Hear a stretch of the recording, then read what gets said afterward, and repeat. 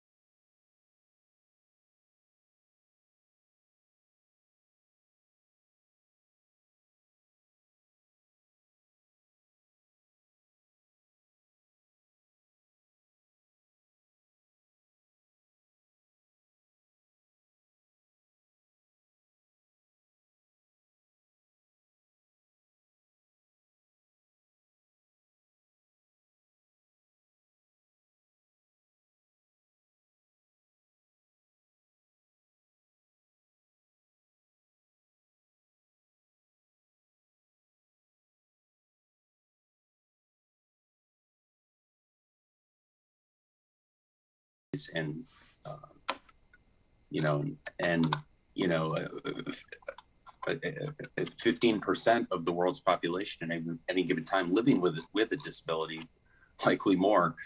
You know, it's extremely important. So, you know, this session is one that we have actually done before at IGF, and the intent is to explore innovative uses of ICTs for the empowerment of persons with disabilities, enhance awareness of what is already possible, and also explore what's coming down the pipeline.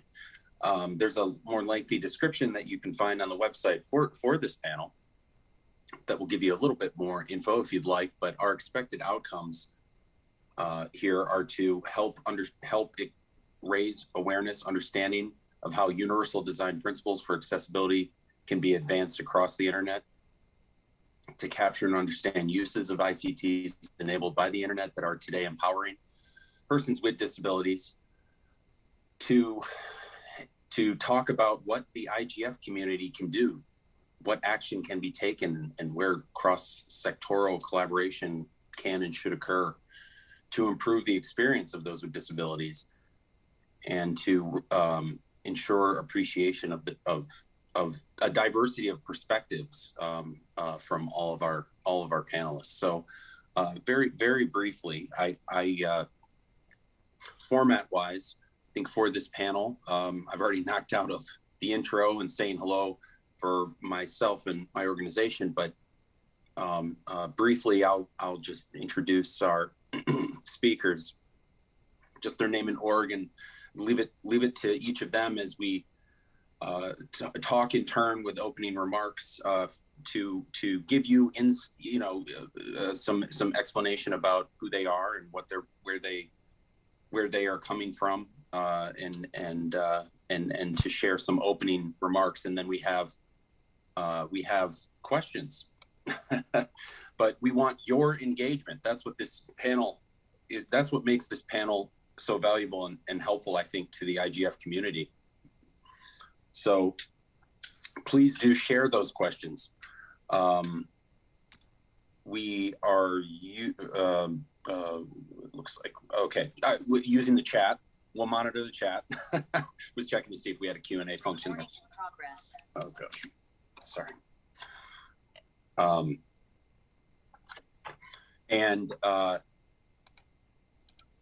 But we have lots of questions to ask to all the panelists, and ones for directed at each of the panelists as well. So very, very briefly, first, George Manique is our first speaker, Ganella Asbrink, Betsy Furler, and Judy Okite.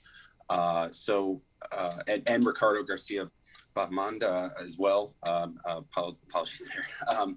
I would love for you all to we'll go in order with George first, I think, and to provide some opening remarks, and then we can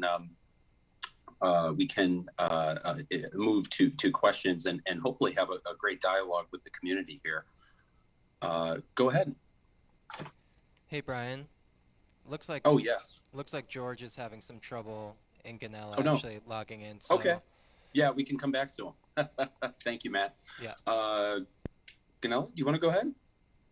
Ganella is also having trouble logging in. I'm troubleshooting with her right now. So let's go ahead and go to the folks in the room first. Let's go to Judy first.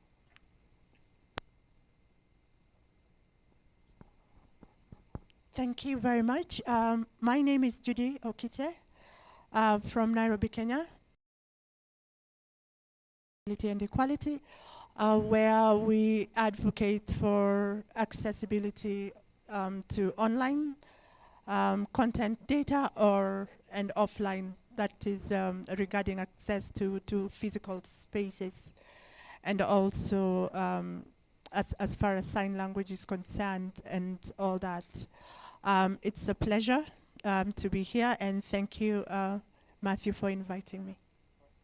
Thank you. I'm Betsy Furler. I'm from Houston, Texas in the United States, and I am the founder and CEO of an organization called For All Abilities. We use a software to help employers support their employees with all sorts of disabilities, differences, and we're passionate about not forcing disclosure of a disability or a difference in order to get support. And my area of expertise is in cognitive accessibility. I'm a speech pathologist or speech therapist by training.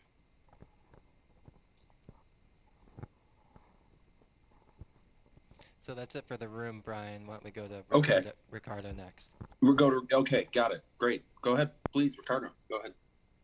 Yeah, good morning. Can you hear me? Yes. Yep, sounds good. Okay, good morning from here, from Madrid, Spain.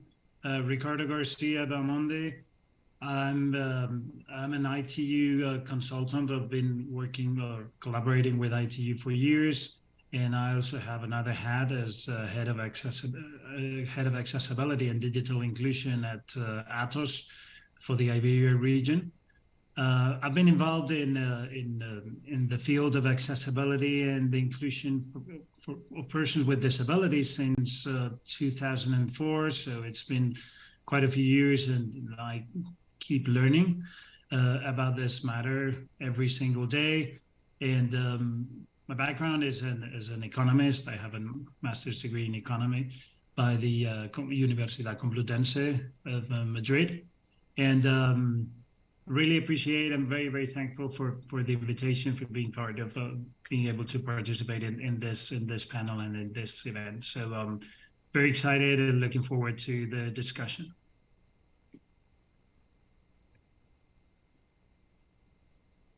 Brian, you're muted. I do it every time. I apologize for that. I was going to say, excellent. Thank you so much. When George and Ganella are able to go, and we can certainly come back to them. But this is again intended to be a dialogue with you all, and and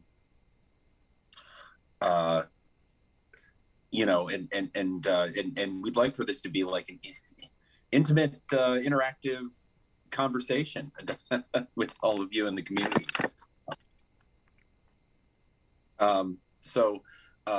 Just to start us off, though, we have some rather open-ended questions, but hopefully get you all out there in the community thinking about maybe specific things you want to ask, interventions you want to make, etc.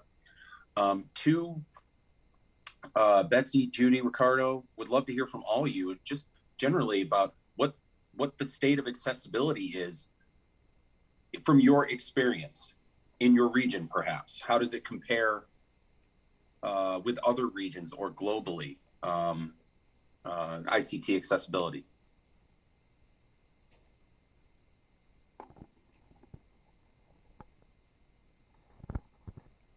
So you say who gets started? Go ahead. Why don't you go ahead? Okay. Thank you. I'll take the floor. So in Spain, there's been a legal framework for many years, actually, and right now we are mainly, even though we have the our own, let's say, a national framework for years, we're basically under the EU regulatory framework. So there's two main directives that apply in the EU space, in the European Union space, that I would highlight. Those are the Web Accessibility Directive that came into force in 2016, and that applies to everything that's digital in public sector. Applies to all websites and mobile apps that the public sector entities use or put at the disposal of the public, of the general public, of all citizens. And that has a lot of implications in terms of public procurement, of course, right? Because this directive that has been transposed to every single national legal framework, of course, considers that or contemplates that, of course, public sector, when procuring from private sector, everything web, everything app, everything digital that they procure, of course, needs to meet standard, the EN 301549. So this was really important back in the day. And now, just this year, the European Accessibility Act was passed. So it's being transposed to the national legislations of each EU member, and it will enter fully into force in 25. So this means, and this one affects the private sector as a measure to for market harmonization. Not so much around human rights, but it's like it's like working on the other end. So we've got these two like legal forces working on, from different angles, but both of them aiming at the same thing, right? So we're hoping that this is going to be a really, really important, because this will mean that if you want to sell your products or services in the EU space, you're going to need to meet the accessibility standards. So we're excited, and we're looking forward to see how this whole thing unfolds, right? So in this sense, the legal framework is pretty strong, and obviously, just like in every other country, there is a need, I would think, for stronger enforcement mechanisms. Excellent, thank you. And I see Ganella, you made it on. Excellent, welcome. I had just asked one of the sort of our opening question, which was, asking anyone to weigh in on the state of accessibility from your experience in your region, et cetera. But it'd be great for you to briefly introduce yourself too before, if you want to go now, or I know Betsy or Judy could also go, but.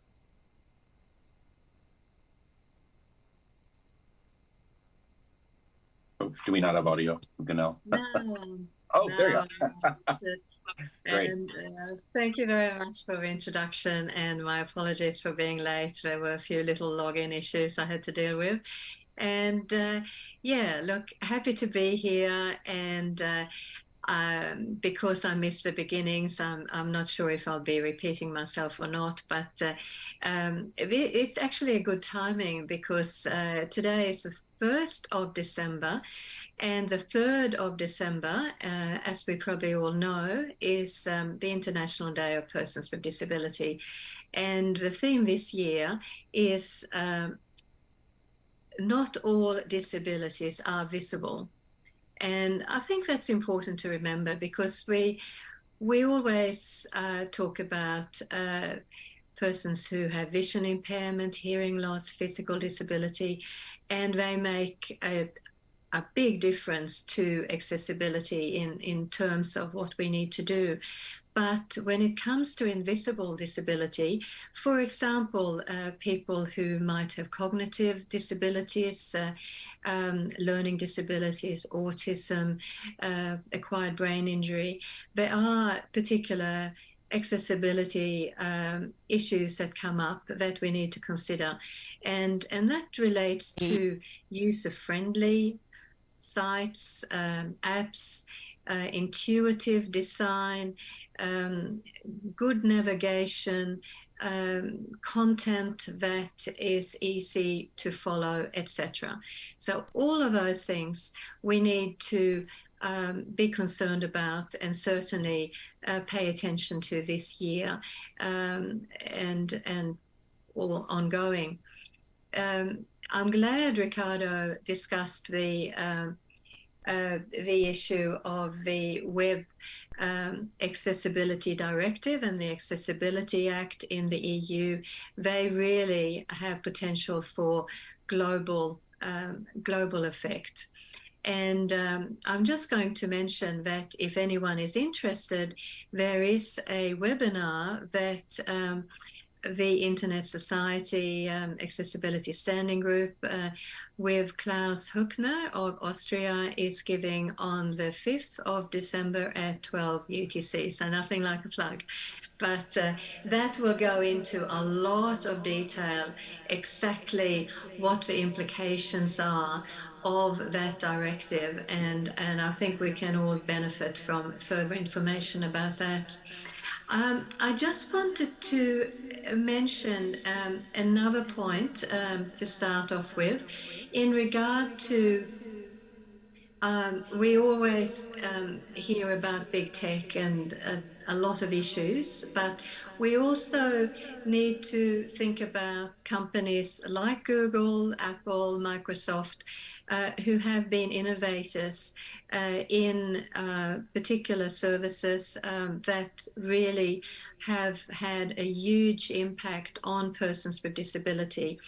And those corporations happen to be signed on to what's called the Valuable 500, which is a group of 500 CEOs of major corporations globally that have decided, pledged that they are going to work towards making a difference on accessibility and a range of different types of services for persons with disabilities. So keep that in mind, and whether you are small or large, we can all make a difference to improve accessibility. Thank you.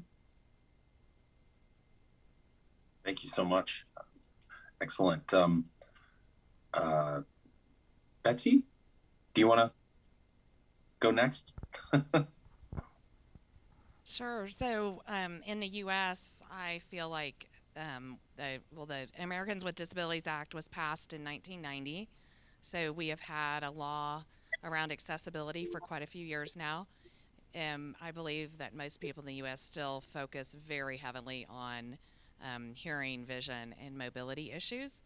Although we have made very good progress in those areas, there's still a ways to go. But we have made progress in those areas.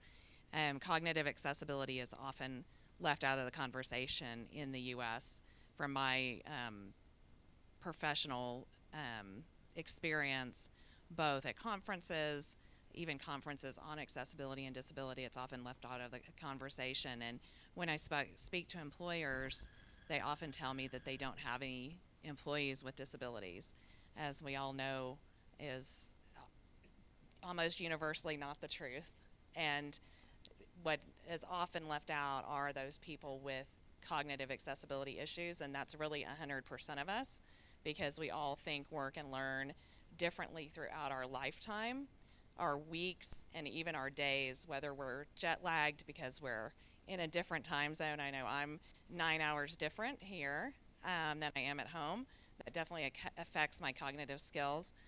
People who have had COVID and have long COVID symptoms are also going to be affected cognitively for quite a while. So I feel like that in the United States, we're still really not addressing those issues.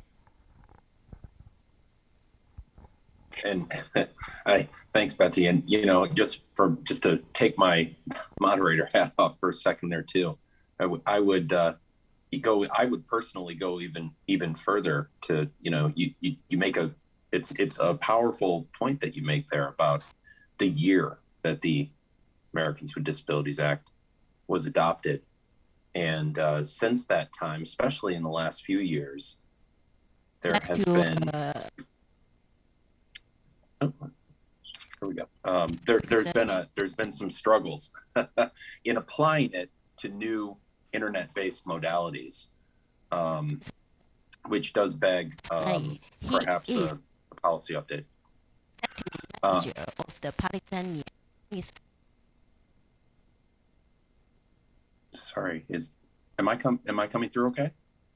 Yeah, Brian, we're just getting a little bit of feedback in the room. I think the audio folks are working on it. Understood. But yeah, we're No hearing problem. it on our end. No problem at all. Our end as well. Okay. Well, perhaps I think Hey, Judy Brian. would. Yes. Yeah. Judy wanted to make an intervention here. Sorry. Exactly. Yeah. Please go ahead. Thank you very much, Brian. And yeah, I was just telling Matthew that Gunella did not introduce herself, so some of us do not really know her. Gunella, you will need to do that. But just to catch on to where we are in Kenya, we had the ICT national policy that was reviewed in the year 2006. And the intention to review it was that it can align with the Agenda 2030 for Kenya and also the new constitution. I mean, a few things needed to be put in place. And so it focuses on 4 main objectives. And so that is the market, that is, we are talking about training, we are talking about inclusivity. And so when we look at the inclusivity bit about it, in 2020, there is the National ICT Guideline that was gazetted in the year 2020. And that was primarily to break down the policy and on implementation phases, who is supposed to do what, because we find that there are very many, when it comes to the ICT in Kenya, there is the ministry, there is the authority, there is the regulator. And so the guideline stipulates who is meant to do what, because there was always a confusion. And so the implementation would remain hanging because nobody knows exactly who is supposed to do that. So, so that is ongoing. So that's what happened in 2020. And then this year, in the month of May, Kenya published its first ICT accessibility standard for products and services. I think we are the first in Africa. And so the standard is still at its infancy. And so we are still trying to find around how that is supposed to work, looking at that standards are normally voluntary. So we have to work a way around to find how do we enforce that and ensure that the products and services have to be accessible. So we hope that the rest of the continent is going to be coming to us rather for benchmarking, and it's not going to be the other way, that another country is going to pick it up and begin implementing before we do that. So that is my opening remarks. Thank you. Thanks. Much appreciated. I do see Ganella provided some background info on herself in the chat too. That helps. Thank you very much for that.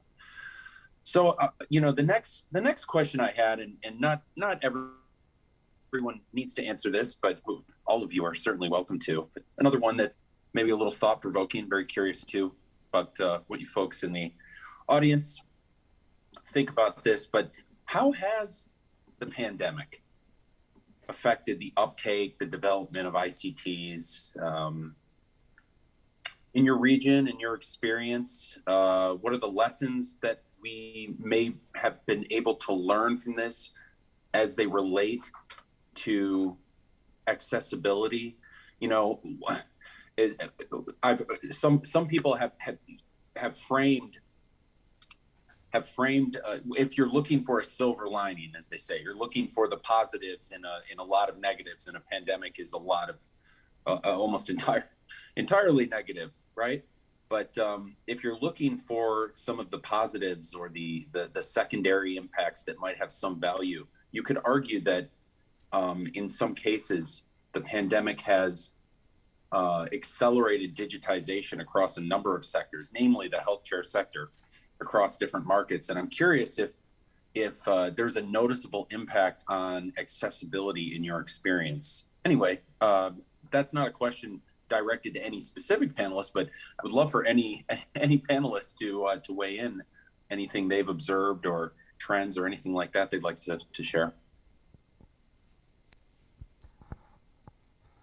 I'm coming from the private sector, and I can definitely tell you that the pandemic had a major impact on the accessibility issues of most people with or without disabilities. I know the aging population has really struggled through the pandemic due to internet accessibility issues, whether that's access to the internet or access around accessibility issues once they have the access. Even in a town like Houston, Texas, a very, very large city, we have a part of our population that doesn't have access to adequate internet. And during the pandemic, that meant they weren't getting the health care that they needed. Children weren't getting the education that they needed. And it is shocking when you see a city like Houston having those issues. I also feel that the COVID virus itself and the long-term effects of that are also going to kind of compound the problems that we've already been seeing. So I think the pandemic has probably done kind of two counteracting things in that area. One, causing more people to have accessibility issues, and then also providing access and more understanding around the need for access to the internet. Just to weigh in from what Betsy has just said, the pandemic brought in, can I say, positive for us, because accessibility issues are things that we have been making noise about for quite a while.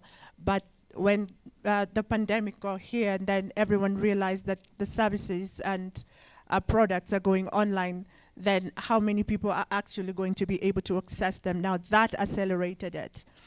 And so it was very interesting to see the legal fraternity, coming to the front and beginning to bring these issues to the forefront.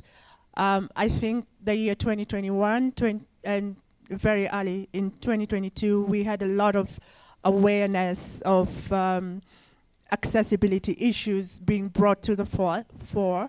And so I'm just hoping it wasn't a hype, that it's something that is going to move forward after that, because now that becomes another issue, that this is the hottest thing, so we can talk about it, and then what's the next hottest? So we hope we are not going to be left in limbo.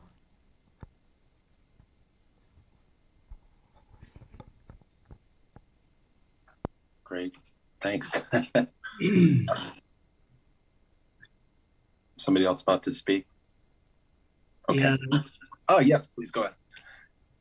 Yeah, like piggybacking on what it's been just mentioned.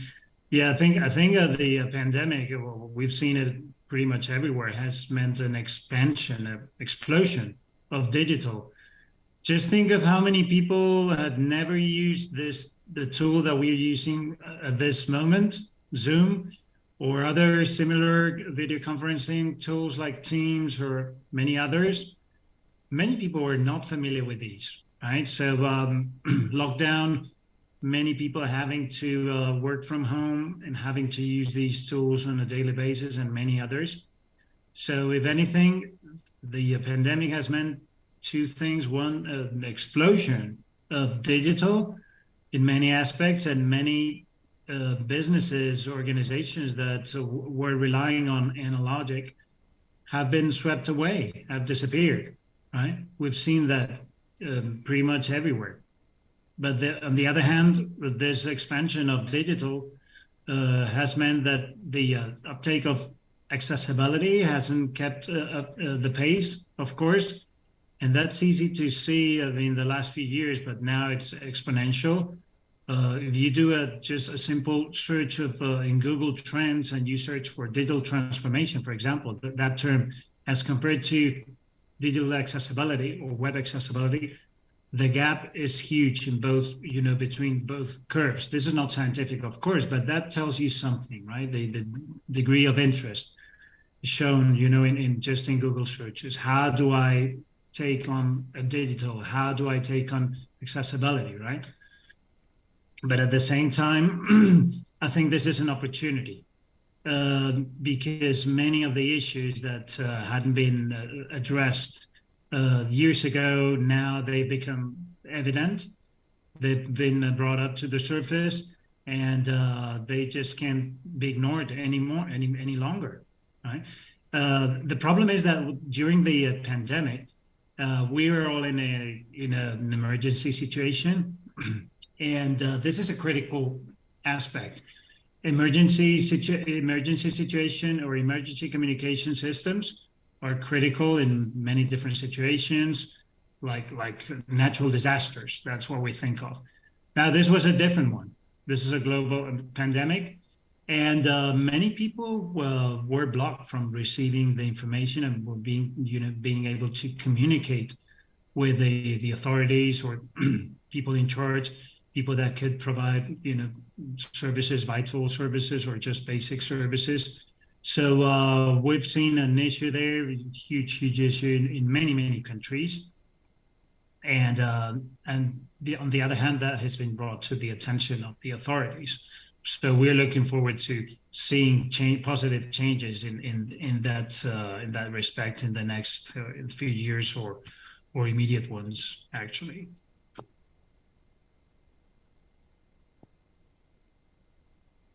Excellent, thank you.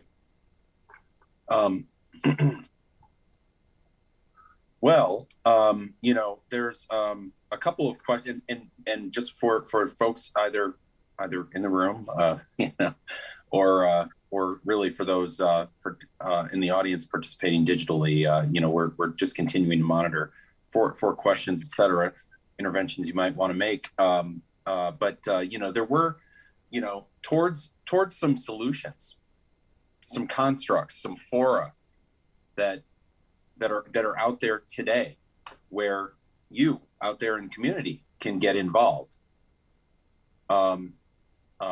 I think our panelists are as I think you can tell, are experts, but are leaders in some of these fora. Now, one of them, Ganella, if it's okay, I could ask you to maybe elaborate a little bit about ISOC's accessibility standing group, and perhaps I know that in the lead up to this panel, we had talked about accessibility in government procurement and how that can have a wider effect as well. Those may kind of be two different points, but they're probably also related. But could I throw it to you to maybe raise awareness about the accessibility standing group? And Sure. Yes, great. thank you.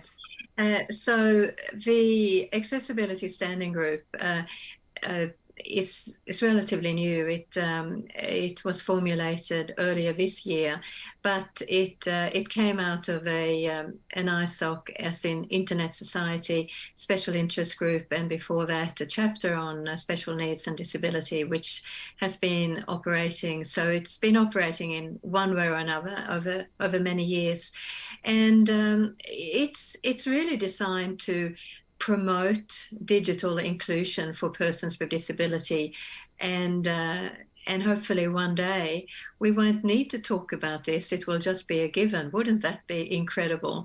But unfortunately, we've got a long way to go. And so we're working, first of all, with an Internet Society internal accessibility working group on a number of measures that the organization itself is taking to be more accessible, which is looking very promising.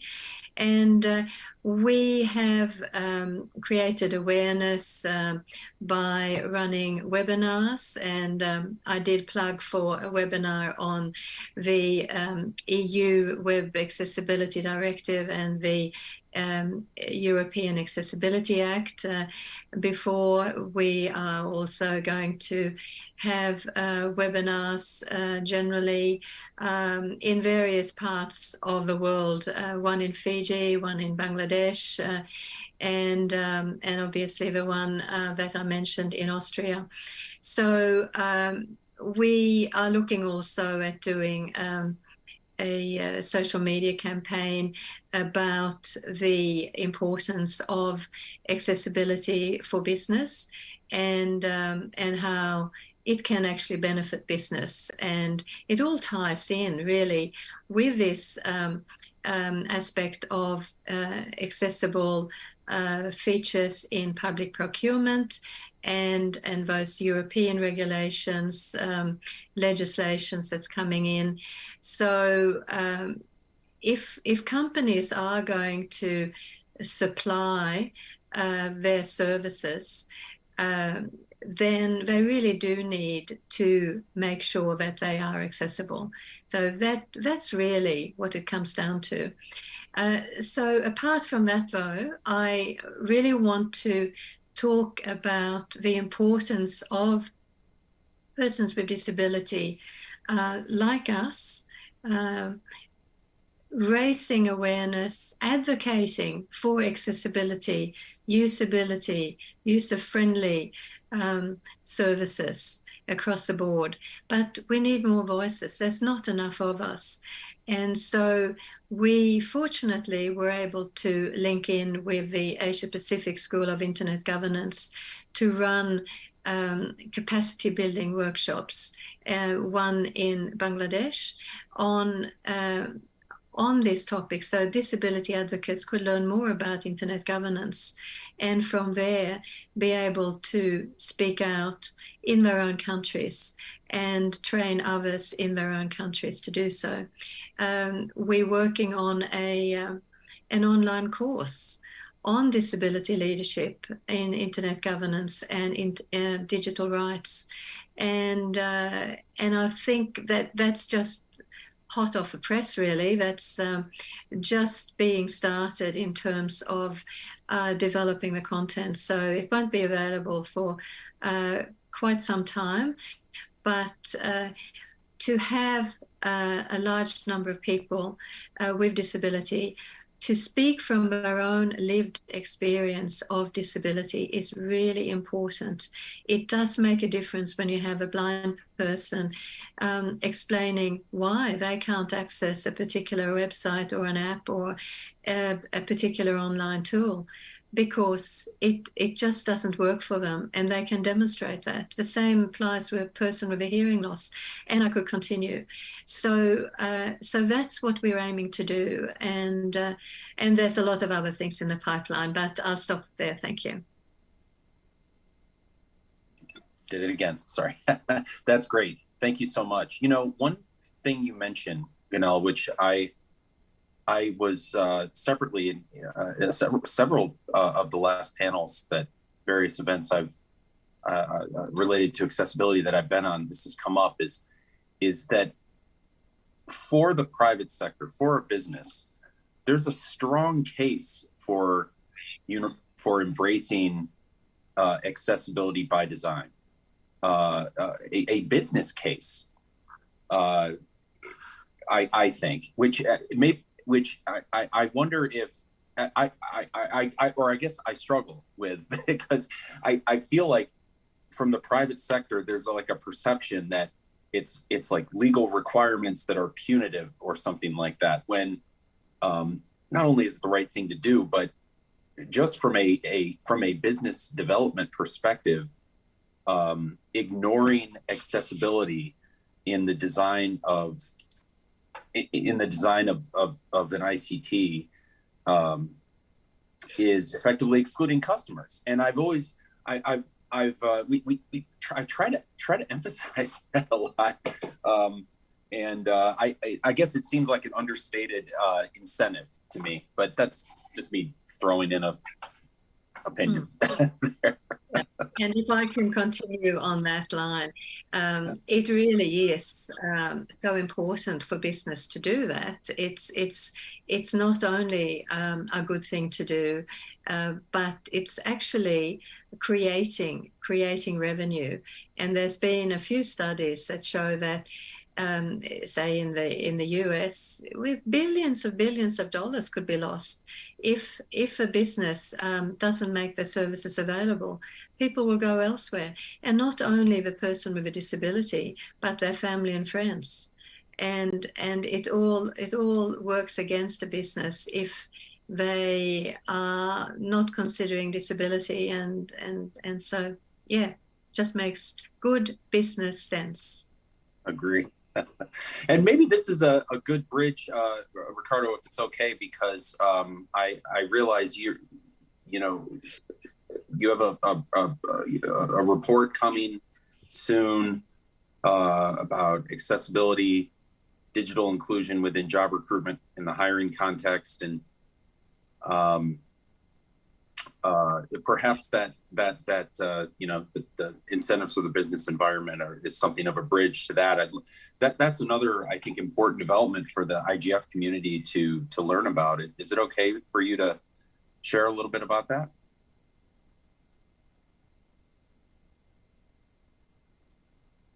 Yeah, sure. So in the last couple of years, I think through the collaboration with ITU, we've been working on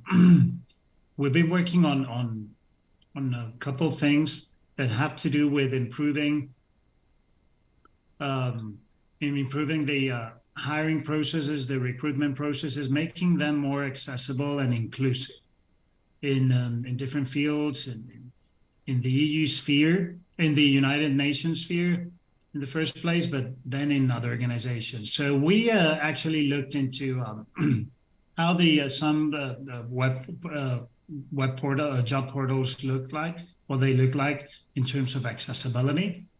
And we found a bunch of issues that were taking place pretty much across the board, and that have to do with things like I don't know. Well, for example, when we're filling out a form, and applying to a job, so many forms are not labeled, or they don't indicate the information that needs to be entered, or some fields that are mandatory are not indicated.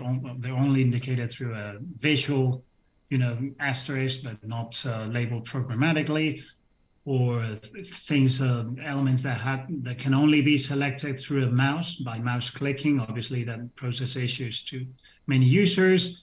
Many images that were not described. You didn't have alternative descriptions. All sorts of issues with inaccessible PDF documents with instructions on how to fill out a form or how to go about, applying to a specific job, etc. Right? So all kinds of issues that we see across the board, and also usability barriers. Right? So it's not only about how things are not being done correctly, from a programmatic standpoint, but also from a usability standpoint. So we collected all those findings, and we started working, as I said, a couple of years ago, in a guide that may build in on these, not only on these findings, but on best practices that we'd like to reflect in recommendations on how to improve these recruitment processes in general, but the accessibility of job portals. And this guide will be coming out in the next few weeks, hopefully. But I'll let some of the ITU people in the room to probably talk more about that if that's pertinent.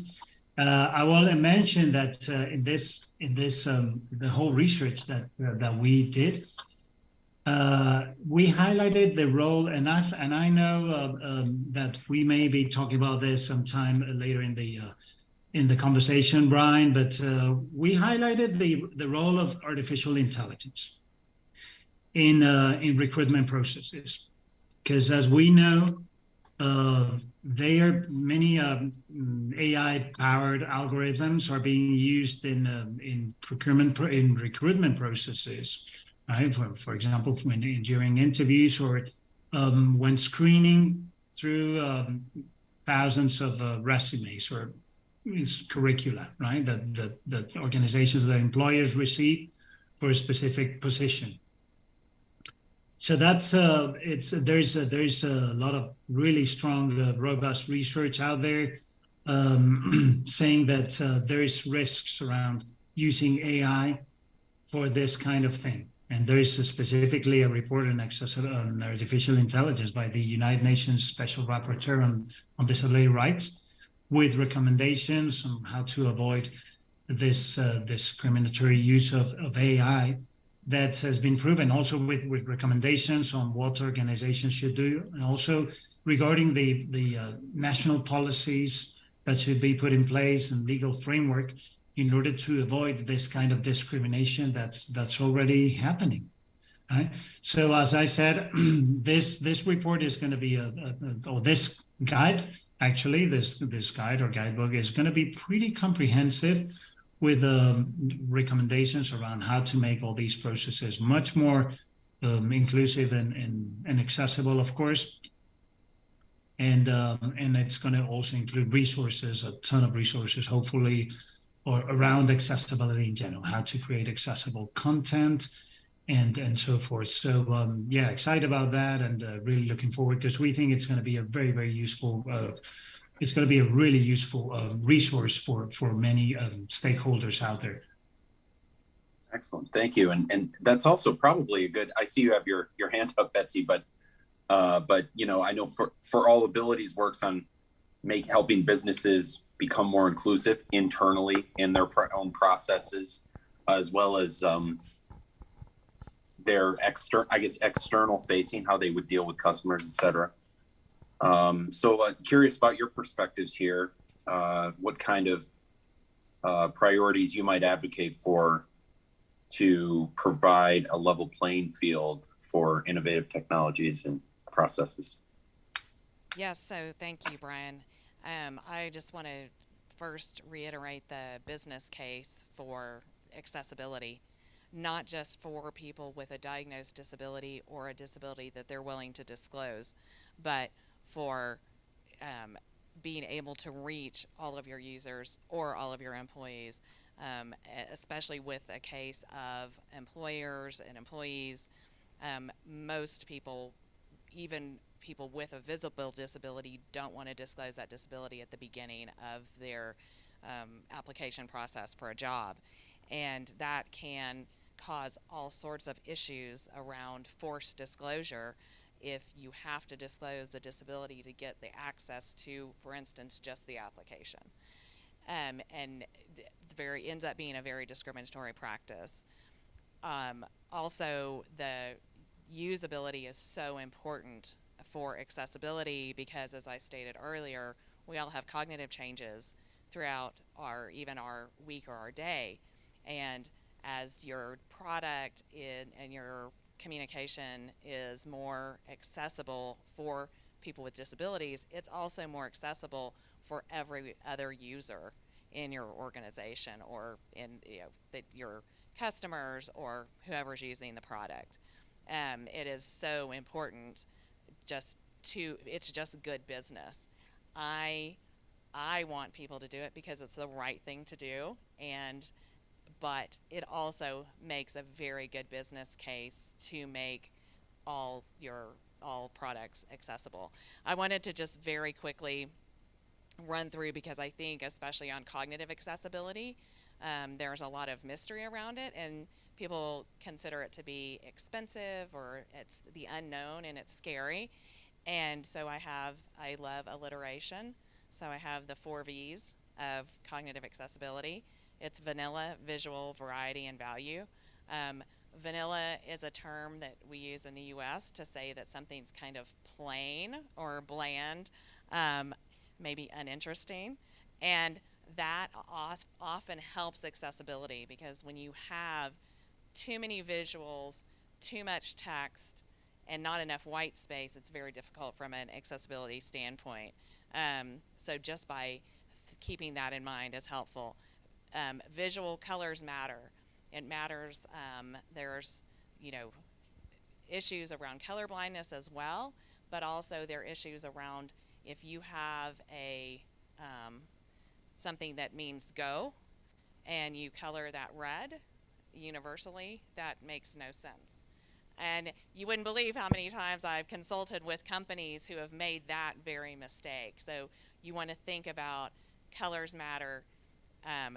You want to minimize distractions, focus users' attention on the most important content, and use a lot of white space. Variety, you want to think about a variety of learning styles. That helps accessibility, because if you're thinking about audio, visual, maybe even hands-on learning if we're talking off of computer technology. That's very important. Decreasing the complexity of the language helps everyone, and especially when you have people who may not speak the language, may not be their first language, that they're navigating it. Also, people with cognitive disabilities, limiting the language helps. It also helps from a hearing standpoint. And then value. Make sure you value all of your users, and also use content, only the content that adds value, not content to fill spaces. And so I think those 4 simple things, the 4 V's, variety, value, visual, and vanilla, kind of sums up some things that people can do to make a digital product much more accessible to all of their users. Absolutely. Thank you. Judy, if it's okay, I'd love to ask, for your perspective on this and from your experience. You were discussing already a little bit there about what has happened and what you've observed, et cetera, in Kenya. It's really intriguing to me, first of all, to hear what you think about your reaction to the other panelists, but also I too have observed. I just in advocacy that I do around things like trade agreements, digital economy trade agreements, and things like that. That Kenya really is something of a bellwether, and the idea that Kenyan leadership for the African continent, that is such an interesting and positive possibility. And I'm curious about what you think, and the potential, for others in not even just in the region of the African continent where Kenya is, but elsewhere in Africa and beyond to follow the example. Thank you very much, Brian. My thought on this would be, what we are lacking is capacity to accessibility when it comes to the industry.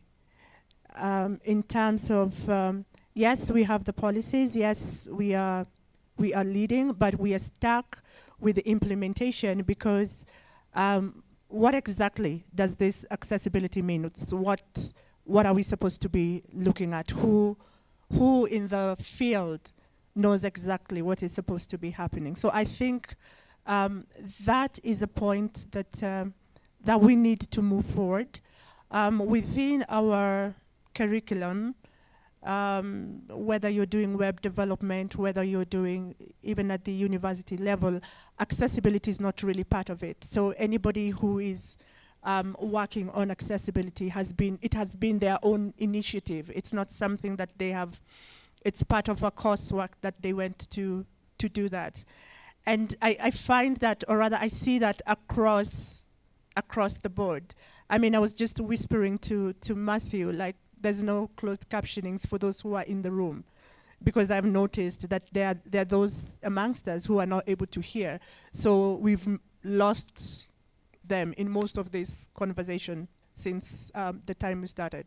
So I think it's something that should be practiced across the board. We need to understand accessibility from the industry point of view.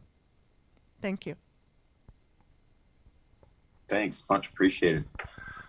Well, I know Matt has put this into the chat as well, but do welcome any community interventions or questions. I realize as well that we are getting near the end, and we are supposed to stay on schedule here. So I had a great question, I think, that I'd like to just open up to any panelists who would like to briefly or expand on their answer, and anyone from the community who might have something they'd like to contribute to. But kind of getting at solutions, next steps. How can universal design principles for accessibility be advanced across the internet to improve the experience of those with disabilities, and what priorities, what changes are needed from an internet governance standpoint to accelerate progress? Hey, Brian, it looks like we have a question here in the room. Wonderful. Yeah. Thank you, panelists. My name is Iyasu. I'm based at Addis Ababa University. So I'm a teacher of the deaf as well. So talking about accessibility of technology, and I've been listening to the presentation, Gunilla, and talking about disabilities in general. So my question is specifically to her, but all the panelists. So are there any disability-specific technologies which can be adapted to, like third world in Africa, specifically, for instance, for the deaf people? What are the current, the highest form of technology that can alleviate the communication problems compared to other mobility or any other forms of disability types? So specifically for the deaf people, what is the highest form of technology that can be adapted to the African countries, to the deaf people? Thank you. Thank you very much for your question. It's a good question, and I can't give you an exact answer, but certainly there's a need for more sign language interpreters in every country, and to encourage people who are deaf, as you would be doing through your school, for people to use sign language who are deaf, because that is their first language. When it comes to technology, there are a number of innovations, high technology, which would need probably further work. And I think in the interest of having 1 minute, it's probably not the best time to talk about it, but if you could put your details in the chat, we might be able to continue that conversation. So thank you. Thank you for that. My apologies there. Very much appreciate that audience question and there. I do realize that we do have 1 minute left, but perhaps we could do a rapid fire with the panelists attempt. Maybe if you had to pick one particular solution that would advance universal design principles for accessibility, an internet governance from an internet governance policy standpoint, or otherwise. And does anyone have any that really jump to mind? Perhaps just thinking about ending on some solutions that might get us all motivated and thinking about next steps. Capacity building for both the industry and the persons with disability themselves. I would say equal access to the internet in general, because if you don't have access, if you can't even get on to the internet, then all the accessibility in the world doesn't really matter. You've got to have that access, and the equality of the access across all types of people and throughout the world. Yeah, it's Ricardo here. I totally agree with Betsy. There's even if you have the best technologies at your disposal, unless they are deployed across the country and made available to people, even in remote areas, it won't matter how good they are, right? So first of all, you need to have obviously the infrastructure, the deployment of digital. But then obviously you're going to need a ton of capacity building. And this means a change in the culture as well. So unless you want to get this whole effect to trickle down to the population and people that need it, and talk about education, for example, schools, teachers, etc., decision makers, you need to deploy a whole awareness raising campaign and support it also by technical capacity building. So there's several steps that need to be included in a whole policy, I would think, and in that sense, as Judy mentioned, Kenya is taking very determined steps in moving towards the adoption and the deployment of accessibility across the country with the adoption of the EN 31549 as the standard. That I had the pleasure of attending to the event back then in May. But then again, I think it's very, very important that awareness is deployed across the board through government institutions and decision-making actors. Excellent. And I'd like to just follow up and agree with the comments made by other panelists, and certainly add that having accessibility champions in any organization is vital, so that it's not forgotten, it's not an afterthought, it's there in the center of policy making, programs, communications across the board. So once we have that and more persons with disability employed in organizations, so it just becomes natural that, yes, how do we accommodate, how do we do this? It's just part of what we do. So yeah, that's my final word. Thank you. Excellent. Well, I really want to thank you all as panelists and to the everyone from the IGF community here who participated today. It's such a critical topic, and I think there's some great resources being developed you've heard about. There's some very powerful fora that are doing incredible work that your perspective is essential to, and this is really a core tenet of I think the IGF's mission. So pleased to be able to participate with everyone here. Really honored, and thank you all. I hope everyone has a wonderful rest of your IGF. Matt, I would defer to you. I cannot. I apologize for this. I can't recall if there's a survey or an evaluation we're supposed to ask people to fill out or something like that. But if so, we can share a link or maybe just tell people in the room. Thank you, everyone. Thanks. Thank you. Thank you. Thank you so much. It's been a pleasure and a privilege.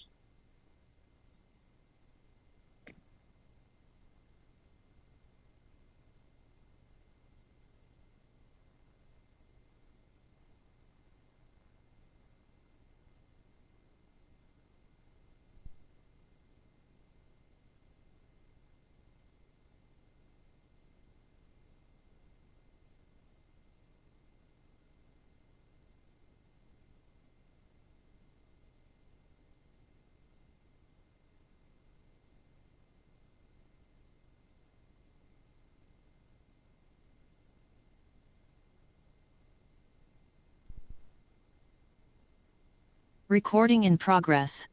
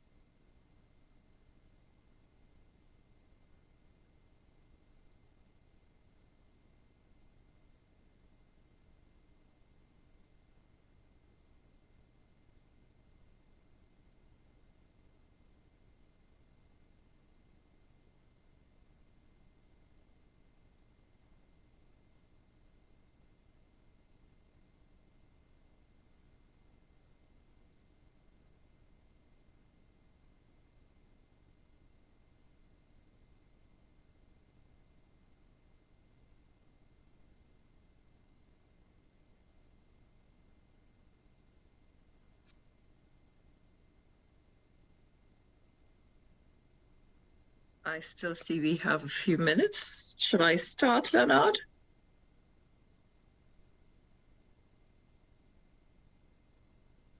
Leonard?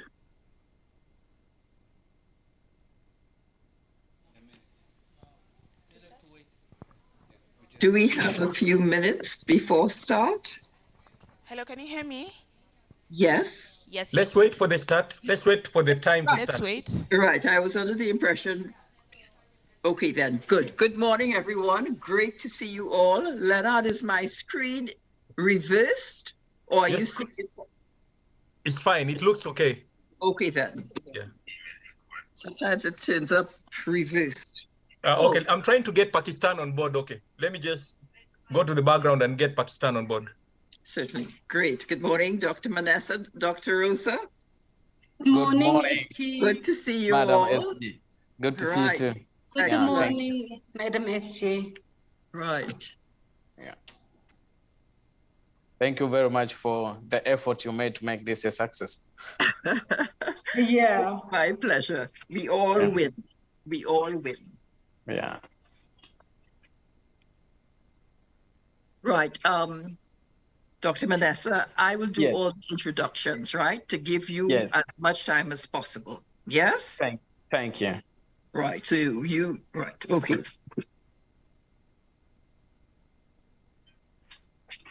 So I will go direct to introduce the topic, and then the first speaker as we discussed. Excellent. Great. Yeah. Okay. Thank you. Good morning from Ethiopia. This is Caleb. Good morning. I'm your on-site moderator.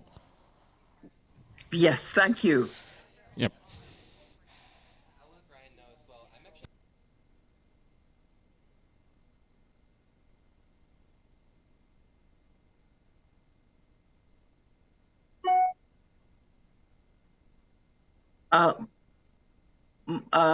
Dr. Manessa, I see your lips moving, but you're muted. Moderator? I'm okay. I just muted, but I'm okay. I'm online. Okay, great. All Thank good, you. I think. I think you can hear me clearly. Yes, absolutely. Thank you.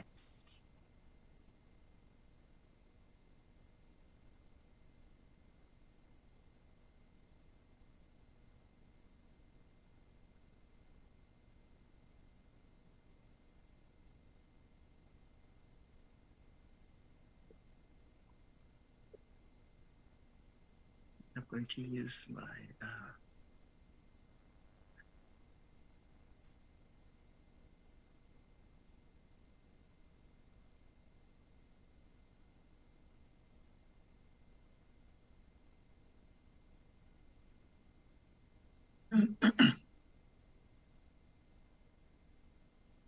moderator. Ethiopian moderator, hello?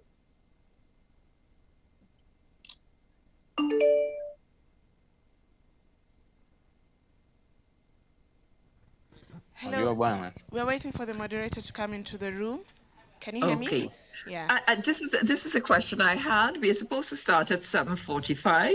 Yes. Right? Yes. But so we're all here and everything gathered. Do you cue us into as to when we're open or when we go live? I'll cue in to let you know when we're going live. Okay then. Thank you. Yeah. Okay.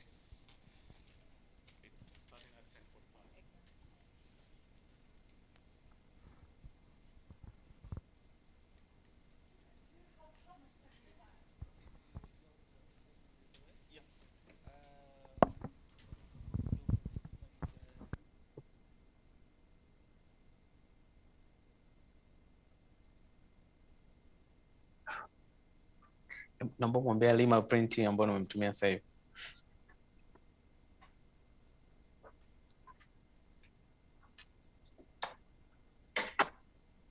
Yake. Sio mchezo. Pamoja lakini no.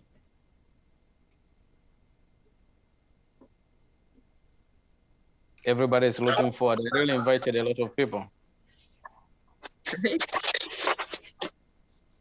Yes.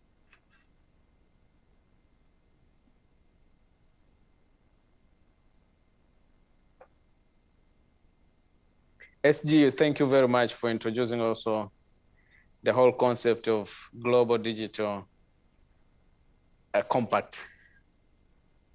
Which is going to be next year, is it?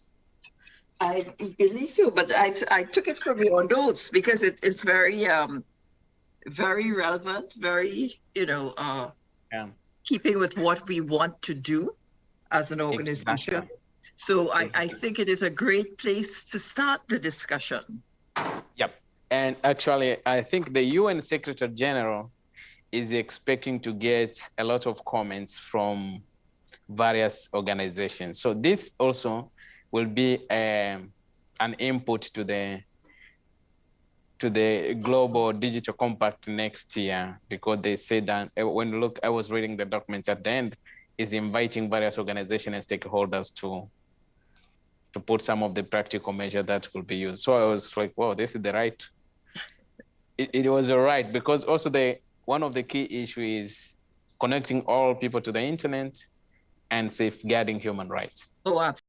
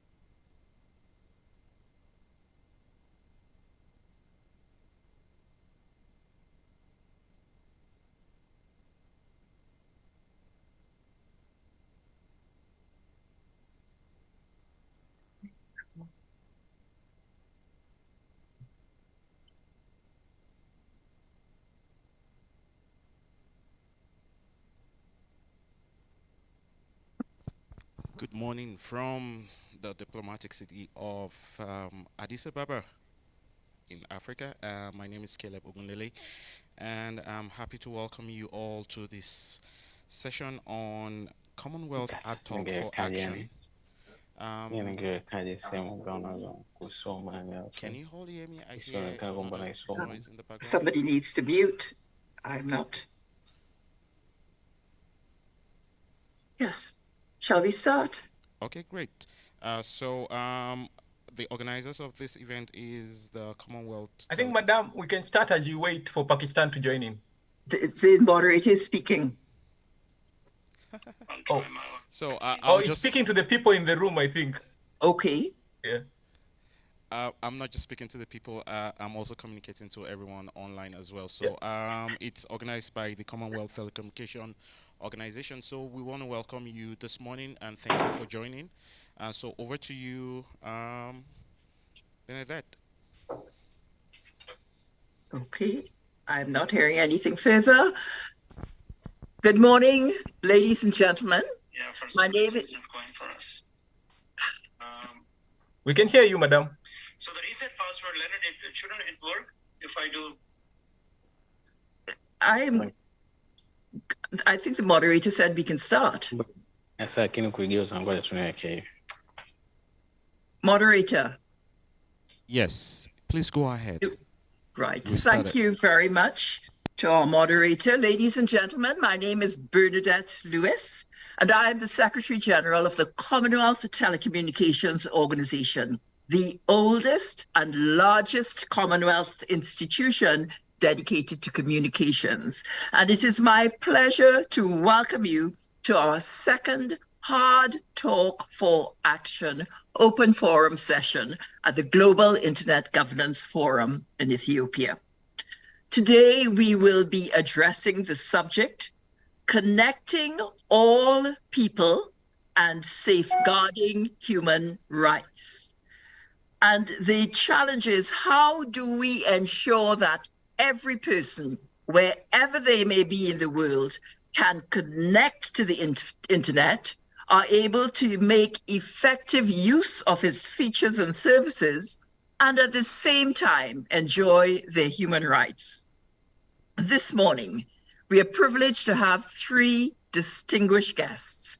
Mr. Ajmal Awan, he's the Chief of International Cooperation of the Ministry of Information, Technology and Telecommunications of the Federal Government of Pakistan.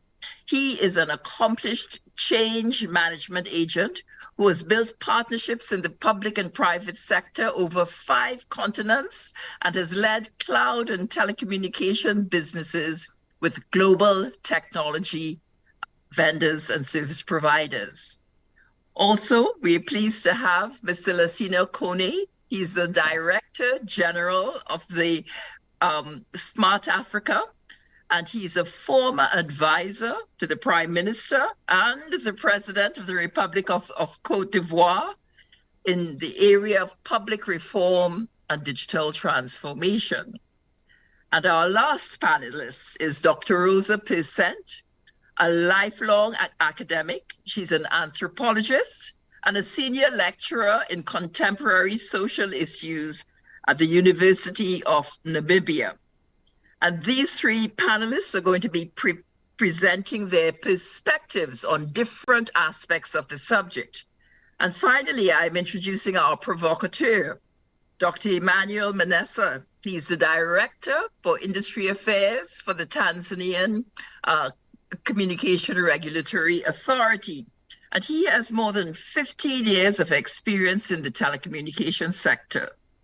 And Dr. Manessa, as our provocateur, he is responsible for cutting through the talk and the words and the excuses for not attaining meaningful, affordable, universal broadband connectivity, for not ensuring that our citizens can make effective use of the technology, and not protecting human rights in an increasingly digital world. So at the end of this session, we will have dispensed with the things that are really not effective, and we will have actionable solutions for these challenges. So without further hesitation, I present our provocateur, Dr. Manessa. Thank you. Thank you very much, Secretary General, Commonwealth Telecommunication Organization, for all the effort you made in making this session today a reality. Also, special thanks to the administration of Ethiopia for hosting the IGF 2022. Without taking much time, our panel discussion today is focused on connecting all people to the internet and safeguarding human rights. We all know with the advancement of technology comes evolution of needs. Today, access to internet is widely recognized as an indispensable enabler of broad range of human rights. Safeguarding become the essential key to human rights protection. How to protect human rights in a hyper-connected world. The need for political will to achieve meaningful access to the internet, as well as technologies for connectivities, and the implication to the energy cannot be taken lightly. So the panel is going to discuss this, but the discussion also is well aligned with the Global Digital Compact. The Global Digital Compact is expected to outline shared principles of an open, free, secure digital future for all, which may include, among others, issues related to connecting all people to the internet and safeguarding human rights. The need, as I said, for political will to achieve meaningful access to the internet is critical. Now, I invite Mr. Ajma Anwar so that he could explain and demonstrate to share the experience how Pakistan is demonstrating the political will to connect all the citizens to the internet. Welcome. Thank you very much for the introduction, and I really appreciate, and apologies, there was a bit of a delay. So why there are two videos, Melissa? There are two videos, so we need to just, no, there are two videos. It's okay, but we can hear you, you can proceed. Okay. Yeah, thanks again. First of all, apologies from our federal minister, Mr. Aminul Haq. He couldn't join in person because of the prior engagements. And he authorized me to represent the ministry and his government for this auspicious moment and the event you're organizing here. Now, the government, this government has spent a lot of money, and there's a political will to grow the revenue in the ICT sector, but also to have the connectivity in the country in all the remote areas, and also growing the ecosystem in the ICT sector. So not only having the fiber connectivity or the dark fiber, but on top of that, having the applications like the applications for e-commerce, having the programs for women empowerment, having programs for for startups. So a lot of activities are happening. So the vision of the government was a digital Pakistan vision, and the underpinning that vision, there are 5 pillars. So connectivity was on top of that. And then the second pillar was the e-governance, then infrastructure, digital skilling, and the startup ecosystem. You can gauge the political will from the fact that the revenue in the ICT sector has grown about 40 times in the last 3 years. In fact, if I calculate the entire government's span, this government span, it will be close to the 70% growth in the ICT revenue. So a lot of targets set for the coming years, and I can answer your questions if you have anything else to ask, but connectivity and the meaningful connectivity is on the top of agenda for this government. Now, if I give you an examples, about 50 billion rupees, Pakistan rupees, have been spent since this government took over. And that was, well, since I would say this minister took over, Mr. Aminul Haq, and his party, and that was from 2018. So 50 billion. And in total, how much was spent on the connectivity, particularly under the what we call the USF, the organization that was set up in particular for serving the unserved and underserved areas in the country. And that is a USF Universal Service Fund that was established in 2006, 2007. Until today, they spent 89 billion rupees. But for this government, or since our minister took over, they spent about 50 billion alone in the last 4 years. So that is the will you can see having the connectivity. And the minister usually uses the word, calls it meaningful connectivity. So this connectivity we are talking about, it's on top of what the operators are working on. So our telecom operators, like in tier 1, tier 2, the telecom operators will be spending their own money from the private sector, and they will be connecting the main cities or tier 1 cities where they see a business case. So about 160,000 kilometers of fiber was connected in the country. Now, the areas where there is no a strong business case for these operators, like the 4 mobile operators we have here, and all of them are big groups like the Beyond Group, a company called Jazz, Telenor Group as Telenor Pakistan. Another operator is Uphone, which is under the umbrella of the management is under Etisalat, Emirates Telecom. And then China Mobile, Zong. So they are already working a lot connecting the major cities. But our government and the Ministry of Information Technology had set up Universal Service Fund to connect those areas where mobile operators do not connect, or it doesn't make enough business case or business sense to them. So the unserved and underserved areas. So the USF is the institution under this ministry. Other governments and other or countries have similar setup of USF in Asia Pacific.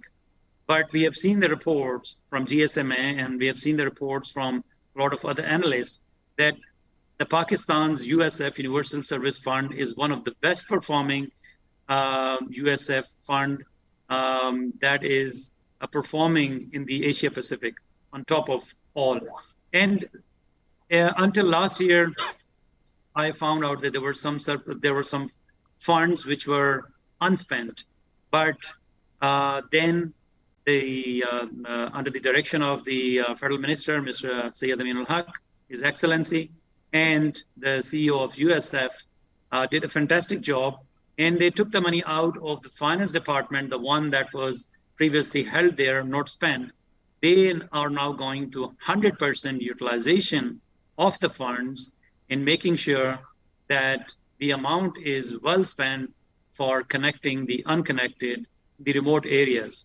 And one more piece of information, before this government or our minister came on board, the connectivity was close to about, well, I would say before, sorry, not this government, I would say even when the USF was set up in 2006 and 2007, before having the USF, the connectivity was about 44% in the country. And after the USF took over, like this new institution was established in 2006, 2007, 75% of the reach has been increased. So it's a huge number. And when this government came on board, I already mentioned, and our minister spent about 50 billion rupees within the last 4 years, which is more than the money that was spent between 2006-7 to 2018. That was about, I would say, about 30 billion rupees that was spent during that time, like around 10, 11 years. But in the 4 years, money spent so much. Thank you. Thank you very much for demonstrating a really practical experience, and I can see that the political will is there and you are walking the talk, because we see the government has considered broadband as a public utility and invested on that. I really appreciate the experience, and I could see Digital Pakistan Vision is realized because of the political and the government will to invest on that. We'll come back to you later to talk about how do you bridge the gap, because I can see one of the challenges is the gap from coverage gap to adoption gap, but I will come back to you during the discussion. For now, I would like to ask Ms. Talasina Koni to talk about technologies for connectivity and the implication for energy. And I'm asking you this because, you know, some years ago, the issue of energy in our village, you see the electric grid is passing through on top, but the village is totally dark. They don't have connectivity. And later, you see some strategies, they came with it that started to connect electricity and energy to the villages to have access. Now, I would like also to hear from Lasina Kone about the technologies for connectivity and the implications for energy. Welcome. Thank you very much, Dr. Emmanuel, and thank you for inviting me and talk about this subject. Before I actually start, I think on the overall, I think the main really point here, we need to understand that what happened to the telecom sector, it has to happen on the energy sector. I'm talking mainly about liberalization. If you all remember back in the beginning, and mainly in Africa, I can say, or in general, everywhere around the world, but mainly in Africa, most of the telecom company used to belong to the government. We used to see Uganda Telecom, Tanzania Telecom. It was a state-owned company. And the liberalization came, we started sometime around I believe 1990s, some of them even earlier than that. And when the liberalization started and, you know, private sector started coming in, and now we have the mobile network operator, they're doing also fixed. That actually helped many countries to jump into the mobile technology, and instead of having a fixed phone. You see, the fixed phone line in many cities and in many villages, it started dropping because people started leapfrogging to the mobile technology because the liberalization came, and we see these examples in countries like Malaysia and so on and so forth. Some of our African countries, they did not go through a traditional development path or the convention that we call. Today, we are 500 million mobile subscriber, or close, more than 500 million mobile subscriber in Africa. What has caused that? It is because of the liberalizations of the telecom sector. Again, today, when we talk about the digital economy, the developing country, we can leverage infrastructure and technological innovations to bridge the digital divide. That's what happened in the telecom sector. If we talk about the adoptions of the technology in our countries, if we want to leverage and capitalize on the success of the liberalization of the telecom sector, the energy has to go through the same. Because when we talk about accessing to energy, the fundamental thing, we need to have access to energy.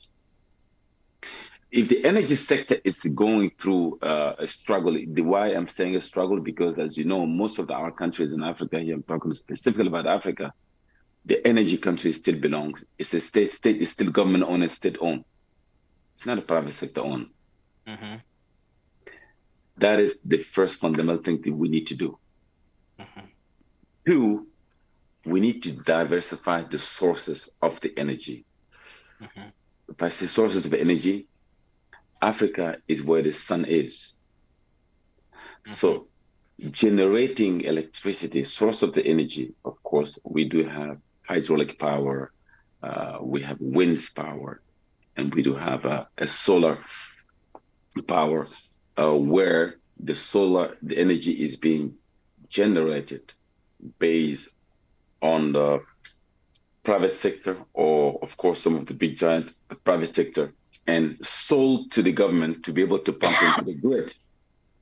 What I'm trying to say, today the situations in Africa, the progress we made in the telecom sector, we have not seen that happening in the energy sector, and it's really worrisome, because when we look at our continent today, with only penetration rate in terms of people who have internet access in Africa, it's about 39 to 40%, while the average around the world is about 63%. I believe the new report of the ITU shows that the 2.7 billion people still remain, out of 8 billion, still remain without unconnected, but Africa is still around 40%.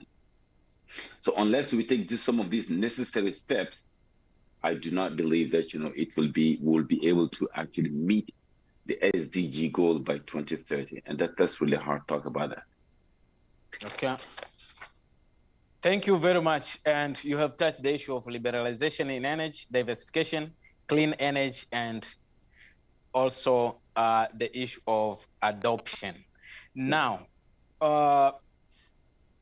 the fact that many people do not adopt broadband mobile, even when it is available, underscore the closing of the digital divide, is not simply the matter of extending network coverage. So you see that policymaker wishing for their people to realize the benefits of internet connectivity must understand other potential barriers to adoption, which you have mentioned it. So I'll come back to you later to discuss the issues related to affordable universal communication access options that we have, and also further on the issue of adoption.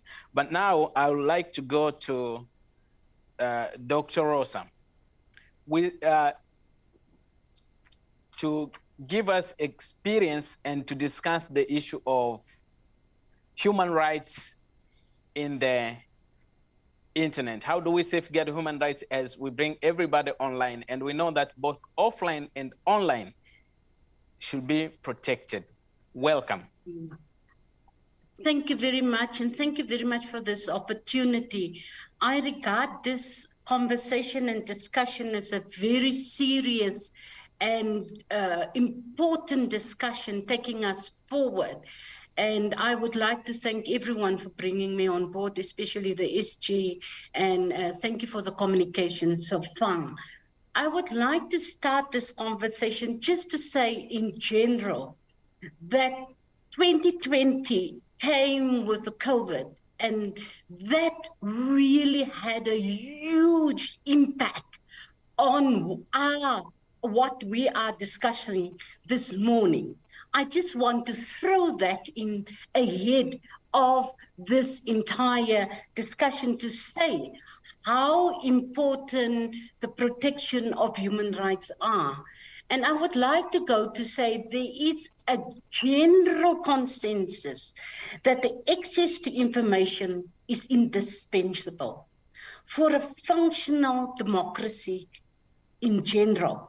It is for this reason that access to information has been recognized and guaranteed as a fundamental human right in various regional, international, and national instruments.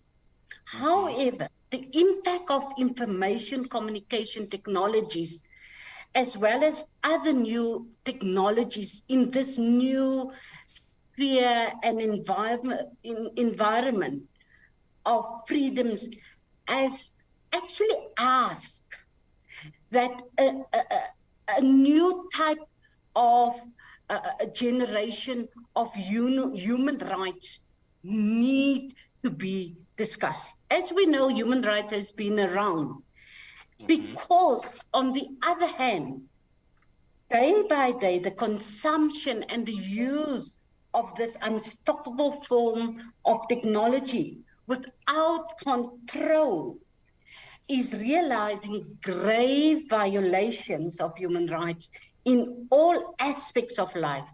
In regards to the use of these electronic devices, those of which have direct relation with liberty, integrity, formation, indemnity, and intangible, affecting especially our young people. And how do we bring it about? My concern today and discussion with regards to human rights will definitely be, how do we protect and guarantee this new form of technology not to infringe on any person being young or old, being connected to an institutional, be infringed and damaged. I thank you. Thank you very much, Dr. Rosa. And maybe I can ask you to add more. The UN National Assembly declared access to the internet a basic right, integral, allowing individuals to exercise their rights to freedom of opinion and expression, emphasizing access to facilitate vast opportunity for affordable and inclusive education. Additionally, the UN also stressed the importance of empowerment of all women and girls by enhancing their access to information and communication technology. Can you say something about empowering the mentioned group and what needs to be done to empower the said groups? I think the empowerment in terms of gender is very important. As you have alluded to your statement that you just made, women, especially women and young girls, are still not there where we are supposed to be. Now, this new technologies and new things, is it hampering us further or bringing us back into the sphere? And I would really want to say the fact that it was a statement that you just made bring us to the forefront to really come in and take part in all of these activities that are going on, and not to take any child, any female back to where we are with the new technologies and information, and taking us forward and allowing and giving us that space. But again, it's how we use the space, how we utilize the space, how it mustn't take us back, but taking us forward on this new road. Thank you very much for that elaboration.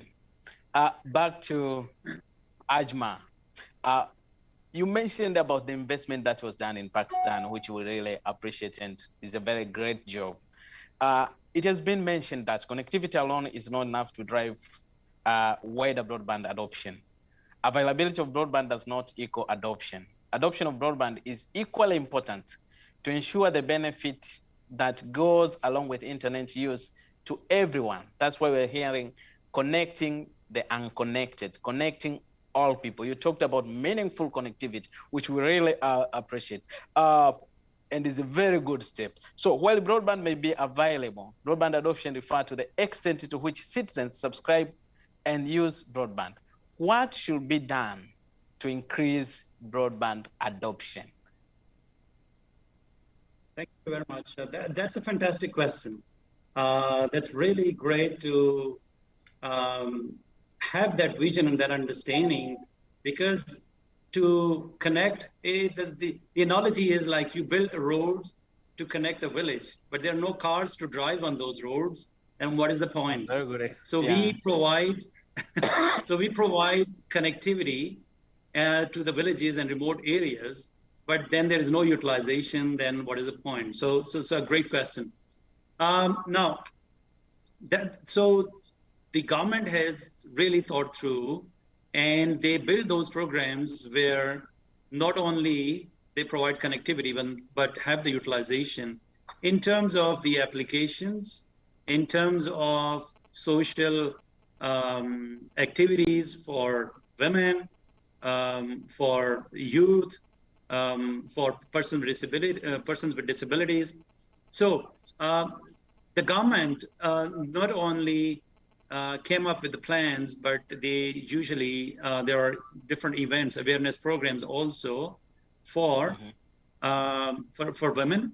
So there were computer labs set up in the country. 13 computer labs were set up under the USF, the Universal Service Fund, which I mentioned, so that the girls in the remote areas, in the unserved and underserved areas in particular, can learn computer skills. The government also started something called a Digi Skills. So if you go to the website, DIGI skills.pk, and you will see lots of courses are developed, and they are by the government. And that is for people, for youth, for women, for young girls, and even adults. They can use the skills using this connectivity remotely. They can connect.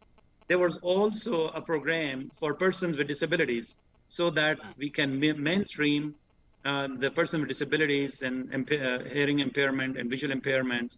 They can use the connectivity and use the computers and use the different websites and the marketing skills and entrepreneurship development.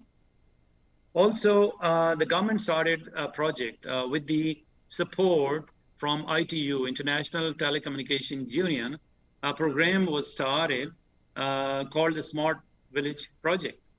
And under the Smart Village Project, we are doing initially connectivity and making 5 villages smart villages. So what we'll do is not only we connect the village, but on top of that, we connect the school, the basic health units. We are talking to food and agriculture organization to have the agriculture information, the law and order organizations, they can be connected. Because what happens in the remote areas, people can't drive sometimes, or they don't have that much of facilities in terms of having cars of their own, or sometimes the public transport is not good. But to provide them the facilities, what you do is, on top of the connectivity, you provide facilities at their homes, at their doorsteps. And that is, they can learn e-commerce skills, they can use Facebook marketing, and that is what we do. That is what we do as part of the ITU programs. Every year we go for the Girls in ICT program, and we then start a number of trainings. And we are going to do, in the next 10 days, by the way, UN officials will come to Pakistan. So we are again celebrating Girls in ICT program. There will be training programs. Again, there will be persons with disabilities program. And we are also working a child online protection program, one step more.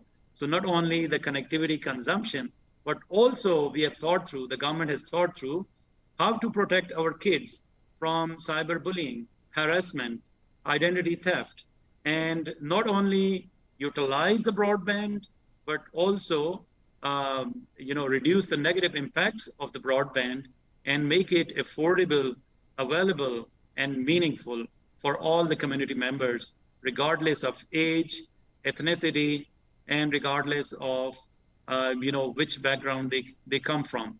But there's more focus on underserved and unserved areas. The reason being, in Pakistan and in some other developing countries, as you know, a lot of people, they live in the rural areas, and the same is the case in Pakistan. More than 62% live in the rural areas. So there's more and more focus on the women empowerment and youth development for those areas in particular. Thank you. Thank you very much for this intuitive information regarding what is done. And I'll come back to you on the issue of digital skills. I can see that you're working through the pillars that you just mentioned of Digital Pakistan Vision. And I'm really impressed by 2 things that I'll need further clarification: the issue of affordability and digital skills that you have mentioned. But let me go to Mr. Kone, the Director General. You mentioned that majority of people in developing countries rely heavily on smartphone and the only access to the internet. And this is true. It doesn't mean that we don't need to have computer and the other things, but what you said is true. Now, that most of these developing countries, especially in Africa, you see smartphone the only way that people get access to the internet. So what strategy can be used to increase penetration of smartphones and other smart devices? Thank you very much. I hope I'm not muted. Yes, thank you very much for these questions. In fact, I listened to the progress made in Pakistan. It's quite impressive. In fact, Pakistan is well known for the optimal use of the universal access funds. That, of course, we are having some challenge with it, of course, in most of the African countries, because a proper management of universal access funds is able to increase the broadband penetrations in rural area, as the Pakistan's really saying. Now, what can we do? Let's be very clear in what I'm going to say in the next few minutes. Increasing the internet connectivity in any given country, it is not a magic. Yep. Because today, what we have today in terms of supply of the satellite capacity around the planet, if you combine that with the supply of the fiber optic or fiber submarine cable around our continent and around the world, you combine it together with the what we call the fiber cable in the cities and the villages. When you combine all this supply together, it covers 96% of the world population. So why the planet itself is only at about 62 to 63% connected, according to the recent report by the ITU? If you look at that average, it translated into close to 40% or 41, 42% in Africa. It has to do with the regulations. It does not have to do with the access to funds. Because the private sector is out there to do the right investments if the right regulatory environment is conducive in those countries to make those countries attractive for the investor like MNOs, which are the telecom operator, to come and cover areas, which are the coverage area. And talking about the coverage gap, which means the area that are not covered by the telecom infrastructure. According to the World Bank statistics, Africa needs from now to 2030 about 103 billion US dollars to close the financing gap for the connectivity. But be careful, don't make a mistake. If we have today about 40% people connected, we have something called also a usage gap. What does that actually mean? It represents on the continent about another 30%. On the overall continent, 30%. It means connectivity is available, but it is not being used for 4 reasons. 1, affordability. 2, content. It means give our mothers and our sisters a reason to use the internet, not just for social media. 3, access to smart devices. You just mentioned.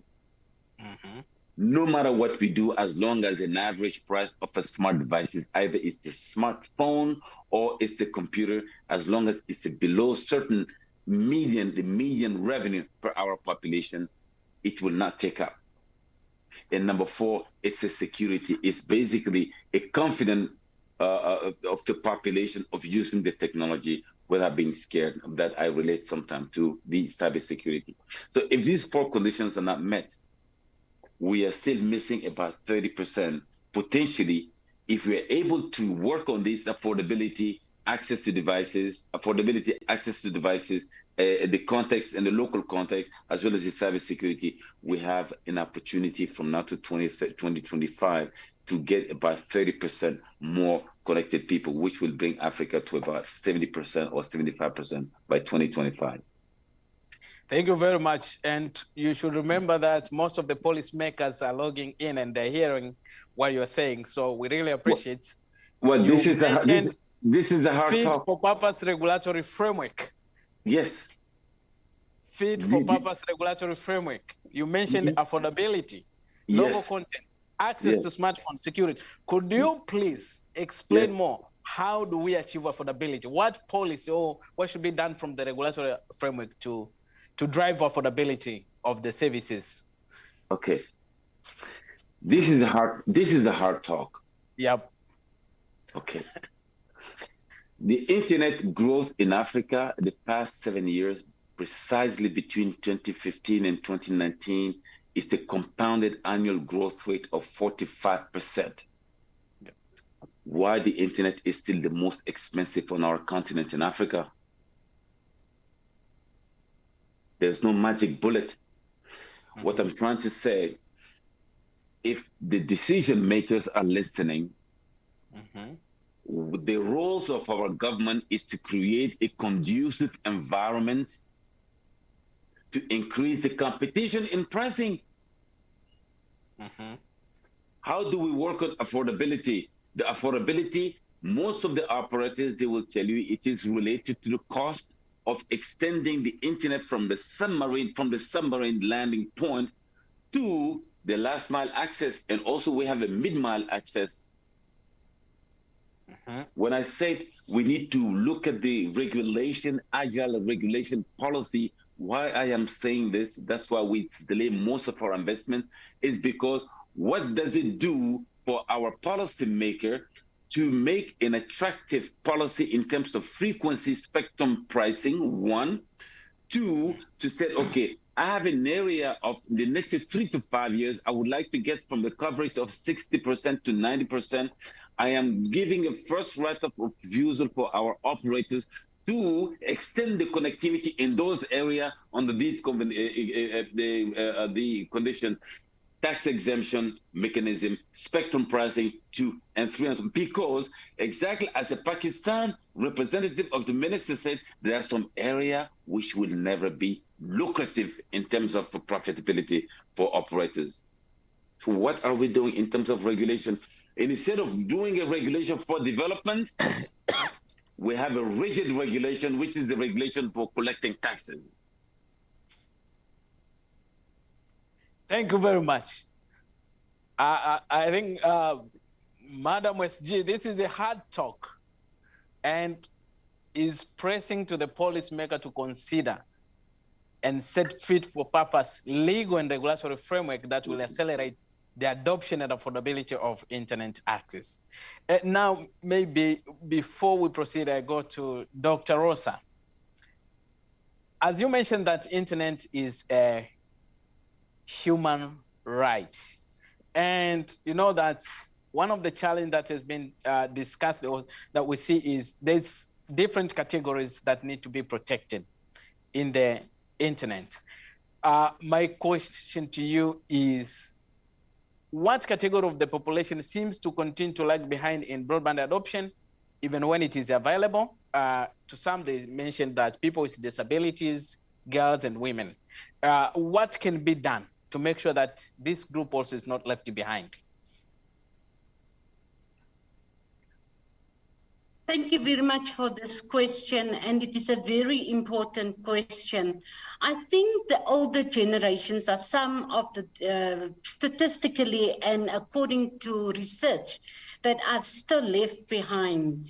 And I would like to say the adoption of firstly, I would like to say the adoption of human rights approach to access of information by all countries cannot be overemphasized, cannot be emphasized enough. And therefore, I feel that is the access to all is important. but still the elderly and older groups are left behind. And I think we really need to work on that to bring them in the sphere of information, because information and communication is important to all. Thank you. For those who are following us, you can ask this is a hard talk, and if you have a question, you can put it on the chat, and our speakers will directly address it. I will put it on them, and they will address. So if you have anything that you want to ask the speaker, you can write it on the chat. Thank you. I go back to Anwar from Pakistan. You mentioned about digital readiness or literacy, and you say it plays an important role in adoption rates. Digital readiness, which is the skills and abilities to use hardware and software to communicate, manage information, navigate the internet, and identify threats and safety. These are key issues to the access and increasing this connectivity. So my question is, digital skills that enable users to take advantage of the connectivity and to effectively work in an increasingly digital economy. What is your views regarding skills development that enables and drive such adoption? And what is, you can give us a practical experience of Pakistan, which is well known in handling these issues. Welcome. Thank you very much. So I would say you're putting me on spot. So, it's a really hard discussion. Is it a hard talk? Yes, it is a hard talk.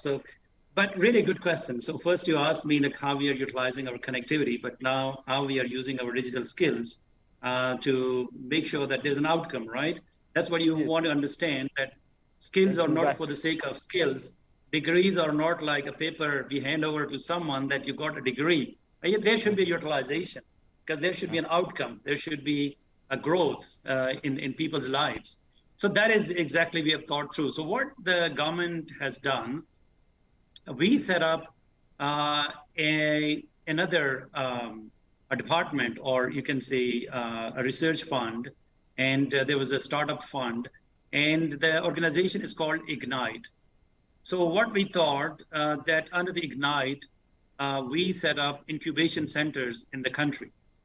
And we are providing startup mentorship, and we are providing some skills like the real life experience, because theoretical skills they can learn through the Digi Skills program, and there are other programs we run from time to time for upskilling and literacy for the youth. But what they need to translate that skill into something tangible, monetize it, and that's why the incubation centers are the best placed, centers where we can incubate our startups. And we are growing that, the incubation centers network.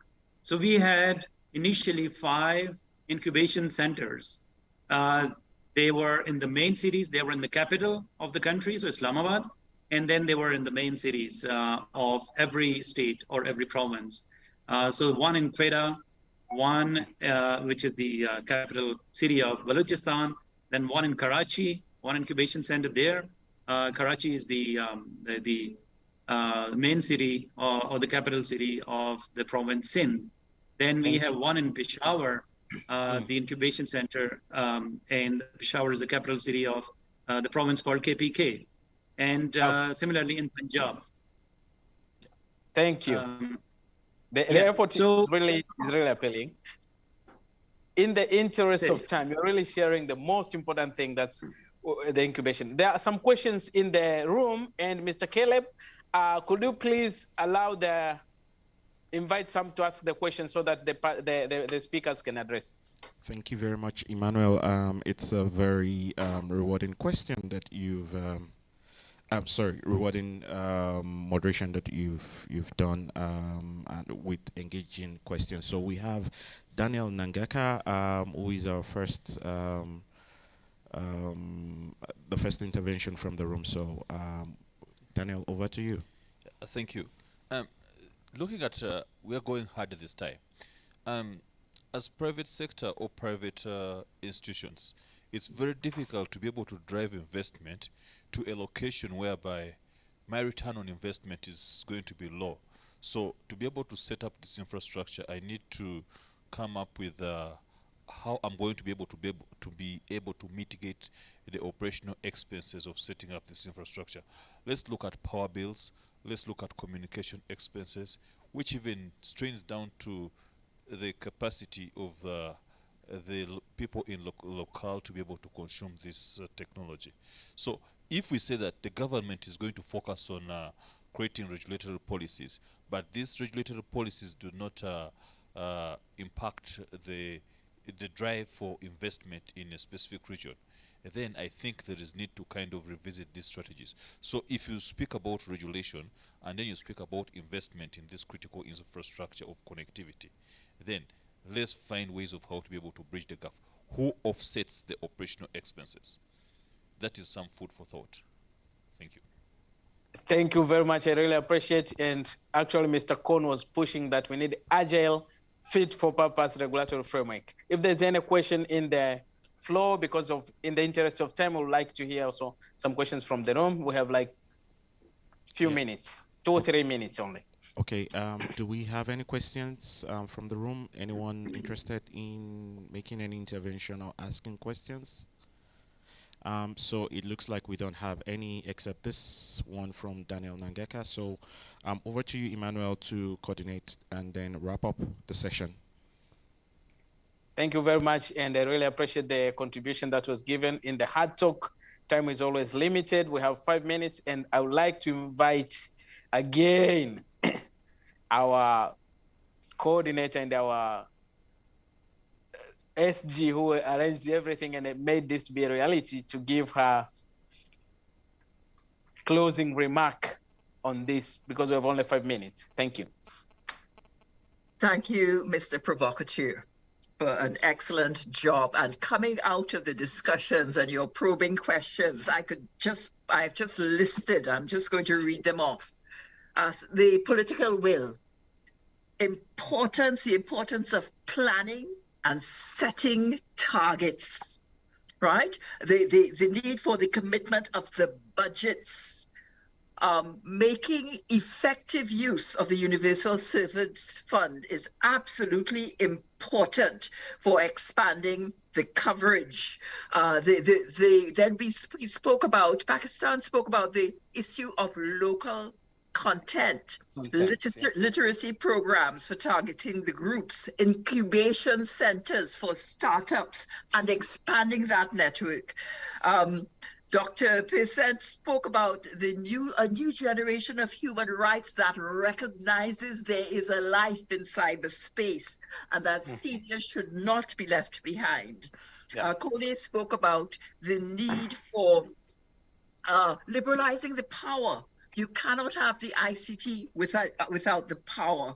Very important point. And the other point is the need for agile regulations and a new regulatory philosophy that encourages investment and competition. And these are things that would bring down the prices, not just for connectivity, but even devices.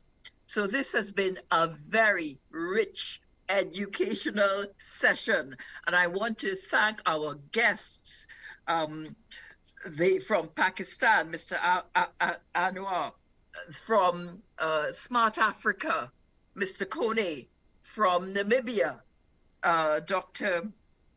Percent, and of course our provocateur, Dr. Manessa. This has been a very helpful session.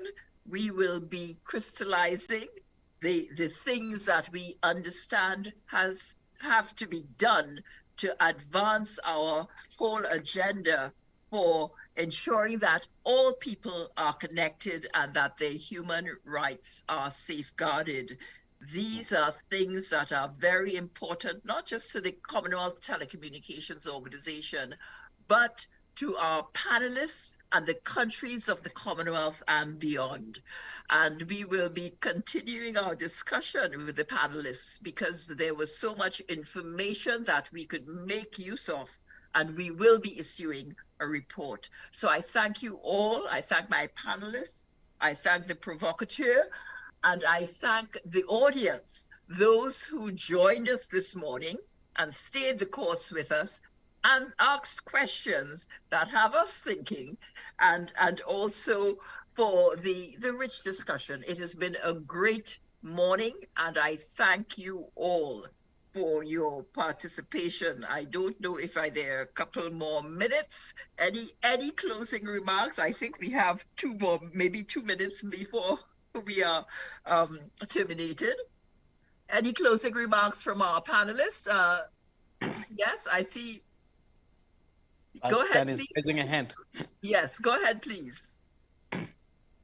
Thank you very much. It was a fantastic program, and the hard talk. Really good questions, provocative questions, but really good questions, putting us on the spot and presenting what we are doing in our country. I would recommend, really, we should continue this on a regular basis, because that not only shows the commitment from the CTO as an organization, the Commonwealth Telecom Organization, which Secretary General, Excellency, you're heading it. That shows the commitment that you want to have the insights of what the countries are working on, but also that will give you some tools and some food for thought how you can help these countries. And the countries who have done something great, you can use their lessons and their experiences to help the other countries so they can talk to each other and assist each other. I would say in Pakistan, something I mentioned even before, one, I would say the thing which I usually promote in our meetings with big investors, whether they're in Saudi Arabia or China or United States and other countries, what we have in Pakistan is a great skill, the 5th largest populated country of the world. And we have a lot of skills, IT professionals, they speak good English, and they can develop good applications. So we have manpower. Our median age in this country is under 30 years. And for population over 220 million. We can support the world. However, on the finance side, there are countries who have finances. There are countries like rich countries. They can invest in Pakistan. They can utilize our manpower, and they can build the innovation centers, the software development centers, gaming centers. So we are open to business for all the world and for Commonwealth countries. Thank you. Great, thank you very much. Lucina, and then Dr. Rosa, quickly, please. I think we are just... A very limited time, yeah. Yes. Well, the only thing I have to say to conclude, I would like to thank really the Commonwealth Communication Organization under your leadership, Madam Secretary General, and also thank the provocateur, that's Emmanuel Mansa. I wish I had more time to deep dive to see, why I do believe that, we need to be moving into agile policy regulation instead of just, which is a regulation for development instead of just a regular regulation, conventional regulation since back in 60s or 70s. Because if you see where Pakistan came from to where they are today, it has to do with the policy, agile policy, regulation adaptation. Because sustainability on the long run, it depends on the innovation, and innovation can only contribute to our social economic development if there is an adaptive regulatory environment. The innovation is never rigid. And this is just my last word, and thank you very much, and thanks to the organizer for inviting me. Thank you, Dr. Johnson. Dr. Rosa. Yeah, thank you very much for the opportunity, and this was very, very enlightening with everything that came out. I just want to say in terms of human rights, the information is always a risk, any information, but it's all about protection of human rights. And thank you for this opportunity. Great, thank you very much. And with that, we end our session. Thank you for joining us. Thank you. Thank you.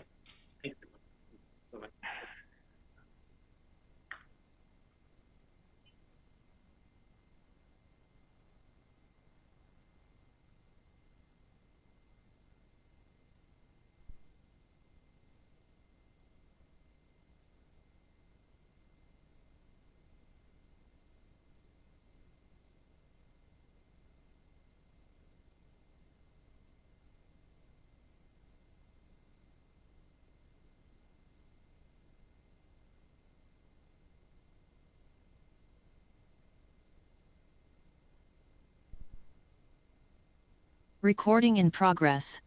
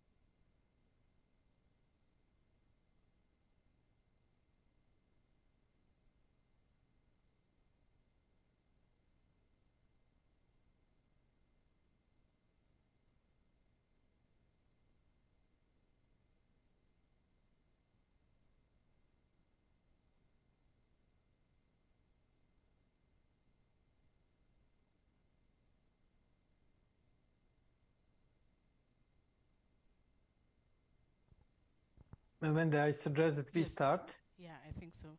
So thank you so much, everyone, for joining us this afternoon on the workshop on strengthening African voices in global digital policy, workshop 401. I believe we are all in the right room.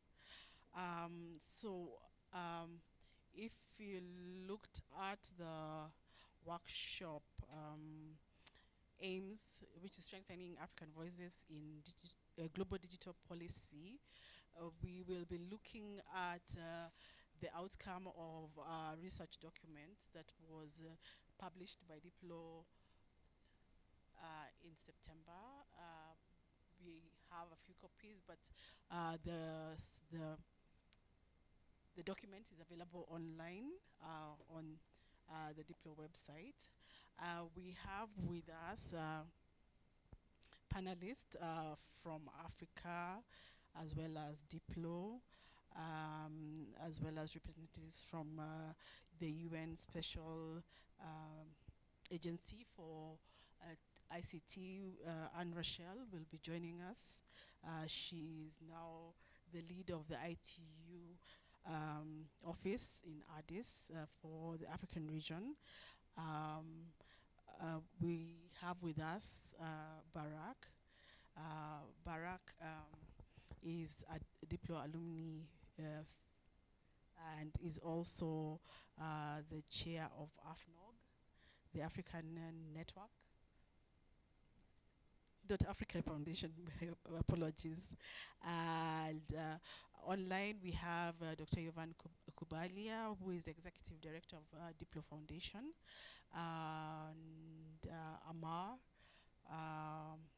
who is a strategic advisor, will be joining us online, I believe, the strategic advisor to the Deputy Chairperson of the African Union Commission. So we have received apologies from the rest of the discussants, but we will start to save on time and give you an opportunity not just to listen, but also interact and ask questions. So we'll basically have 3 questions that we'll be looking at, and I'll give the opportunity first to Omar to answer the questions. The first question is with regards to what are the digital policy priorities for Africa, whether it's national or regional or continental level. You all are aware that, of course, Africa has many strategy documents, policy documents, and they are all available, and at various stages of implementation. Then number 2, what are the priorities that we are looking at, so that when we are engaging at international fora such as the Internet Governance Forum, whether it's at the UN General Assembly, whether it's at the ITU Council, what are the priorities that African countries should be looking at and should consider, and how is the region represented? Could you be just a bit louder, Mavende, because colleagues in Ghana cannot hear. Just a bit, maybe to bit just louder, please. Okay. Thank you. Thank you. Can you hear me now? I can hear you well, but in Ghana cannot hear you and John Paul. Now you can try. Go ahead. Okay. Okay. The third question is, what should African countries and regional continental organizations do to strengthen the involvement in the digital governance process for African countries, ensuring that we are not just participants and we are counted in terms of numbers and are present in the room, but are actually contributing to the discussion at this international fora. So I'll give the first opportunity to Amar, who is joining us online, if you can hear me. Yes, I can hear you well. Thank you, moderator. Fantastic. So I will give you, I know you need to rush off for other meetings. Just go through the questions and give us your opinion on how we as Africans can actively participate in global digital discussions. Thank you. Welcome. Thank you very much, dear moderator. I would like to also start by thanking my dear friend, Dr. Jovan Korbalia, for the invitation to speak. I actually had to step out of the meeting to quickly address you, but I was very keen to actually participate in the session. You have mentioned my current affiliation. However, I'm speaking more in my personal capacity, since I know that there are other colleagues from the African Union who will address the technical issues. I will basically speak from my experience as one of the African negotiators of the World Summit on Information Society that took place in Geneva and in New York and in Tunis 2003-2005. I think if we are speaking about increasing the African voices in the global digital governance, we can divide the platforms or the forums that discuss these issues into three forums. One is the intergovernmental track. The second is the multi-stakeholder track. And the third is the private sector, civil society track. We can call it the non-governmental track. In order for us to reflect on making sure that Africa's voice is well present in issues related to global governance on the internet and cyberspace and all ICT dimensions, we need to address how Africa's voice can be well represented in those three tracks. So if we're speaking about the intergovernmental track, there is obviously the UN, which has in particular the first committee discussing information communication technology in the context of international security, which has the second general assembly committee about economic and development issues, and the third committee, which is on human rights and humanitarian and social affairs. And it is very important that Africa's voice be well represented through the African group of ambassadors in New York and maybe even elsewhere in the seats of multilateral organizations. But this is also within a larger platform where Africa coordinates its positions with the larger developing countries representation, particularly the non-aligned movement in what relates to the first committee, and the G77 in what relates to the second and the third committee.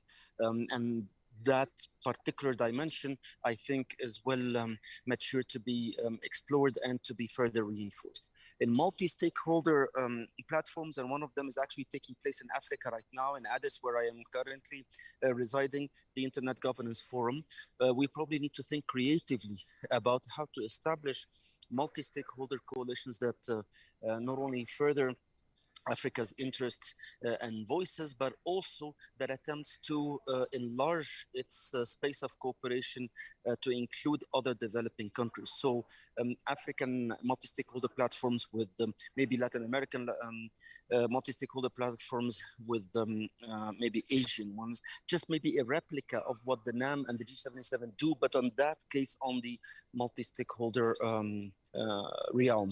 And thirdly, within the private sector and the civil society, so what we can call the non-governmental track, that is more of a challenge because maybe Africa and other developing countries do not have the same presence of large private sector companies and also cross-national and transnational civil society organizations, which would reflect and defend and promote Africa's voice in that space and within that track. So I would, share that perspective that I think I felt more or less personally firsthand at the World Summit on Information Society in 2003-2005, but that still remains as relevant today as it was maybe 20 years ago. I would finally add that it is very important to start from a solid base, and that solid base can be the Tunis and Geneva outcomes, whereby you will find that it was very clear that African countries and other developing countries established very, very well that the information society should be development oriented. Please revisit Tunis, revisit Geneva, and see how the negotiators from the G77 and in particular maybe from Africa had well established and anchored development oriented terminology, concepts, and underpinnings of the information society, something that we need to start from rather than start scratch from zero. I hope that quick intervention is basically a real reflection of how committed I was to participate in this session. Diplo always offers creative platforms and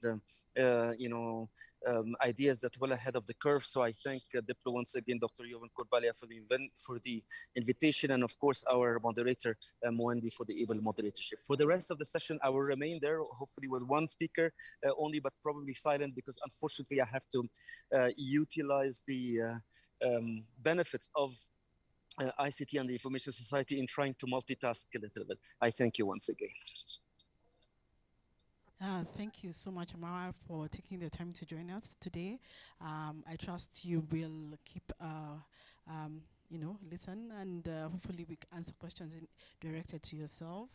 I would like now to invite Dr. Jovan Korbalia, the Executive Director of Diplo Foundation, just to give us the background of I believe the document and this report that was done on strengthening digital voices from Africa.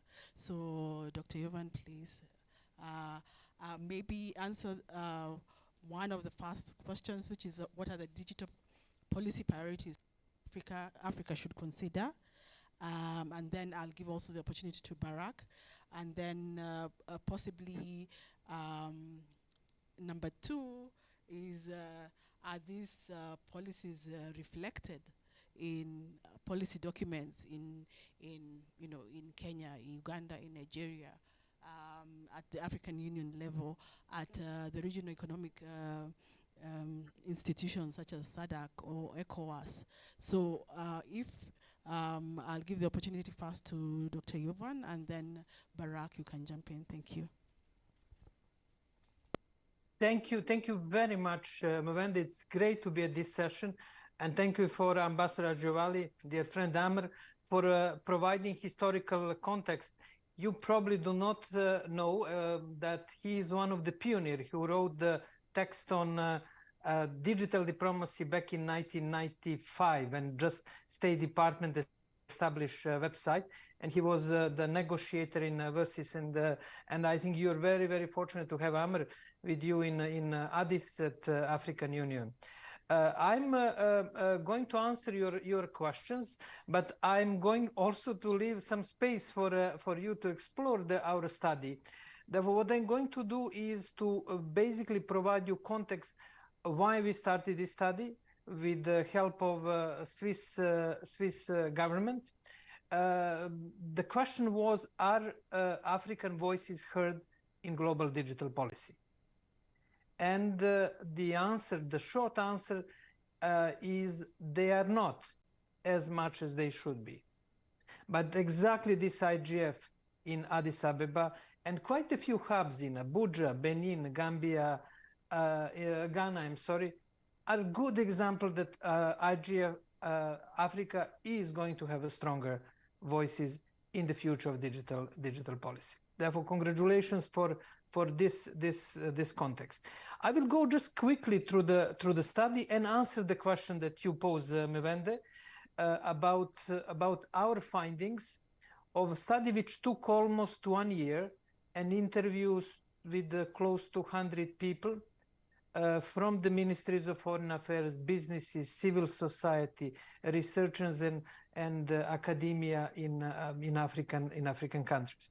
Good news is that bad news is that African voices are not strongly heard in negotiation in the first committee, and Amr indicated, or in the UN, in New York, in Geneva, and other bodies.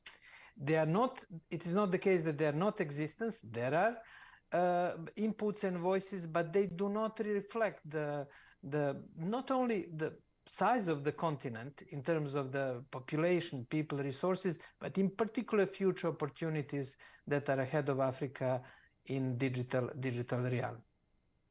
Therefore, that's sort of good news in a way is delayed start, because many countries are trying to develop digital diplomacy strategies, foreign policy strategies. there are less than 10 countries worldwide, including Switzerland, Netherlands, Australia, France, Denmark. Therefore, African countries can learn on the ways how to develop it. But let me just share a screen with you on the ways how it can be done and what are the basically main findings of this study. I hope that you can somebody can say yes if you can see the study on the screen as it is shared. Is it seen clearly? Yes, we can see it. Thank you. Okay. Let me just go quickly through the study in answer to your question. It has 206 pages, and the French version, which is also available, my colleagues can share the link on French version, is even longer. Therefore, as we are reading together this study, here is the table of content that can provide you with the gist, and then I will focus on a few points which are particularly relevant. First question is about global trends in digital foreign policy and diplomacy. As you know, there is unfortunately some sort of digital Cold War in making, and it shapes the space and place in which Africa has to contribute to global digital policy. There are in particular digital tensions between two main digital superpowers, China and the United States, but also other countries are basically joining this sort of competition. Therefore, Africa has to position itself smartly in order to be aware of the dynamics in geopolitics, but to maximize on its development potentials and avoid some risks that are inevitable. What are the elements of digital foreign policy in Africa? First, what we noticed in our study is that Africa needs holistic approach. Not only Africa, I would say, but in particular Africa, because it needs to activate all possible resources for representation. Governments, obviously, diplomatic service, government, other ministries of, but business community, academia, technology experts. The reason is that there are more than 50 issues on digital policy, and very few countries, I would say maybe few big countries, can follow those issues in depth. Many other countries are struggling to find the resources, to find the people who can represent them in, let's say, AI, data, and many raising issues in digital policy. Therefore, the first point, and for that, Internet Governance Forum could be useful tool. Africa needs to maximize on all available resources within the country, diaspora, tech communities. I'm sure in our two hubs there are people who are involved in these processes, and they should be digital diplomats of Africa in Internet Governance Forum, standardization bodies, and other places. Here I'm going just quickly through this substantiation of holistic approach, that you understand why we came to this conclusion. We didn't take this conclusion out of the thin air. They are a result of in-depth analysis. Let's say here you can see how many statements on digital Africa made in UN General Assembly. When your heads of states deliver speech, how many and what was the focus on it. Therefore, the study is or in Security Council. And here are a few priorities that we identified. In addition to access, basically, more connectivity, Africa is particularly focusing on cybercrime. Many statements of African countries, Kenya, Ghana, in the Security Council focus on cybercrime and protection, in particular of women and youth, as the digital is used for the attacks on the harassment of the most vulnerable parts of the society. Here is the analysis of participation of Africa in Internet Governance Forum. I'm just quickly going through the few main points, and then we analyze digital infrastructure. We said, okay, how is Africa connected? Where are the cables? What are the sort of cable infrastructure that connects Africa to the rest of the world? And here we came to to a few interesting points. Here is the basically map of the cable. I'm sure you're familiar with, and you can see how your respective countries are connected to the internet. Those are the most important and most vulnerable parts of internet infrastructure. Cutting of the cable can reduce speed and sometimes remove country from the internet. Therefore, what is my suggestion after this event, after this discussion? We'll share this link. Go to this map and see how Ghana, how Nigeria, how countries who are with remote participation, how you are connected to the internet. Let's say in Nigeria, we have connection here from Lagos to the few networks, or Djibouti is extremely busy part, or Egypt between Alexandria and the Suez Canal. And then it's a first point that we analyzed. And the first conclusion was Africa is moving well. It's not yet there, but there are more and more cables. There are more and more connections. The problem is how to connect continent within itself, how to make the links. And here we analyze the potential use of satellites and other features. Therefore, in this study, you have in-depth analysis also of strategies, national strategies on digital infrastructure and all other issues which are in the focus. Cables, you see, that are connecting Africa, around Africa, terrestrial cables that are going across the African continent.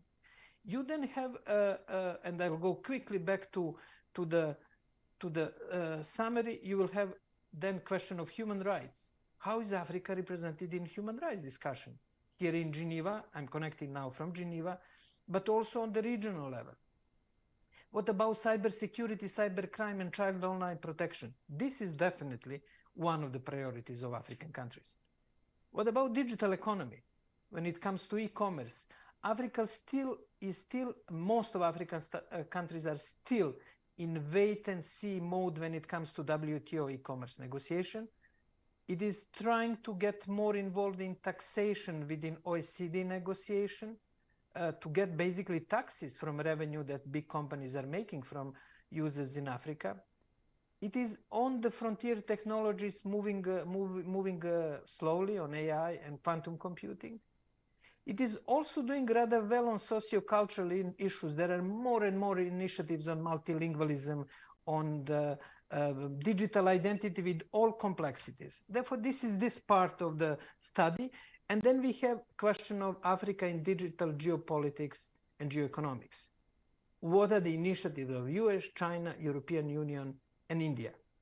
And when you go there, you can see, for example, quite elaborate cooperation with European Union, with many initiatives, especially recently. There are quite a few initiatives, but when you click on that, you can see really detailed analysis of European Union initiatives in Africa and also other countries. What is important to keep in mind is that this study is done in depth with 500 references, documents that were collected during the study. Therefore, we want really to go. You see how is different initiative of European Union investment packages, then United States, China, and India as the main actors. What we also did, since there is no African digital policy strategy yet, we haven't identified, and maybe speakers will correct us. We found elements of digital foreign policy and diplomacy in specific national strategies on the question of connectivity, cybersecurity, data, and other issues. And generally speaking, Africa is relatively well covered with strategies, digital strategies, but the main challenge is their implementation. And that's basically one of our findings. Africa is also not yet enough represented in standardization processes. In Geneva, there are very few Africans, mainly from South Africa and Senegal and few other countries, who are basically chairs of the sessions in in negotiations. And you will see at the end, we analyze 8 countries, Rwanda, Senegal, Namibia, Cote d'Ivoire, and let me see, this is Nigeria, Nigeria, South Africa, Nigeria, and Kenya. Therefore, we analyze their participation in digital policy, since these countries are often considered more active than other countries in digital policy. In brief, and with that I will conclude, the study argues that Africa needs to learn from the other actors, from other countries, developed countries, but it cannot just copy and paste the solutions that are developed in other countries. It has to develop its own solutions in order to maximize all available resources for the representation of African interest in negotiation. Definitely whole of government approach is needed, but also whole of society. And here internet governance forums on national, regional, sub-regional level can play an important role. It has also, Africa has to put higher digital issues on their foreign policy international relation priorities, including African Union. It has to prioritize engagement with specific digital governance processes. You cannot cover all 50 issues, but some sort of smart sharing of tasks and focuses is useful. And Africa has obviously to prioritize economic and development considerations. And it has to also coordinate its position and policies in international digital negotiation. What we notice, what was missing is research capacities and academic programs in the field of digital foreign policy and diplomacy. Therefore, African ministries, regional organizations have to start developing capacities in this field, and training for diplomats, training for officials. And I'm very proud that Diplo has been running so far 2, and we have been planning few more just-in-time capacity building programs for African diplomatic services. We did it in Namibia and Rwanda, and we are planning now with a few more countries. But one conclusion is the task is enormous. African voices needs to be heard, not only for African interests, but even, I would say, more for stable, safe and prosperous internet, because without Africa as a continent which is moving so fast in digital field, global internet and global digital space won't be stable and prosperous. To do that, you can start moving immediately with training, capacity building, and other resources, including resources that Diplo offered. Movende is running our portal on the African diplomacy, which you can see on the screen. And through Diplo courses, more than 50 students from Africa wrote their thesis on digital diplomacy and other studies. My colleagues will share this link. Therefore, let's start this important journey of strengthening African voices in digital diplomacy and foreign policy. Your role, whether you're a diplomat or technology specialist or businessman or civil society activist, will be important. Over to you, Movende. Thank you so much, Dr. Jovan, for your exciting, it's always very exciting to be engaged with the Diplo Foundation, because I think what we produce is really what the stakeholders require. So I will move to Barak Otieno and ask the same questions, and probably maybe you can extend how are we as Africans participating in global policy discussion, international discussions, regional discussions, because we have excellent policy documents, we have excellent regulations. Maybe they do not have all of them the concept of international foreign policy or diplomacy element. They could be in various documents, and that's what the research did identify. But in your experience with various organizations in Africa, and now with Dot Africa Foundation, maybe you could look at how can we not just be represented, but actually meaningfully engage in the discussion. Thank you. Thank you very much, Mwende. Good morning, good afternoon, good evening, everyone who is following online. My name is Barak Otieno, and I'm a Diplo alumni for purposes of this session, and a proud one at that. Let me first start by acknowledging and appreciating the work that Diplo Foundation has been doing on the African continent. It's important that I cite the history before making my point so that we can really see the real issues that we need to tackle. I think I'm sitting beside my teacher when I did my first Diplo course, Mwende Njiraini, and you will judge me at the end of the presentation whether she did a good job. But just to say that the fact that I'm sitting here is a testament of what these programs are able to do. And we've come a long way as the African continent. Permit me to mention a bit of history when we are reflecting on this subject of Africa's digital policy. I think the initial group or team of Africans, those who went ahead of us, who started participating in the internet governance conversations, were very active in the WSIS processes in 2003.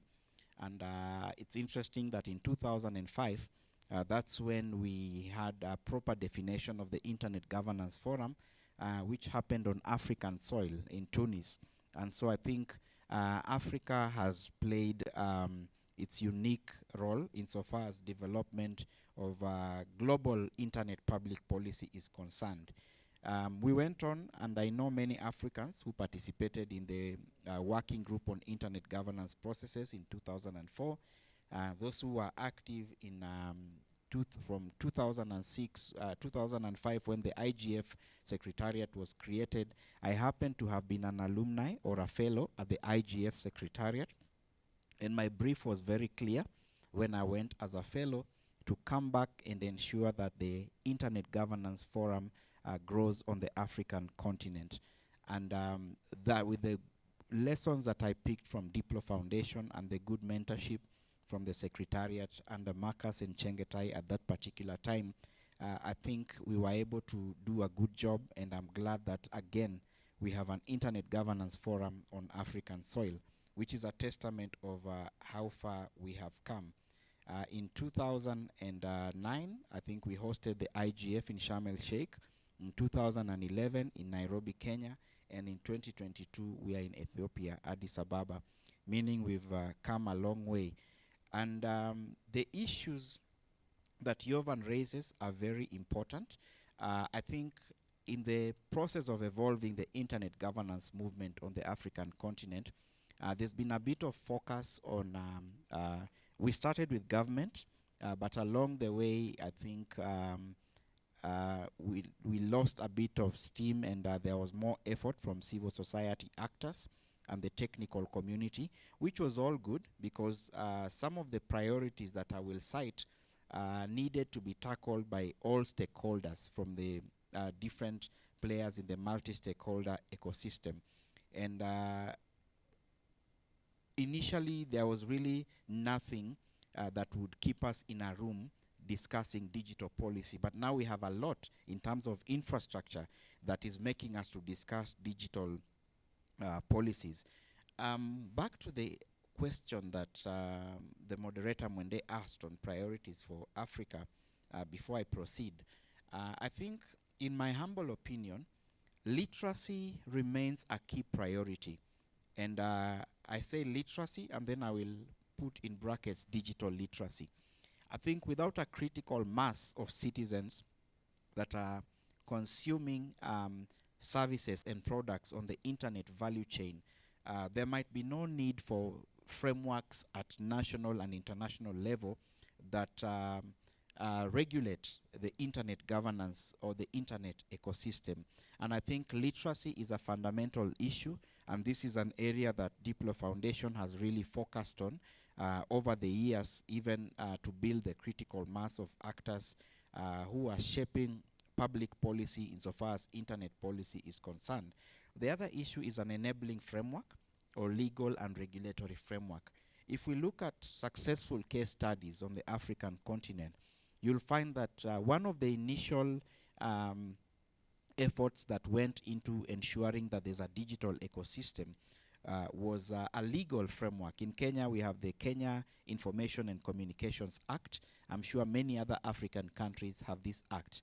But I think it is one thing to have these acts or these documents. It's another thing to put them into use. And the challenge that I want to give to my brothers and sisters from the African continent and all the players, I think we've always been told that if you want to hide something from an African, you keep it in a book. And maybe that explains the reason why we have a lot of strategies and a little structure or effort on the ground. But I'm glad that now we have more Africans who are actually reading and interrogating the issues that are in the books, and they are actually writing books that shape the narrative on the continent. The other issue is suitable regulatory frameworks tied to the legal ecosystems, and I'm glad that most of our regulators in Africa have ensured that at least we have regulation that make sure that internet users or netizens are not taken advantage of, and that ensure that there is trust in the internet ecosystem. Again, supportive policies. We've seen an uptake of a lot of, or we've seen communities of practice coming up on the African continent because there are many stakeholders, be they international actors or governmental agencies that are actually nurturing these environments and these ecosystems. And I must also cite some of the Diplo programs. I was a beneficiary of CD Multi, a Diplo program that I believe was aimed at strengthening African voices in global digital policy. I think there were quite a number of us, over 50 if I'm not wrong, from small and developing island states and many countries in the developed world. And we basically spent, after studying, spent quite a bit of time within the Geneva diplomatic ecosystem, and were able to understand how digital policy, among other policies, are negotiated at the global diplomatic capital. And I know many have gone ahead, quite a number of diplomats, many have gone ahead to put into practice the lessons that they were able to learn. And I think those are really crucial issues that we need to continue pushing. Again, we need open infrastructure in Africa. There is no one piece of technology that is able to address all the problems on the African continent. And so we have to embrace open, free and open source software and open infrastructure that takes into cognizance the different economic strengths of different communities in Africa. And more importantly, we need innovation so that we are not just bringing in infrastructure that was designed and built for other regions, which crumbles as soon as you put it in places where there is harsh weather, for lack of a better word, in Africa. But I think Africans also need to make sure that they are involved in design of their infrastructure. And the other point is the infrastructure should be affordable. Last but not least, communities of practice are key. One of the things I have done with the knowledge that I got from Diplo Foundation in the courses is to be part and parcel of many communities of practice that have come up in the African continent. I have been involved in the Kenya Internet Governance Forum together with my colleague Judy there, and it's now in its 16th year.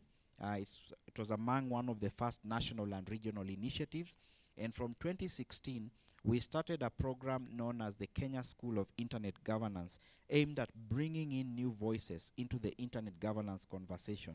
To date, over 300 students have gone through this program, and they are serving different digital interests around the world, whether in private sector, in government, in civil society, or academia. And I must say that these are fruits of the initial seeds that were sown when this internet governance capacity building program started. I've had the privilege to also be one of the instructors at the Africa Union under ADIL, the Policy and Regulatory Initiative for Digital Africa, aimed at ensuring that more African citizens participate meaningfully and actively in the internet governance conversation, and that every African country has an internet governance forum process. So I think we are moving slowly towards our goal of ensuring that we have strong African voices in global digital policy. One of the things that I learned during the global, the CD Multi program when we were in Geneva is that at times from Africa, we only have one delegate or two delegates.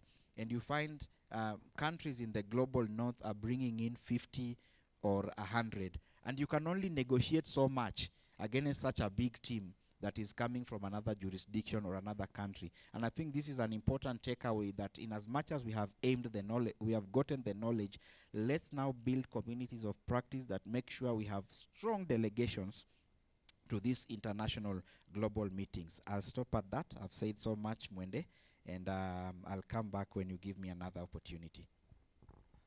Thank you so much, Barak, for the very insightful comments that you have made. And I think the most important thing that you have mentioned is meaningful participation and engagement. And the idea that we can, as Africans, participate in a forum such as this, or there are countries that are actually in the study that are members of the UN Security Council. You have delegates that attend WTO negotiations, but we're not counting numbers or people in the room, but actual meaningful participation and engagement. I will now take the opportunity to invite questions, if we can have the conversation. We have time because some of our panelists are not here unless they are online. I can be advised. If not, we will open. Yes? Mawende, just one question. I don't know if Adil from African Union is in the room, African Union Commission. I think he is the sort of, together with people like Amr Barak, one of the few people who really carried this digital internet governance and digital governance narrative. I know he was busy in the preparation for this session, but we can bring him to reflect on what he has been doing if he's in the room. Yes, thank you, Jovan, for Adil, please. No, you cannot hide. Thank you very much. You also have Alison here with us, by the way, so she can also chime in. I think it's you guys are tackling so many points, but let me just step back and just look at it from the policymaker perspectives. What we are struggling with in the African Union Commission is the fact that we don't have the buy-in from the policymaker when it comes to digital transformation and the digital technology. And there is a lack of trust in this space. And I think this is one of the key impediments to making any advancements. What we did when it comes to the IGF, for instance, at the African Union Commission, we launched, as mentioned by my good friend Barak, we launched the PRIDA project, Policy and Regulation Initiative for Digital Africa. One of its components is to do with internet governance. So when we looked at it, we did a study where we looked at why Africans are not participating in the different fora, be it technical or policy. And we come up with some recommendation. And just at the end of the study, we realized that we need to build capacity. So we engage the different communities, stakeholders, including diplomats, parliamentarians, and just the other stakeholders in the IG process.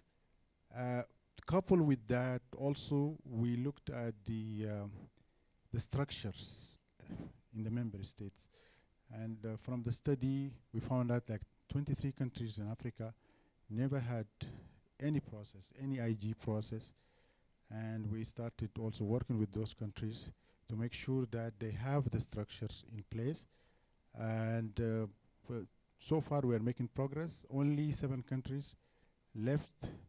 We are trying also through 2023 to reach out to those countries. But still, I think we need to think more about motivation for the policymaker. What is it that we need to do to motivate policymaker in terms of getting them involved? Because apparently there is friction, and we need to remove this friction to make sure that the uptake of digital technology in Africa can move rapidly. And I think some of these questions and idea, we just need to think about it and maybe come up with some recommendation. At the African Union Commission, we are open to ideas so that we can get these policymakers on board. I think we did a good job when it comes to parliamentarians. We had now an African parliamentarian networks. It's been launched this year during the African IGF in Malawi. They are here now. There is a parliamentarian track. They're active participating, and they are very engaged in the process now. And through them, we will make progress in terms of making sure that the legislations, when it comes to digital transformations, they are behind us. For instance, when it comes to Malabo Convention, they are working on it to get it to enter into force through them, and advancement of, like, for instance, our digital transformation strategy for Africa, and so forth. So, but I think this kind of session will just make us reflect and see how we can remove this friction and get the policymaker on board, because I think this is an important element we need to think. What would be the motivation for them to be engaged? Because, of course, there is an issue of trust. There is an issue also of priorities. How can we make digital a priority for our policymaker? Because I think we will get few chances to approach them. When we approach them, we need to make sure that we send them the right message so that we can get them on board. I don't know if I can move the mic to my colleague so that she can also add you.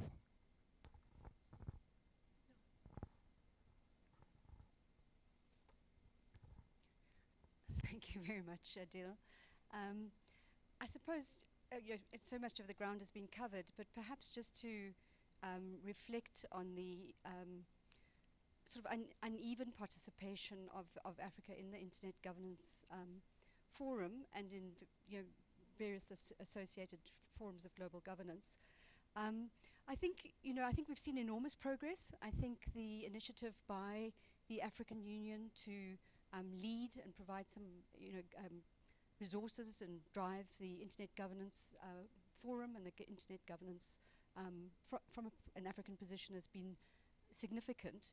I think there are some underlying global and structural things that make this very, very difficult to overcome. And I think it's reflected in the fact that, at a meeting like this in Addis, third time only in Africa, there's a real paucity of African policymakers, decision makers, senior leadership on the continent. And I think this has been a historical problem within the multi-stakeholder model that we are using within the in terms of global governance more broadly, but within the IGF. And I think although there have been some challenges, and I think there's a good need for a good review of what multi-stakeholderism means in our context. I think there's we lost your voice. Sorry, can you hear me? Yes. Yeah. So I was just saying that I think even outside of Africa's lack of participation, there has been a call for a assessment of the effectiveness of multi-stakeholderism, mainly because, you know, we've got the sort of principle of, you know, multiple stakeholders participating, but in fact in different forums that participation is very unequal and very often absent.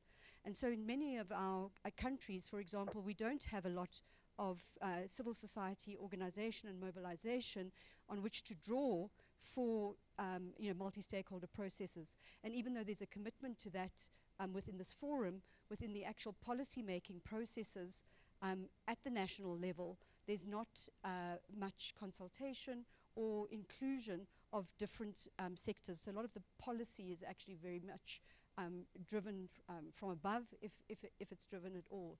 And then on the other hand, I think what is some people, and this has been a critique that's come up in research that we have done, have argued that the multi-stakeholder process, as it's played out in the IGF, has actually seen an over-representation of the private sector in some instances, and an over-representation of civil society in some instances, in which the same civil society people are representing, you know, whole masses of new generations of people, etc., at these meetings. So I think there is some broader need for self-reflection within, you know, forums like the IGF on what that multi-stakeholderism means.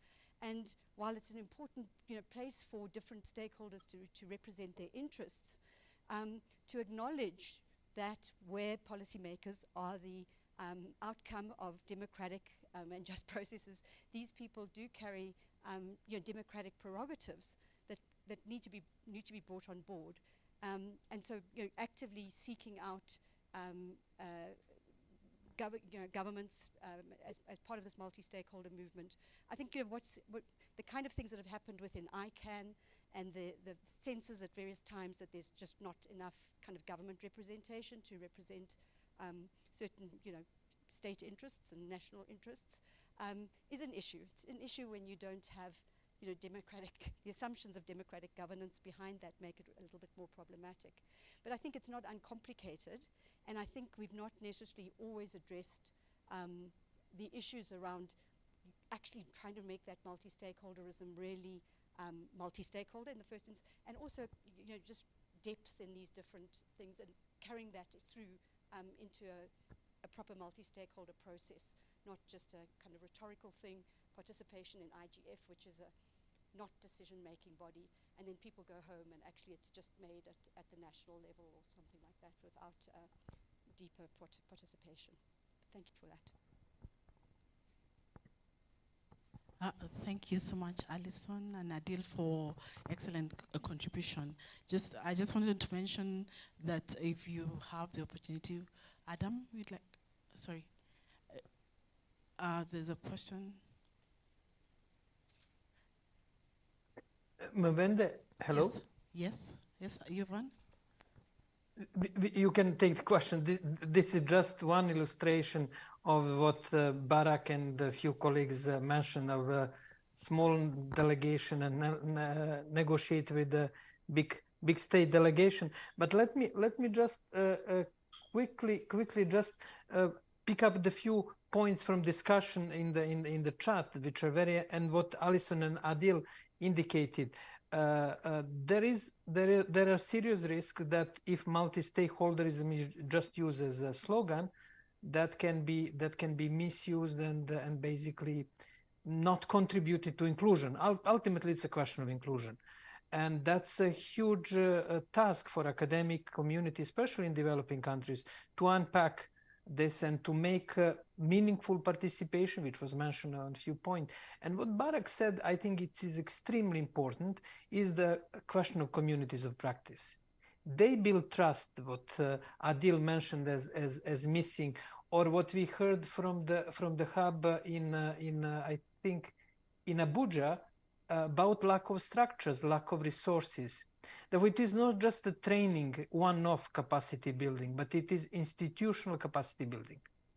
Building is African Union, national governments, universities, academia, because that can only create sustainable impact. Training is important, and I'm very proud that we did, especially in early days, We put a lot of efforts in it, but sustainable impact is created through institutions. And on this point, let me just make another important point, where multi-stakeholderism, whatever you call it, is translated into reality. It is basically to have sufficient number of people to support your position when you negotiate in New York, Geneva, Addis, or whatever places are. Therefore, developed countries are doing the same. They bring to their delegation civil society, technology companies, academia. And one untapped resource, and I call African Union to work on that, is diaspora. Africa has a very powerful diaspora at universities worldwide, and they're ready to do something good for their country, and involving them into advising policymakers could be one way to overcome this sort of gap. Over to you, Mwende. Thank you very much, Jovan, for that contribution. We had one hand in the room. Thank you. Okay. Hello, my name is Maciej Groń. I'm from Poland, from NASK Research Institute. We've been dealing with the cybersecurity, mostly with the cybersecurity on the different levels, technical one and not only, and that's why I'm interested in this panel as well. I think that some kind of the call for cooperation for making diplomacy could be very helpful, and I would like to ask you how can we cooperate with you to prepare some information about the things which are in here in Africa, and because with the right field asking the question doesn't make can be not very efficient. So thank you for this all information which I have taken from this panel. They are very interesting and I hope will be fruitful. But I would like to ask you how other countries from the different continents can help you and to keep the contact with you and share the interesting information about for example, cybersecurity or just IT in outside of Africa. And I think that can be the very good bridge. We can build a very good bridge and be more efficient.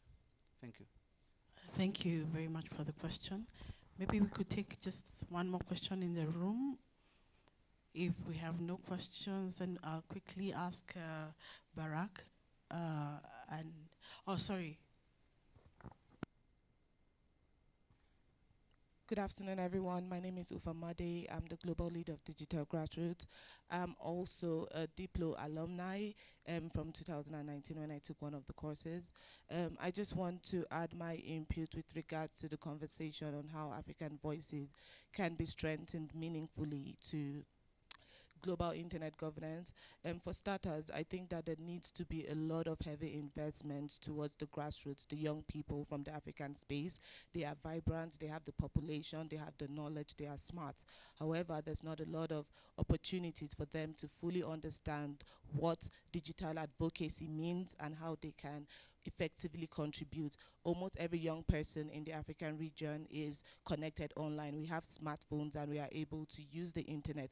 However, they do not really understand all the background work that goes into ensuring the network works in an open and inclusive way. So I believe that if we want more voices in the African space, from the African space in the global internet governance sector, we really need to focus highly on these young people. And that is something that our organization, Digital Grassroots, focuses on, to be able to engage these young people that ideally do not necessarily have all the knowledge, because these are things that are not taught in schools. At the level of Diplo Foundation, they are being done for higher education institutes, researchers and things like that. But now we are talking about the everyday people, the young people that are on the streets. Those are the voices that needs to be included. Thank you very much.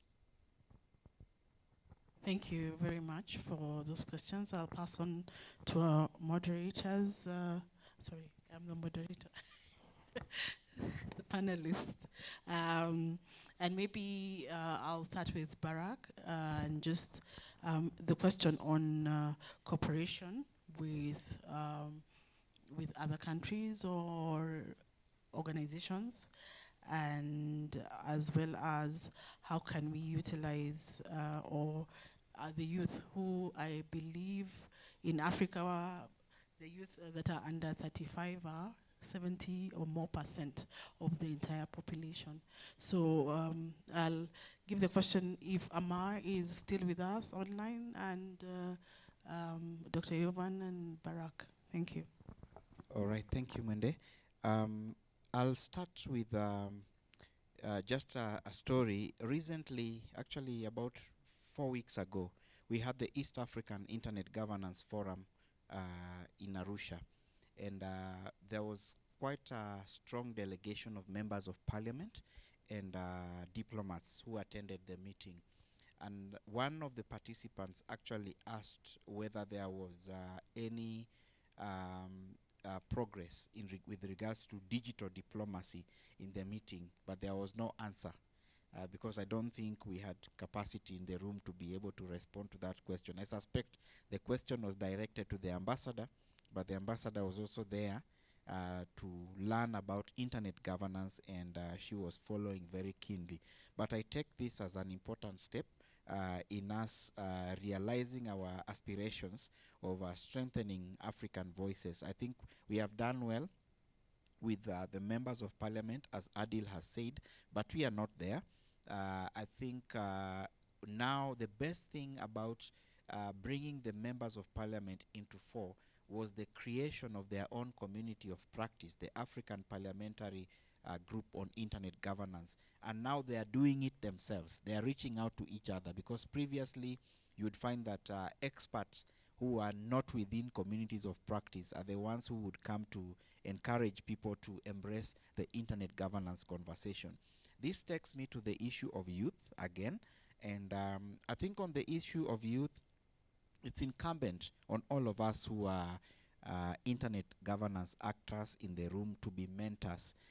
As I mentioned earlier, I think I've been a beneficiary of mentorship, and all of us who are here can actually be able to mentor someone. Over the COVID-19 period, I was working in communities, building a community network, and you know, for them to use the network, they really had to understand the internet value chain. And we also had to make sure that they are the ones who are building and running the community network. It's called a HeriNet. As we speak, I am here, and it is continuing to serve the community, meaning that the mentorship paid off. So the youth are passionate about using their hands to make things happen. And in most cases, they have energy and they have interest, very inquisitive interest, that would make sure that they convert technology into use. I'm sure most of you in the room know that if you give a small child a phone, you just need to give them maybe 24 hours to figure out the pattern that you use to open that particular phone. So that shows the inquisitiveness of young minds insofar as technology is concerned. So we need to mentor the youth, and beyond mentoring the youth, we need to guide them through structured processes, which are these communities of practice.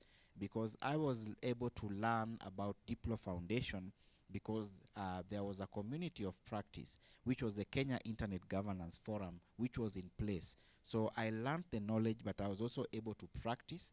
I got opportunities for fellowship at the Internet Governance Secretariat, and I was able to use that skill to contribute in organization of the Internet Governance Forum, the 5th in Vilnius, Lithuania, and the 6th in Nairobi, Kenya, and subsequent fora. So these efforts are not in vain. We need to, even if we think we are not making any effort or any strides, we need to move forward. On the issue of partnerships, as I conclude, again, there's a lot of goodwill towards the African continent. I think because of the partnerships by Diplo Foundation, 6 months ago, I had a chance to meet diplomats from the Swiss embassy from all the African countries and speak to them about internet governance. And I believe that they were very keen to understand the internet governance ecosystem in Africa, and they said they are willing to work with stakeholders from the local communities to grow this conversation. And I'm glad that our friend from Poland, and yesterday I also heard many from the EU and different countries, are willing to extend their hand and share their knowledge with the benefit of ensuring that we have a global internet that is secure, stable, and resilient, which I believe is the key purpose of the Internet Governance Forum. Thank you, Mwende. Thank you very much. Yovan, if you have a comment, or Amar, if he's still with us. Then let's check with Amr. But while we are waiting for him, let me quickly comment on what Barak said. In a few points, especially community networks are very important, and it is related to the question about our former student and colleague, I forgot the name, who is involved in digital grassroots movement. The real problem with digital, or challenge or beauty of digital technology and internet governance, is that it affects everybody, and it cannot be only dealt by diplomats, parliamentarians, or big companies. The way how internet is global technologically, but it is very local in its impact on society, from families, individuals, communities. And I just participated in an interesting discussion that community networks are crucial for the sustainability in the situation of disaster, natural disaster. Therefore, this bottom-up approach, bottom-up diplomacy, if we can say grassroots diplomacy, is extremely important. Because ultimately, what is diplomacy? It is representation of interests, of group, state in some cases, but it's not just the state representation with the flags and this. It is also representation of communities. And we would like to invite our colleague from grassroots movement to work more on it, and please contact us. We are keen to help that bottom up. But I will just here comment on buy-in, which Adil mentioned, and I think Barak as well. I was in Addis, I just returned yesterday, and delivered the course to parliamentarians. And what really impressed me that, unlike in some other parliamentarian courses, and I want to mention that parliamentarians come in the morning and usually they disappear in the afternoon. They stayed actively involved for 2 days. And one of the questions which was important is to explain them in something that they can relate to their practice, what it is all about. No phrases, no big sort of slogans. And we, for example, showed them these cables and said, hey, if there is a cable problem, your country may be disconnected. You may not be able to talk to each other because this is sort of, even old telephone system is now run on voice over IP. Then they realized, and the Africa Parliamentary Network group will start quite a few initiatives to see what they can do on the national level within internet exchange points by answering the simple question that they want to make sure that their citizens and companies are connected, even in the case of not unthinkable disaster of, let's say, cutting one of these submarine cables. Quite a few countries have such special submarines for cutting these cables. This is the second point. And third point from our what our Polish friend indicated, and here I will always share one screen. We have many drawings, and here is basically what is currently missing, not only in Africa but worldwide. There are no organizations and institutions that can answer the phone calls. As a matter of fact, there are, but people do not know whom to call. In the famous Kissinger, when he asked whom to call when he needs to call Europe. And this is a huge problem. And yet this morning I was at a session where one gentleman from, I won't mention the country, was literally almost crying, I need help on cybersecurity. Who can help me? And I'm sorry, moderator and speakers were giving him a general answer. You go to Interpol, you go to ITU. But he needed concrete help. And this is a really huge problem. Not only for Africa, I highlight, even for developed countries.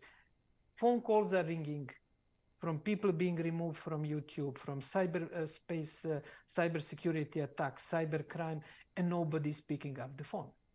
Therefore, that could be something that we can follow up as a community with what you mentioned, the colleague, I'm sorry, I didn't get the name, our colleague from Poland.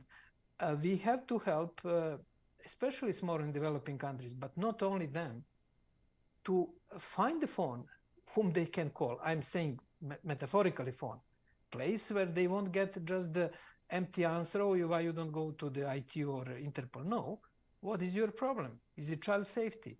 We'll help you with this. There is this document to be drafted, this email to be sent, this policy paper to be prepared. Then we have to be more practical and concrete. And in my view, this is the main challenge. How to answer these calls. If we don't get it right in Africa and worldwide, we're going to lose the trust, buy-in, and relevance ultimately of the international cooperation spaces, whether they're international organizations or IGF or regional. That's the main challenge, I would say. Over to you. Thank you so much, Jovan. Maybe I would ask our online moderator, Katerina, if there are any questions from our online participants. Sorry, I have no view of the online participants. Hello, Magda. Yeah. There was one question in the chat room, which is, what is the motivation for students who would desire to be part of literacy and digital voice out, but are actively engaged in their normal studies? There have also been quite a few comments that it is quite expensive to engage and stay involved without a structure to keep up the engagement. It will be a slow growth, and that the government representatives and parliamentarians are not involved in many of our countries, and that the next generation is the present and the future of the world.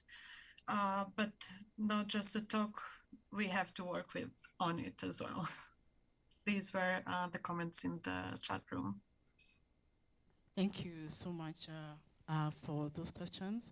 I'll invite, I'm not sure Amar is still with us, but Barak and anybody in the room who has a comment on how to engage, I believe, the next generation. And as well, if I got the question correct, is the participation of government officials engaging in the discussion. I might have missed something, but if you did get it, please feel free to answer, Barak. Yes, thank you, Mwende. And I'll share from my experience working in the area of community networks. The current generation, I think they prefer to call themselves Gen Z. They do not follow any particular structure, for lack of a better word, but they are interested in the why. Why are we doing things in a certain way? And I think in approaching them, that's why I mentioned the importance of mentorship. We need to be good role models if it is in the area of internet governance or infrastructure. I've realized that when I am in the field, probably doing training or giving instructions on what needs to be done, they don't listen to what I say. They look at what I do. And I think that is what I would say insofar as that's what I would say insofar as the issue of ensuring that the youth are involved is concerned. Again, I think we need to start early and make sure that they have adequate infrastructure. We need policy frameworks that make sure that from the very beginning there are suitable infrastructure that provides the right knowledge to youthful people. If it is we have had a proliferation of what do you call them? Innovation hubs, where young people are able to go and they are able to learn from their peers. We've also seen a lot of proliferation. I don't know why I'm using that word and it's hard to mention. We've also seen a lot of coding camps or coding schools also come up in our communities. And I think we just need to make sure that we have institutions, they have clear governance structures, And once the young people are part and parcel, they know that from point A, we'll be able to move to point B and point C following this way. But still, we should also allow room for disruption. That's my submission. Thank you so much, Barak. I just wanted to recognize the work of one of our Diplo alumni from the Gambia. If you see all these young people in a t-shirt, a black t-shirt written UNECA, he did an excellent job in facilitating, ensuring that you know where the room is, and just the work that Poncelet from the Gambia has done to start with Gen Z, because that's the right place to start. So the next question may be on the room, and then, yes, and then Adil. Thank you. Thank you so much for that. And I just want to thank the online speaker for bringing up the question of youth engagement and those who are also in schools. So I am Esther Mwema, the founder of Digital Grassroots, and we've been in this space for 5 years now, since the IGF in Geneva 2017. And I would just say that young people are already involved in this space. What is happening is that there's a big gap between what is happening on the high level and what is happening at the grassroots. For us as Digital Grassroots, we've trained over 200 young people in over 40 countries with no core support. And that has only been possible through the innovation that young people have developed. We've collaborated and made networks in order to create our own tables. We're no longer interested in coming to the table to be tokens or to just volunteer and not being taken as experts. So that is to say, many of our communities are young people who started in universities or who were just entering. Our youngest was as young as 16, and we've been able to work with a diversity of expertise. So really what I'm trying to say is we are trying to overcomplicate things by saying we need policy or we need resources, but it's really simple. It's just a political will. Make space. And also as Digital Grassroots, a youth-led and female-led organization, we're also in the Action Coalition for Technology and Innovation for Gender Equality. But what I see is that in terms of connecting and creating those partnerships, it's very extractive. And as young people, we do not have the resources to engage at the same level as those who are being paid to be here. So we have to do much more work in order to be heard equally. And I just want to challenge everyone in this room that even if we're saying let's involve more youth, let's think critically. Do our organizations have that space for collaboration equitably? Thank you. Thank you very much. Adil? Just a couple of thoughts came to mind, I think, from the discussion. I think it all prompted by the colleague from Poland and the response from Jovan. At the UN level, there is a lot of discussion about confidence building measures.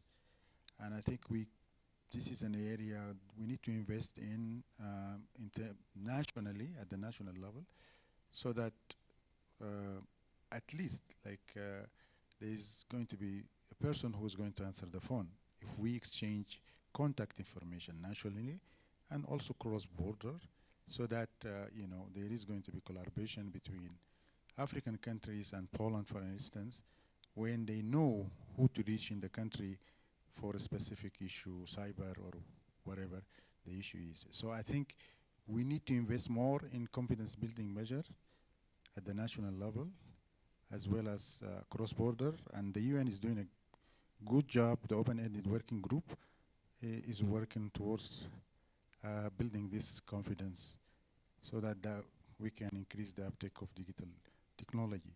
The second thought, I think we need to think critically of processes like the IGF. I think we need to think maybe 5 years from now what the IGF would look like. We need to attract more stakeholders to these discussions, and we need to make it like when they are here, it's going to be worthwhile. Like as mentioned by somebody, that is going to be, it's not only talk and then you go home and you forget about what happened in Addis Ababa. We need to have some tangible recommendations and results that can be implement it on the ground. Thank you very much. Thank you very much. We just have 4 minutes to go. If yes, Jovan. Maybe just one suggestion, concrete suggestion to this excellent discussion. We 6 years ago organized the training exactly for youth at the Amsterdam University College. And we put posters, you can see the program, we can share it, posters in cafeteria, explaining to students why digital matters for economics, environmental science, health, humanities, law, psychology, sociology. And every day there were posters in cafeteria, people come to eat, and they were then listening for half an hour with experts covering all of these issues. Now, all of these posters, they're even updated, are available as Creative Commons, like all Diplo's work. Therefore, it can be relatively simple to print them, to put posters in the cafeteria, and to energize people who do not study necessarily IT, who study law, psychology, and other subjects, to start doing research on interplay between their subject and digital. Because my suggestion to all young people whom I see in the hubs is to invest in this interplay. The future of your career will be in so-called boundary spanners, people who understand digital but also health or law, and vice versa. Therefore, it is very concrete suggestion. You can drop us an email, you can download the poster, and we don't have it as a special project, but we have all of these facilities. I would advise donors, if they're in the room, to support this type of projects, which are low-cost, high-impact projects to energize young people to do research and to prepare themselves for the career that will matter. Over to you. Thank you so much, Jovan. Maybe just if there are any last questions on the online, from the online participants. If not, I don't see any questions in the room.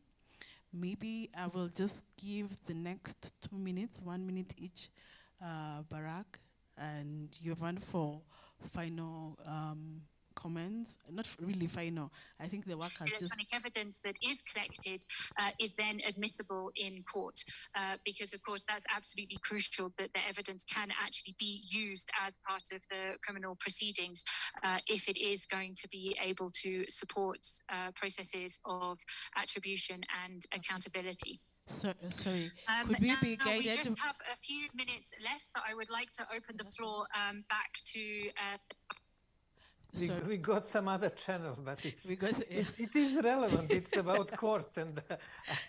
Okay, thank you. Yes, relevant questions.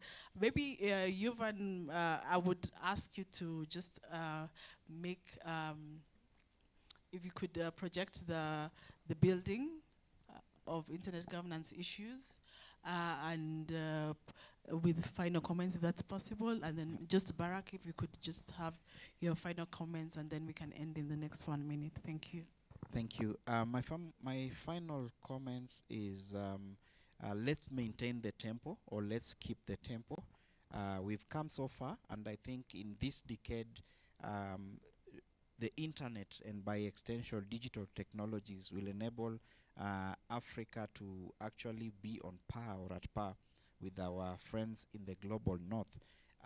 And I think to be able to do this, we have to strengthen our capacity, which means we have to strengthen our voices. I don't think that you can speak about something that you don't know or you don't appreciate, and that is what this conversation is all about. And I believe that there is willingness, as we've heard from the youth, across all sectors to make sure that Africa plays its respective role in the global ecosystem. Thank you. Thank you, Barak. Jovan, sorry. Yeah, just in a brief, have a vision, move forward, don't be intimidated by terminology, by sort of traditional structures, as our youth said. Have your say, you have a lot to contribute, but while having a vision where you want to go, also try to make a first practical steps, which are low-hanging fruits, like organizing these research fairs at your universities, and call for the international organization, donors, and other actors, especially from the global north, is to have a smart interventions in helping this both grassroots and diplomatic parliamentarian engagement with a clear idea. It is not only about helping Africa to participate, it is about helping all of us to navigate this internet governance building and to make stable, prosperous internet. Without dynamic African participation, it won't be possible. Therefore, it is not about Africa, it is about all of us.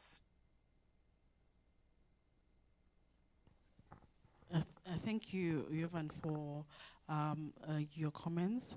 I believe we go away with many food for thought.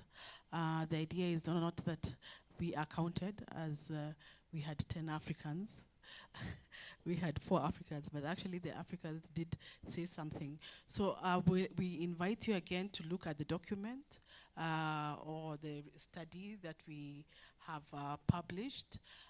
And I believe rather than have numbers, that we shall actually have meaningful conversations, have our contribution in the text of various reports, strategies, recommendations, resolutions, and we look forward to your continued participation and engagement with us as Diplo Foundation. We have the booth at the village, but also just go online. We have numerous resources which, as Yuvan has mentioned, are available for you for free to share when you go back home.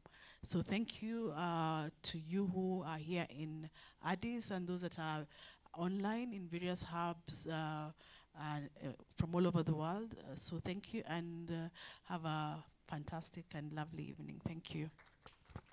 Thank you.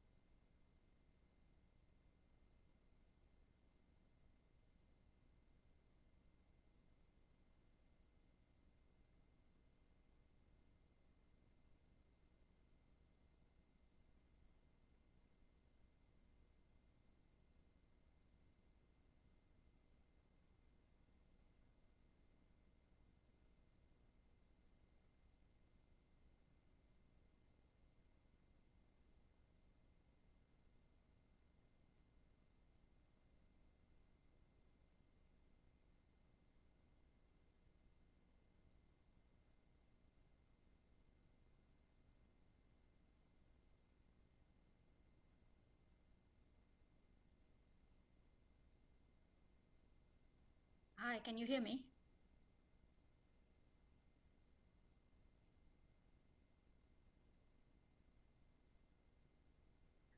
Hi, Irene. Yes, we can hear you. Oh, good. Thank you.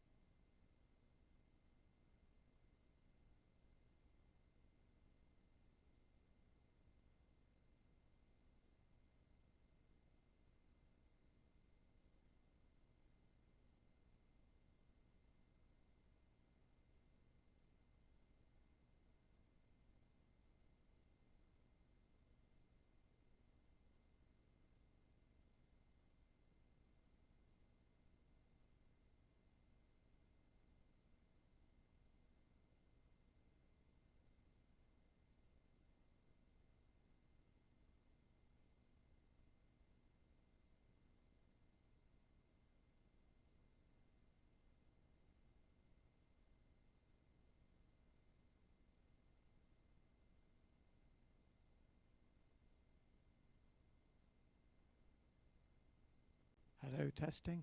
That sounds much better. Very good. All right. So, good afternoon to everyone who is here in Addis, and good morning and good evening, and whatever time it is, wherever you are in the world. It's a pleasure to have you here for our session on creating a safer internet while protecting human rights. My name is Paul Williams, and I'll be chairing this session. We have an hour to talk about this in our workshop. If I sound a bit croaky, please bear with me and forgive me. I flew in this morning from London, but absolutely determined to be here because it's lovely to be physically at these events. And I've decided that since the internet never sleeps, then it's fine if I don't sleep either for a night. So I will cope. But if Amelia next to me nudges me at any point, you'll know what's happened. The most important thing today is that we're going to have 6 really expert speakers talking to us, and then I am determined also to leave time for Q&A. So if you have questions, please store them up for after the speakers. I'll try and take some from the room, from the people here, and some from online, which Amelia will be kindly monitoring, and Alex will be taking notes throughout for us to have a record. So turning to our speakers, with me in the room here I have Felicia Antonia, who is from Access Now and is a campaigner for the #KeepItOn campaign, which is a global campaign against internet shutdowns. Online we have Kazim Rizvi, I hope is there, who is a public policy entrepreneur and founder of an emerging policy think tank called The Dialogue, and I think is in India today online, so probably quite late evening, I imagine, there for Kazim. Irene Khan, we have, who is the UN Special Rapporteur on the promotion and protection of the right to freedom of opinion and expression. Liz Thomas, who is with us as Director of Public Policy Digital Safety at Microsoft. This is, of course, like the rest of the IGF, a combination of civil society, industry, and governments, very importantly. Bertie Vidgen is CEO and co-founder of the tech startup Rewire. And Sarah Connolly is online from London, who is a colleague of mine. Hello, Sarah. She's from the Department for Digital Culture, Media and Sport, and is going to be talking about the UK's new online safety bill, which was launched this week. So just a couple of minutes from me before we kick off.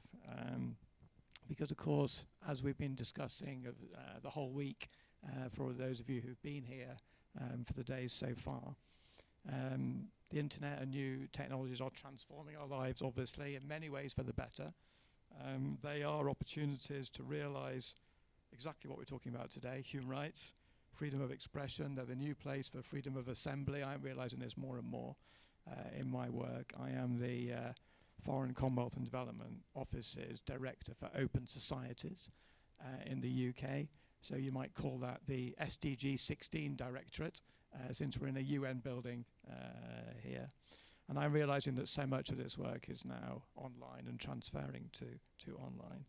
And an open, interoperable, inclusive and secure internet can support democracy. It does support democracy and democratic processes. But we also all know that there are risks and challenges. So earlier this week, I was in an event which was about abuse and harassment of women and girls, which we know is increasingly moving online and is a growing phenomenon about which we have some data, but we still don't really have a proper baseline about how to tackle that. We all know that online discourse can be toxic, it can be discriminatory, and that of course leads to self-selection of people who are online and fear of people for coming online. We know that disinformation and misinformation are growing risks and phenomena and can undermine democratic processes, the ones that I was talking about. And we know, of course, that people require access to the internet at all in order to be able to exercise those human rights that we're talking about. So there are both positives and negatives. And so it's absolutely right that we're here to talk about those today, and we have lots to talk about. So enough from me. Let me turn to our first speaker, So Felicia, we only have 6 minutes in total, and I really want people to be able to ask questions, because I'm sure there'll be lots. So I'm going to ask you, if you would, to limit your and every other speaker's comments to 3 or 4 minutes, if that's possible. Over to you. Thank you very much. And it's a great pleasure to be here to discuss how we can make the internet safe, as well as how we can advance digital rights across the globe. And so I lead an amazing campaign called Keep It On, which simply means keep the internet on. And it unites organizations, over 280 organizations around the world. And in 2016, we came together to say that, okay, there is a growing threat to online rights. This is called internet shutdowns. And we decided to start, coordinate, and work together as civil society to be able to amplify our voices, to be able to raise awareness about this growing threat to democracy. And unfortunately, this has spread across the globe. The numbers that we are documenting with regards to internet shutdowns is increasing. For instance, last year we documented 182 incidents of shutdowns in 34 countries. And 34 countries is the highest number of countries we've documented shutdowns. In 2020, we documented 159 in 29 countries. And even that is problematic because we were going through a global pandemic and a lot of our lives were moved online, or we were being asked to work from home and to take advantage of the benefits that the internet provides. Unfortunately, we documented, or populations around the world were being cut off in 2020 and previously, and some of these shutdowns are still ongoing. We are here at the Africa Internet Governance Forum, where we are deliberating on how to empower people to come online, to be able to access essential services online, and to also benefit from what the internet and technology provides. Yet we have over 6 million population in the Tigray region that have been cut off since November 2020. And when the internet is shut down, it's very concerning because there are a lot of human rights violations that happen, and it makes it extremely difficult for journalists, for human rights defenders to be able to document what is happening. And once that is not documented, then the world might not see the gravity of what is happening. It also makes it extremely difficult for people to communicate with their families. And we always say that internet shutdowns don't happen on a normal day. They happen when you really, really need to be connected with people. There is a conflict happening. You want to reach out to your family. You want to see how they are doing. And we've gathered stories across the globe, including we recently published stories highlighting the impact of the 2-year-long shutdown on the people of Tigray. And these stories cut across. People have not been able to communicate with their families for years, and so they don't even know where they are. Like education has just crashed. The health system is also being impacted. And these are the impacts that we are seeing across the globe, unfortunately. And prolonged internet shutdowns amplify these impacts, and they are disproportionate and they violate the essential rights that we are all promoting as stakeholders across the globe. So I think that it's important for us to focus on the issue of internet shutdowns. There's been a lot that has been done, and it's become a global priority. Governments are speaking against shutdowns. Stakeholders are looking at how we can work together to ensure that the internet is accessible, open, and safe. And we've talked a lot about digital development. How can we invest in the digital space? And so these acts that are counterproductive, we know that countries do lose money whenever the internet is shut down, aside all the human rights abuses and the human rights implications of internet disruption. So I think that it's important for us to continue to raise awareness about this, to talk about internet shutdowns.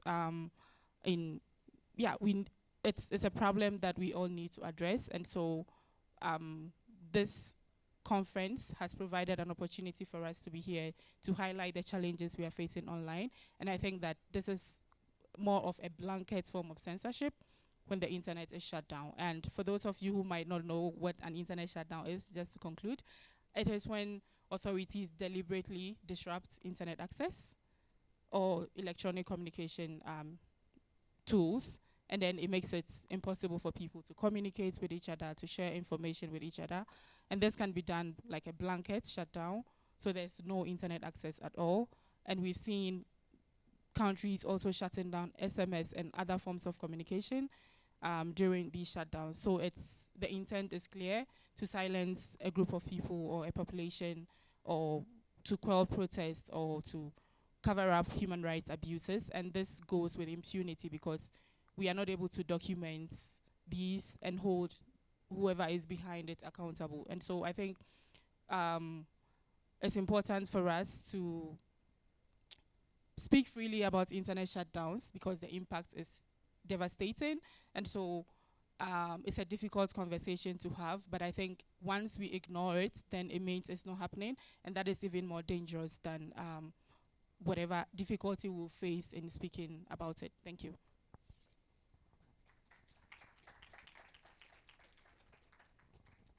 Thank you, Felicia. So now I'm going to hope the technology works and turn to Kazim. Kazim Rizvi, are you there? Hello, I hope I'm audible. You are audible. Very good. Please go ahead. Thanks. Yeah, so thank you so much for hosting me, and it's great to be amongst this panel, and really good to sort of talk about securing digital rights on the internet. So I won't take a lot of time, but I just sort of want to go back a little bit and focus a little bit more on, in the last 5 to 10 years, we've been seeing the rise of social media, we've been seeing the rise of the internet.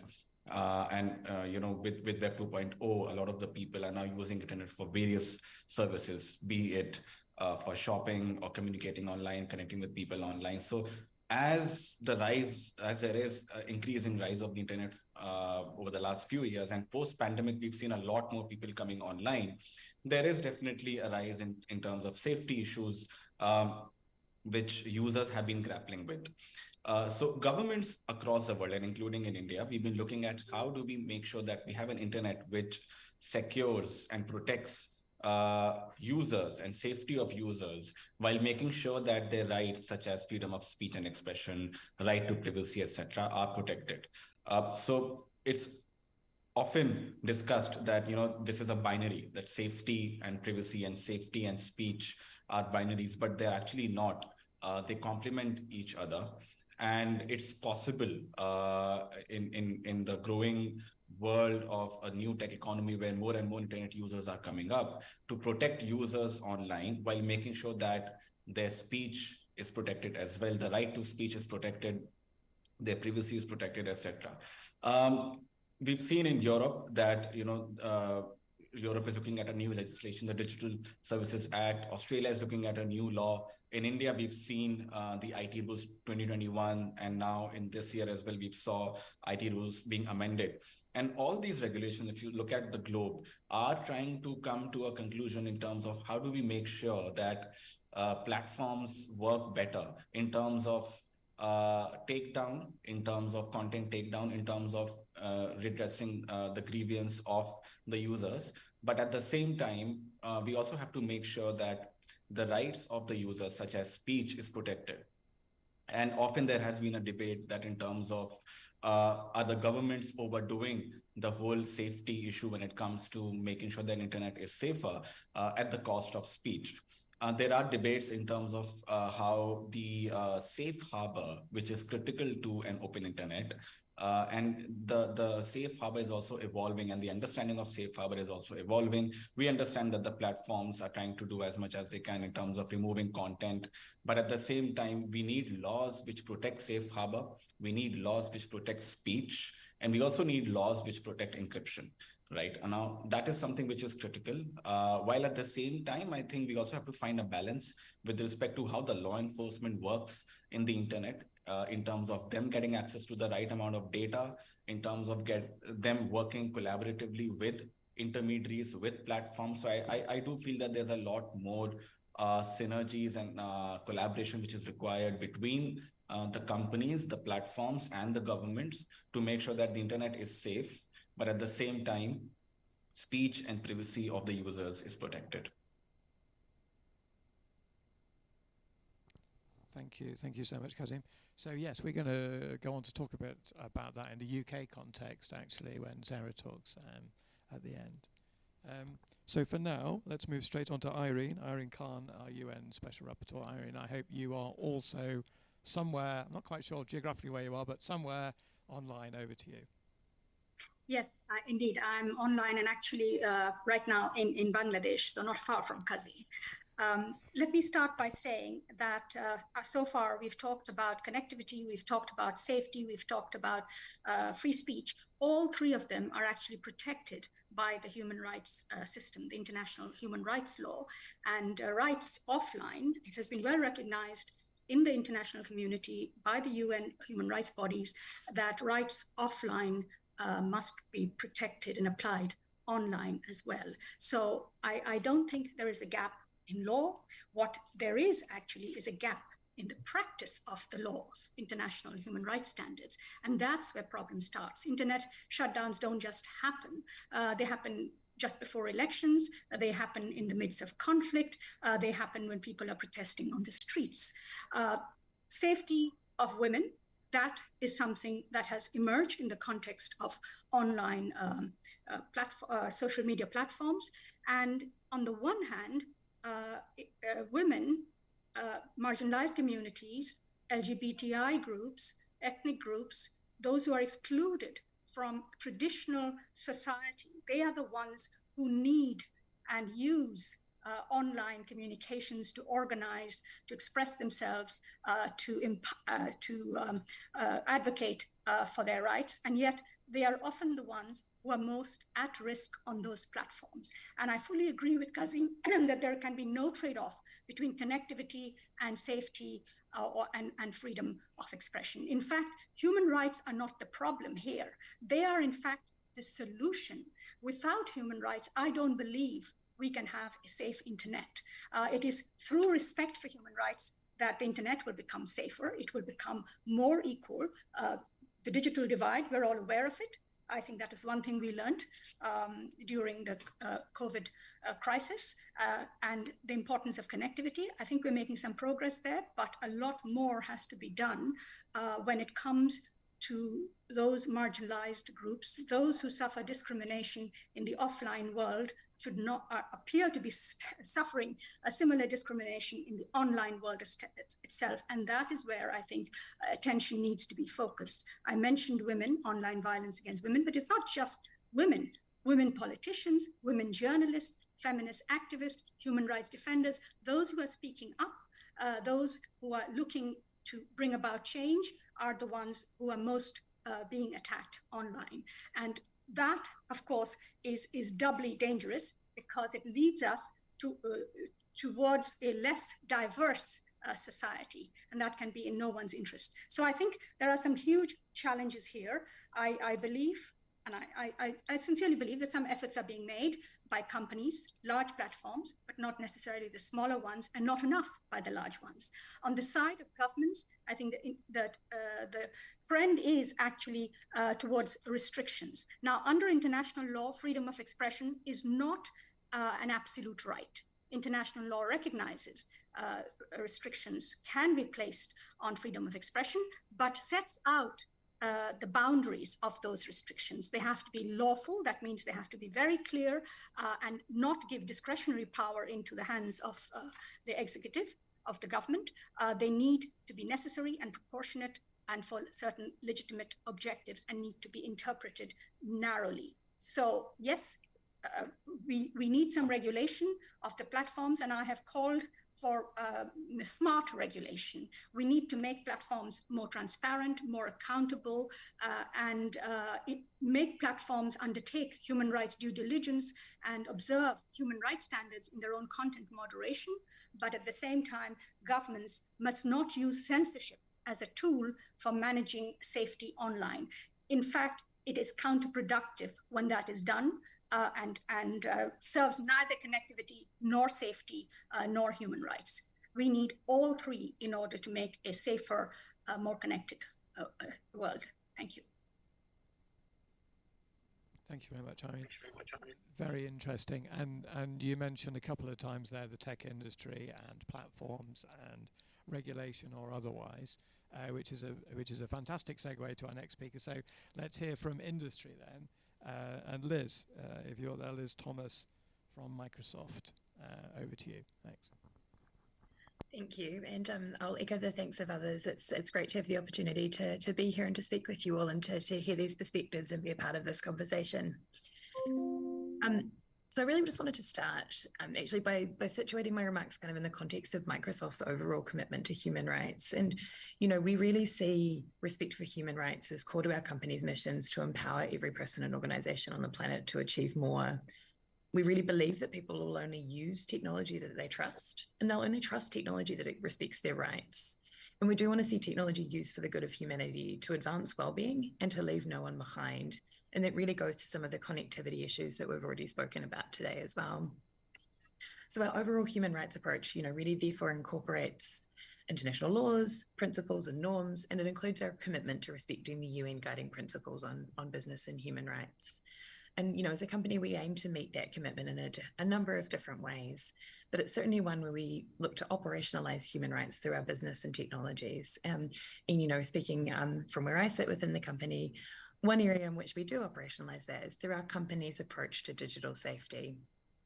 And so when we're thinking about digital safety from a Microsoft perspective, and from the perspective of a company with a really diverse range of products and services, our approach is really about striving to create safe online spaces, while we're also upholding other important values. And in creating safe online spaces, we are also enabling people to enjoy and to freely exercise their rights. So including through that importance of association, the ability to express their views and access information. And when we're talking about preventing criminal conduct and content online, it's also really about respecting the dignity and other important rights of victims and survivors. And so there are four interconnected pillars in our approach to safety, and human rights actually shows up in all of these in different ways. And I'll just touch on each of these briefly. So the first of these is platform architecture. And this is really how we think about design and building and operating our services with safety in mind, including thinking about business models. And so this includes our overall corporate commitment to human rights, which I've already referenced, but also our commitment to really thinking about how we build safety by design into our products and services and really understanding where risks may arise to our users. The second place, and I think it's a reasonably obvious one, where this shows up is the pillar of content moderation. And that's really in the way that we set and enforce our code of conduct and other important standards for use of Microsoft services. And human rights are obviously a really key consideration in the development of our content policies, but they're a yardstick for us in really thinking about the safety interventions that we use on our services and how we deploy those. We have a range of important considerations to weigh up and balance to really ensure that these measures are necessary and proportionate.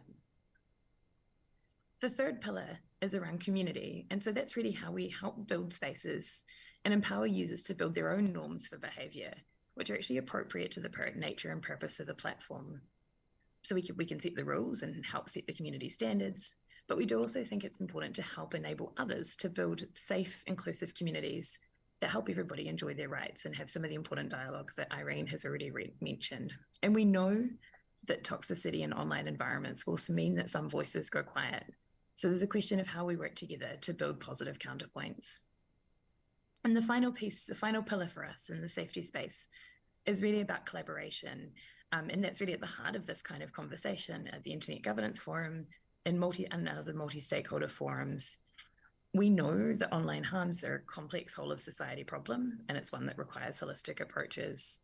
And we know that we have to approach these challenges in a multi-stakeholder way and to make the most of different perspectives and different expertise.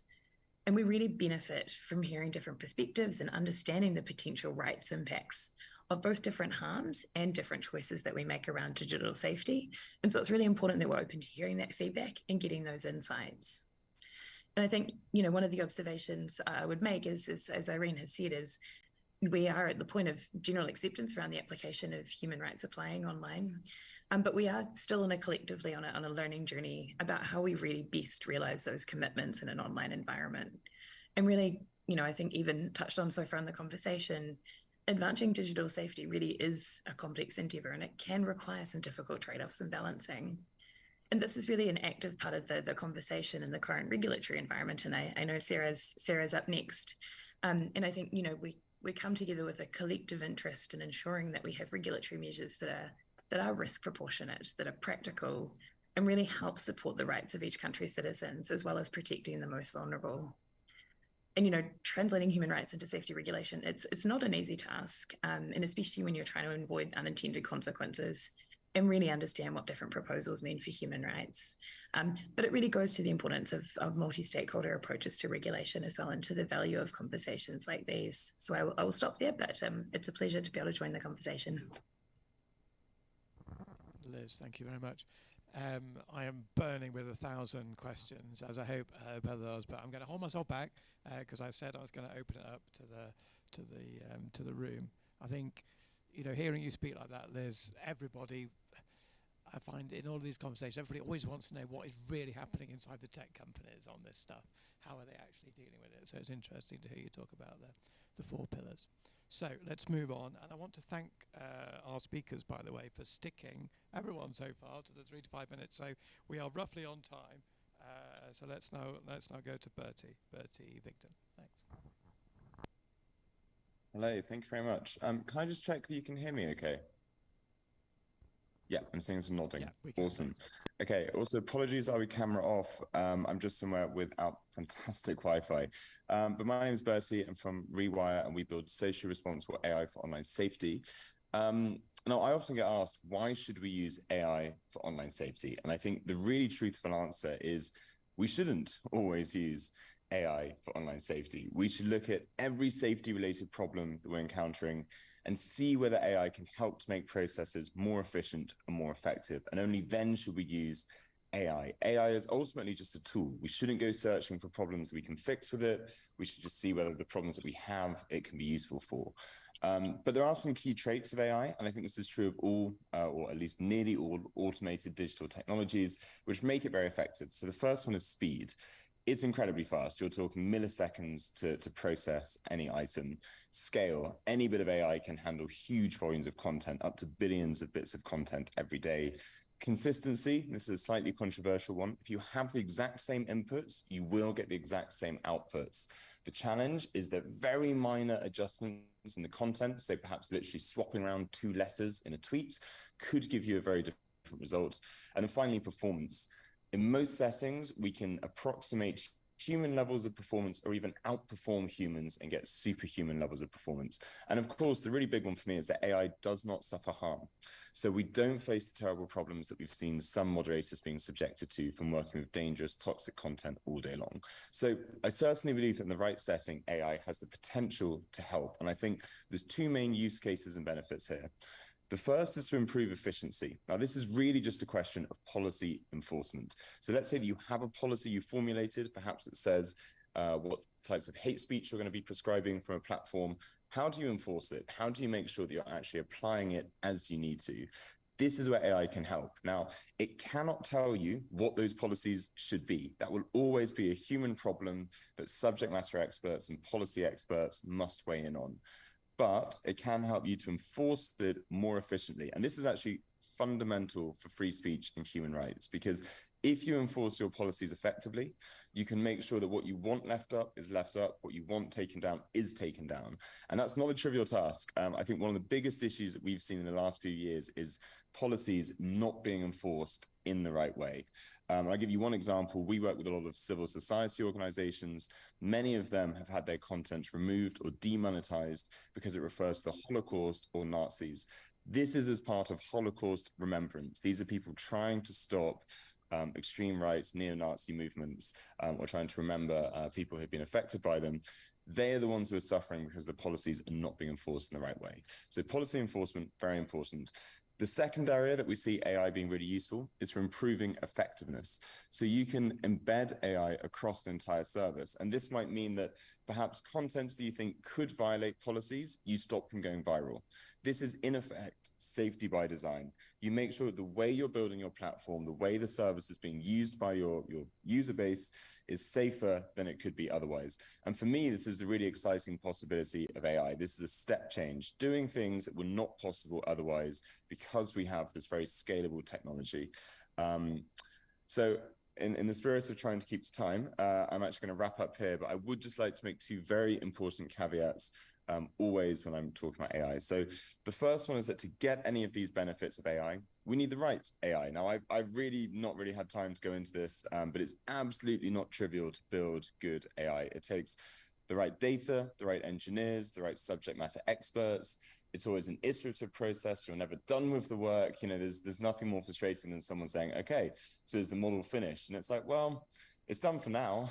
Next month, when you get some new challenges and some new problems, we're definitely going to have to rethink and update the AI as we go. The second one is that using AI is a big decision and a big responsibility. There's a lot of serious ethical, social, representation-based and privacy-related issues to work through, some of which we've already heard about today. And if we don't engage with those really seriously, we risk very dangerous AI and AI that ultimately really puts people off and creates a lot of problems as well. So thank you very much, and looking forward to the panel. Thank you, Bertie. Very interesting again. Really interesting actually to hear you talk at the end there about the sort of iterative process of AI. I think normal sort of person on the street often thinks of AI as this sort of mysterious, magical thing.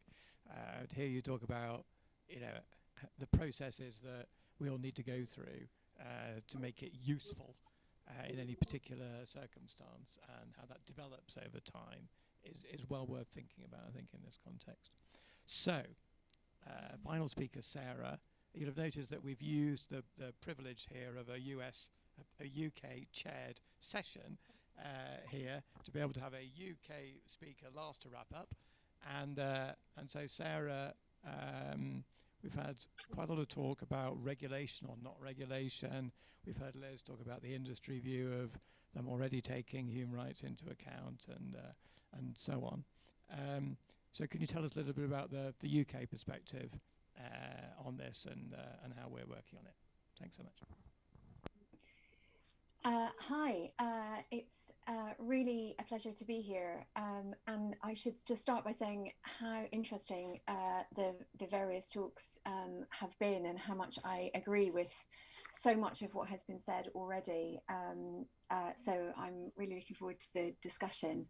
But Paul, as you say, I'm here to talk a little bit about the UK's approach to online safety, and I'm sorry that I can't join you in person. I had hoped to be. I'm very jealous, Paul, that you'll manage to get out to what I know will be a fantastic event. But the reason I can't join you in person is because appropriately, my team and I have been busy here in London working with ministers on our online safety bill, which starts its progress after a slight delay through Parliament again on Monday. So there's been quite a lot of work over the last few weeks and this week as we gear up to do that. Over recent years, I think it's reasonable to say that there's been general recognition of the importance of developing online safety regulation, and many of you on the panel have made that point well, I think. There is this need to balance what we know is harmful online and what we know can be some quite difficult content, with maintaining freedom of expression and freedom of privacy. So things from, the live streaming of things like the Christchurch terrorist attacks in 2019, the pervasiveness of child abuse material, tragic incidents of child suicide following the availability of pro-suicide content. It's really clear, certainly from a UK perspective, that government action has been long overdue. And I do find it really encouraging that this realisation isn't just in the UK, but I think, as Kazim mentioned, we have the EU Digital Services Act, we have the Australia's Online Safety Act, to developing legislation around the world. And one of the things that I'm really keen that we do is keep having conversations between us about what that legislation looks like, so that we're really learning from each other as we go.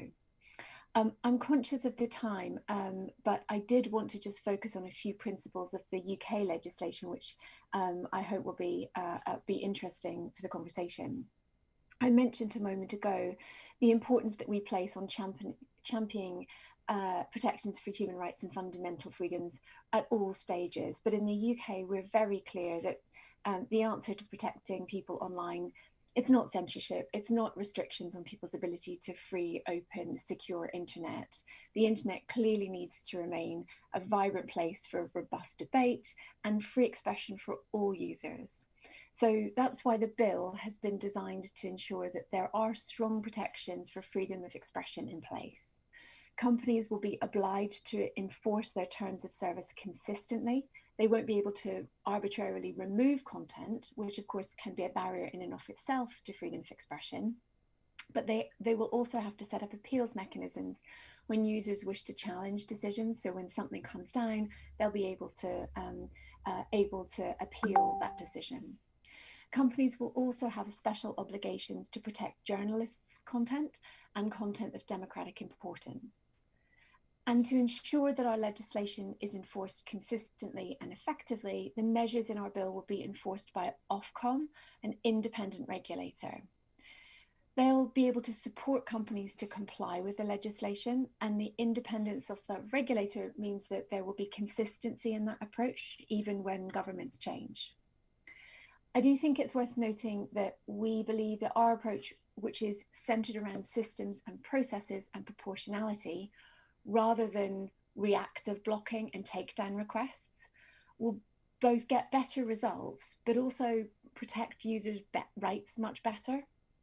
The legislation is well targeted, it's focused, and then the independent regulator provides guidance as to how to companies as to how they can comply with those safety duties. So although our regulator will be able to issue fines and block access to certain websites in the event of continued non-compliance, we're really clear that that shouldn't be taken lightly, and any measures to do that would have to have judicial oversight. We think all of the package together, the whole legislative vehicle, really underscores our commitment to creating an effective regime that properly tackles the problem of harm online, whilst reiterating the government's commitment to transparency and to freedom of expression. It really feels like, and this conference is part of it, a really exciting time to be working on online safety. And I'm pleased to be here on the panel, even if it's only virtually, with an excellent lineup. So I'm really looking forward to hearing all of the questions and answers that they will give. So thank you very much. Thank you, Sarah. Yeah, that's a great way to wrap up the panel speakers. That sort of balance there that you were talking about, right? That was very much how my sort of instinct was to frame it at the beginning. The good and the not good. How do you make sure that you don't stop the good when you try to stop the not good, right? And you have to maintain that balance. All right. So we have, how long do we have? Just under 20 minutes. Do we need to? Does someone need to go around with a microphone to be able to speak in the room? But let me turn to the room first. I think there's quite a few people here in front of me. Would anyone like to ask a question? Let me judge how many. So I've got two, I think. Right, two. All right. So let's take two from the room then, and then if there are any online. All right, so folk online, if you could possibly write down questions in the chat, And then the people here to my right will be able to see that and pick their favorite ones. So let's start in the room then. And I think I saw the lady right at the back first. And we may need to give you, I know there's a microphone roaming to you. Super, over to you. Hello, my name is Mia Kulevin. I'm the chair of the Internet Architecture Board of the IETF, the Internet Engineering Task Force. Thank you for this really interesting session and like the different perspectives. So we first talked a little bit about shutdowns and the importance of having open internet access. Then I heard a lot of multiple requests for regulation. And then we talked a lot about content moderation and these kind of things. But I have two related questions. One is, what is the kind of regulation you have in mind? Is it only about content moderation, or is there something else? And then the second question is a little bit related to that, because Sarah also talked about these problems that you see that are exposed or accelerated by the internet, these illegal actions you have there. And do you think that regulating the internet is the right tool to fight these crimes? Okay, thanks. So if I heard that properly, it was moderation and regulation of the internet. How do we do it? Is it right? Directed to Sarah, I think the second one. Okay, and then there was a gentleman in front of you. Would you still like to ask a question, sir? Yes, but I'll happily wait to let the panel answer the first question. I don't want to run out of time, so I'm going to take two, then get the panel to reply, and then I'm going to go online, Well, if that's if okay. you prefer. Yeah, thanks. If you prefer. I wanted to ask the panel about the responsibility to protect human rights. Businesses have a responsibility to respect human rights. Governments have two responsibilities. One, to respect human rights, that is not to be infringing them themselves, but also to protect human rights, which means to intervene in their own societies where the overall outcomes are ones in which human rights are not being fully vindicated in the way that they should be. Now, in the area of content sort of regulation and dealing with the harms that we've been seeing, many governments have been placing a lot of responsibilities on private sector actors to intervene and regulate content, often leading to to expectations that go far further than the government would itself be able to require if they acted directly. It's always understood that companies can go much further, and each individual company may not even consider itself as infringing on human rights because our service, well, it's one service. But the overall aggregate impact of the pressure on those companies across the market from governments that those companies should be intervening to deal with harmful material could well add up to an overall impact on the human rights within that particular environment that maybe does disclose a duty to intervene to protect against things having in aggregate gone too far the other way. So I'm asking whether the panel think that when countries that aspire to lead the world in how to regulate harmful content should be focusing on not just on specific measures to deal with that harmful content and then generalities about how to protect freedom of expression, but maybe does the duty to protect include a requirement that they should be just as attentive to the specificities that should be required in order to make sure that human rights are fully vindicated? Thank you very much. So risks of over-regulation and the specificities that you mentioned at the end there. So let me turn to the panel. I sense that some of this was directed at Sarah. The first question was partly named Sarah. So Sarah, I'm going to ask you to come in second, if that's okay, just to give you a minute's warning. Would anyone else like to come in on these things? Moderation, risk of over-intervention, need to be specific in what we are trying to regulate. Felicia, you're nodding. Would you like to come in? Over to you. Thank you so much for your question. And indeed, I think when it comes to the harms that we see online, the responsibility lies on all of us, including governments and companies.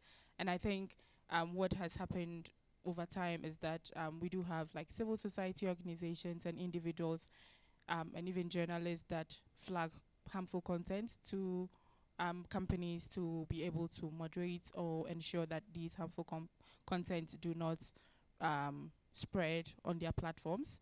And the challenges we see vary from company to company, but it's important for companies to lead because these harmful contents are on their platforms, and once you leave them there, we've seen situations where it's caused danger to people. It's a life and death matter in like Myanmar. We saw how the proliferation of hateful content and misinformation on platforms in Ethiopia over the past 2 years. And I think civil society has really been doing well in flagging this content, but then we need more from the companies to be responsible for moderating the content and ensuring that content that is harmful, bearing in mind you have to understand the context, the nuances in these places, and also follow the guidance of civil society or people that are advancing human rights to be able to moderate content. So I think it's a responsibility of all of us. We shouldn't also take advantage of the fact that there is harmful content on platforms, and so governments take the ultimate action of just shutting down those platforms. That also violates fundamental human rights, and I think most of us in this room are advocating for fundamental rights, and so such outright measures do not work, and it needs a collective effort for us to be able to address the harms online, at the same time advancing the benefits that the internet and other technologies provide. Thanks. Right, yeah, thank you very much. Let me just check if any of the other panel want to come in on this. I can't see you necessarily, you might be seen on screen. No, okay, then Irene. Yeah, Irene, yes. Please, thanks. Yes, I wanted to intervene because I think it's very, very dangerous to focus too much on regulating content. I was arguing for regulation of process, the due diligence of companies, the clarity of their policies, their own transparency, remedies for users and so on, and not intervene. The state should ensure companies behave properly in that sense, but should not intervene too much with content that is lawful but harmful. That's a very, very slippery slope. There is content that is unlawful, and what is unlawful in the offline world, in most countries, what is a crime in most countries around the world, should be unlawful online.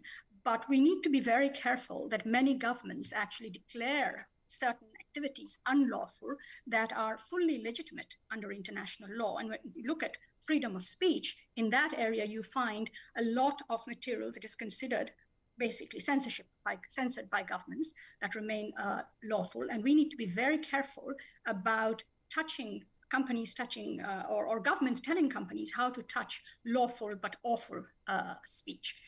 That is where the risk is, because if you look at truth and false, fake news laws, there's been a proliferation of fake news laws in recent years.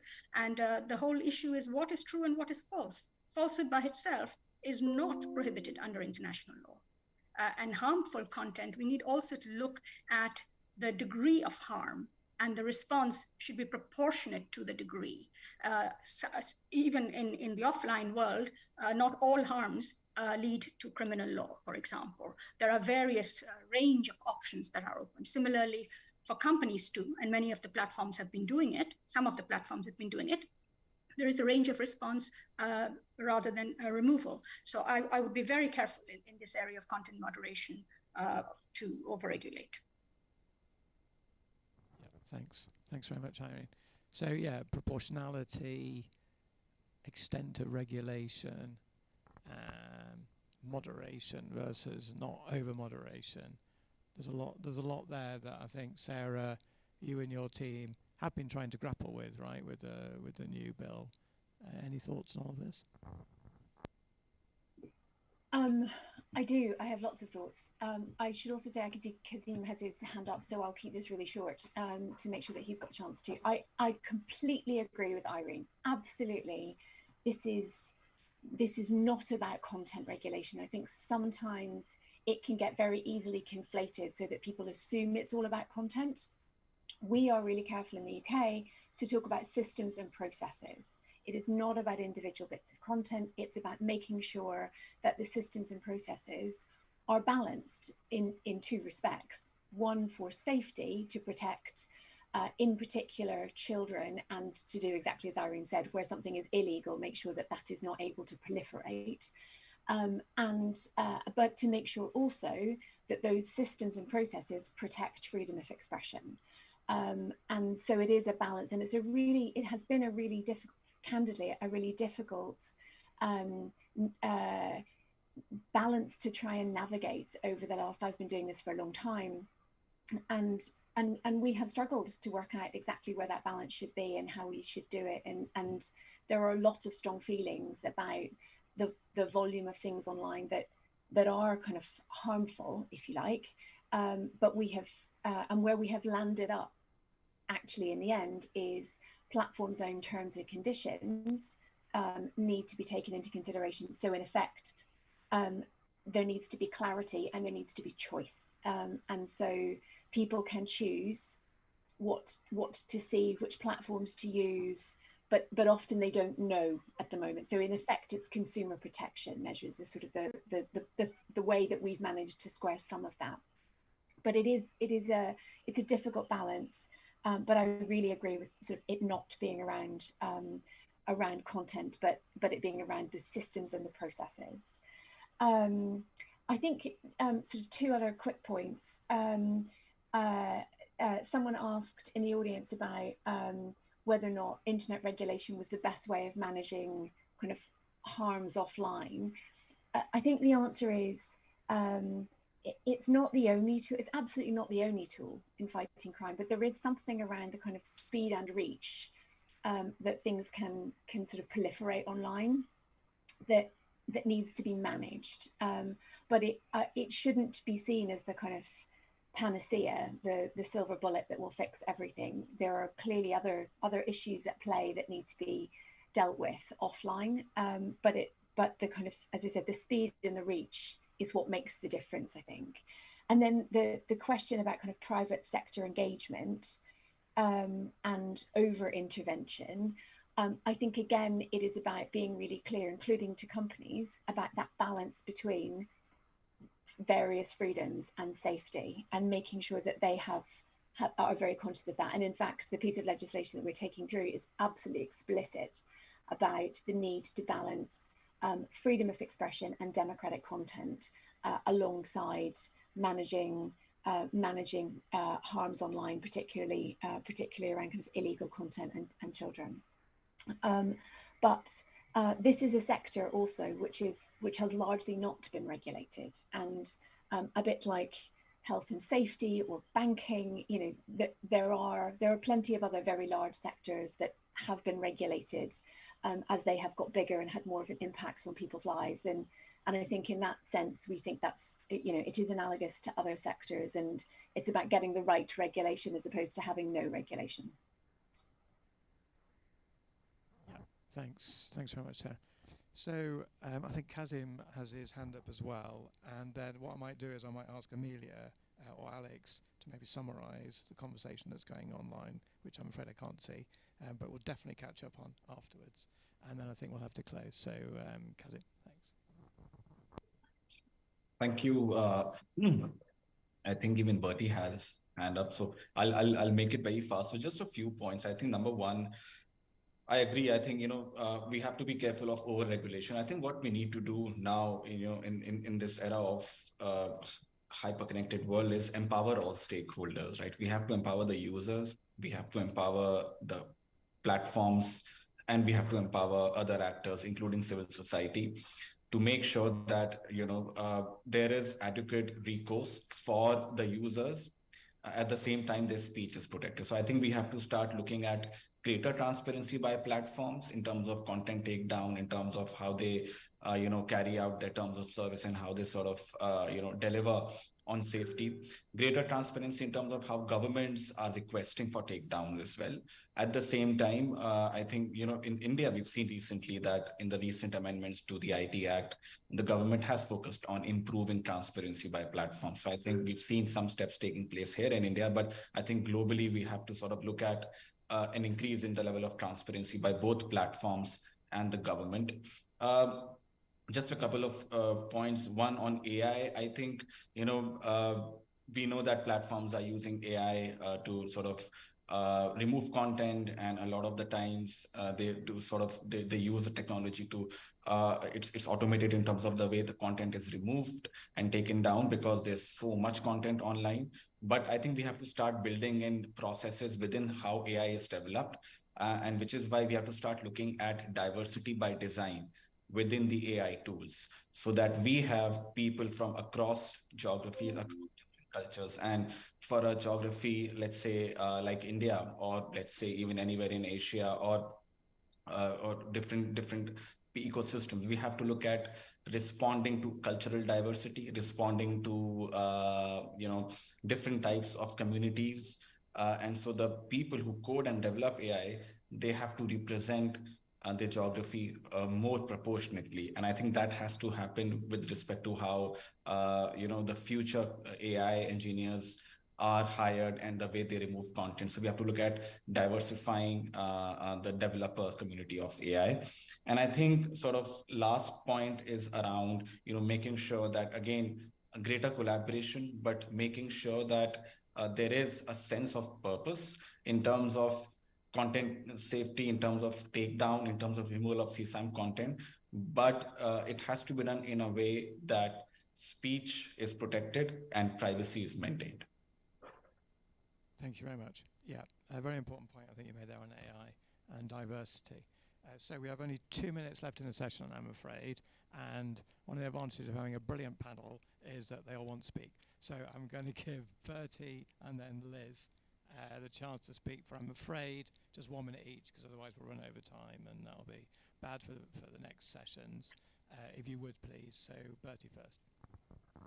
Okay, great. I just wanted to say something about proportionality, and I 100% agree with what we've heard. But I think if you look at things like the advertising sector, which is tracking user engagement in a very granular way, if you look at what's happened with enforcing copyright law, which anyone who's uploaded a video to YouTube will know is very proactive and very fast, we do have the technology there fundamentally to do what's needed for trust and safety. So I think properly incentivized, it's amazing what can be done and the tech that we can see being created. So completely agree, we need to be proportional, need to be aware of the market effects, but we aren't starting from scratch. And so we really could see huge improvements in the use of technology for online safety. Thank you. Thank you, Bertie. And I'll take the privilege of holding the mic last to really just say there has been so much from this that you could take in different directions. But I think the point I'd close on maybe is coming back to the question around kind of the role of regulatory measures versus other measures in the space. And I think it comes back to the multi-stakeholder piece and the reflection that, on this panel and elsewhere in the IGF, we have the private sector, we have governments, we have civil society, and actually across those sectors with a whole different bunch of different roles and responsibilities and expertise, we have a suite of options that are open to us to address these harms both online and offline. And so really remembering the importance of holistic approaches and effective proportionate regulatory measures absolutely have a role to play in that. But I think also really taking to heart the offline piece here as well, and these harms don't exist in a vacuum. Thank you very much, Liz. Okay, so I think we're going to have to close it there. I knew the whole time that we were going to run out of time with this because it's a fascinating discussion, and just as I think it was Bertie was saying that AI develops over time, I'm sure this conversation is also going to develop over time. So thank you to all our fantastic panelists for their different perspectives on this issue.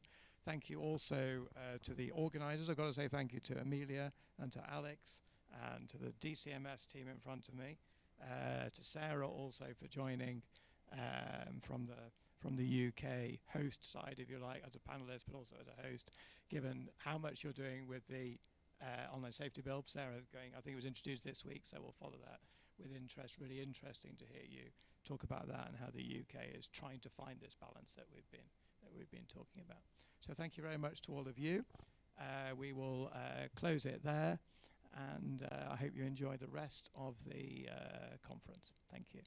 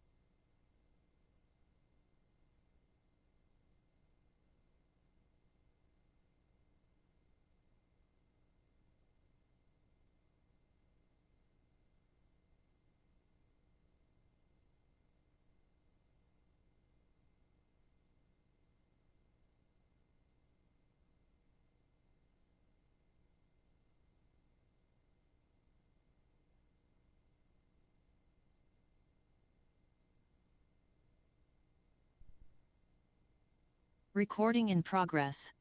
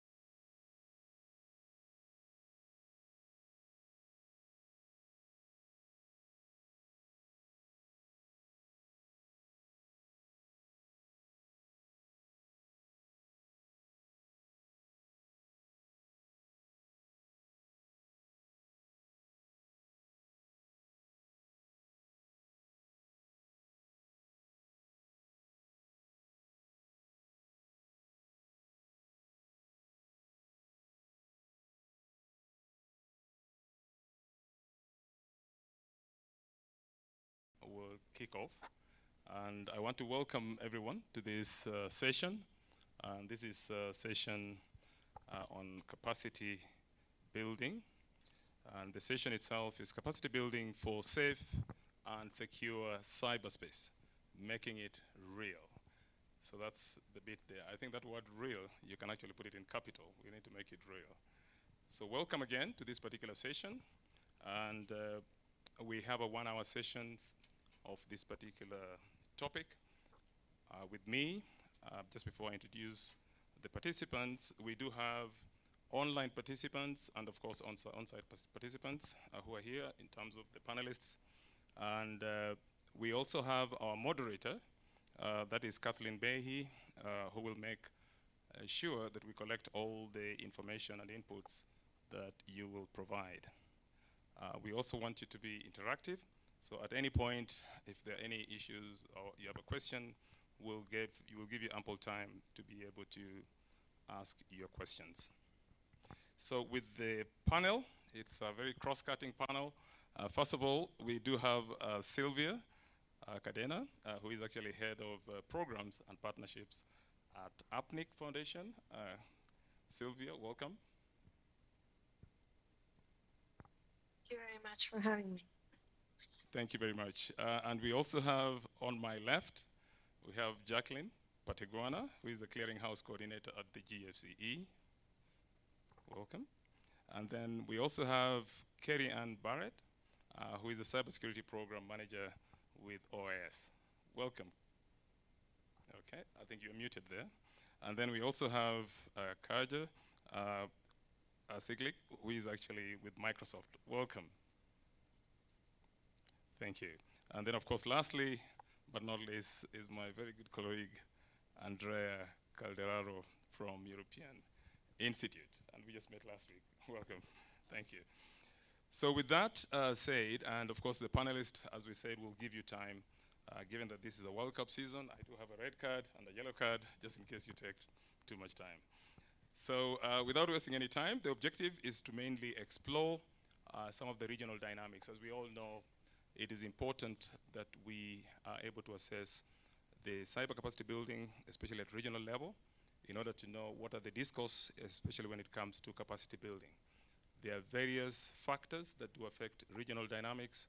We know countries do have different issues, regions do have different issues, and it's important for us to understand what culminates to those issues and how we can be able to resolve that. So if you look at the speakers, they come from across the globe. They've got various experiences and varied experiences from working with them in some specific areas. I'm sure you'll all benefit from their intellectual input. And the plan for the panel, and as I said earlier, is to be very, very interactive, and hopefully we should be able to cover this in good time.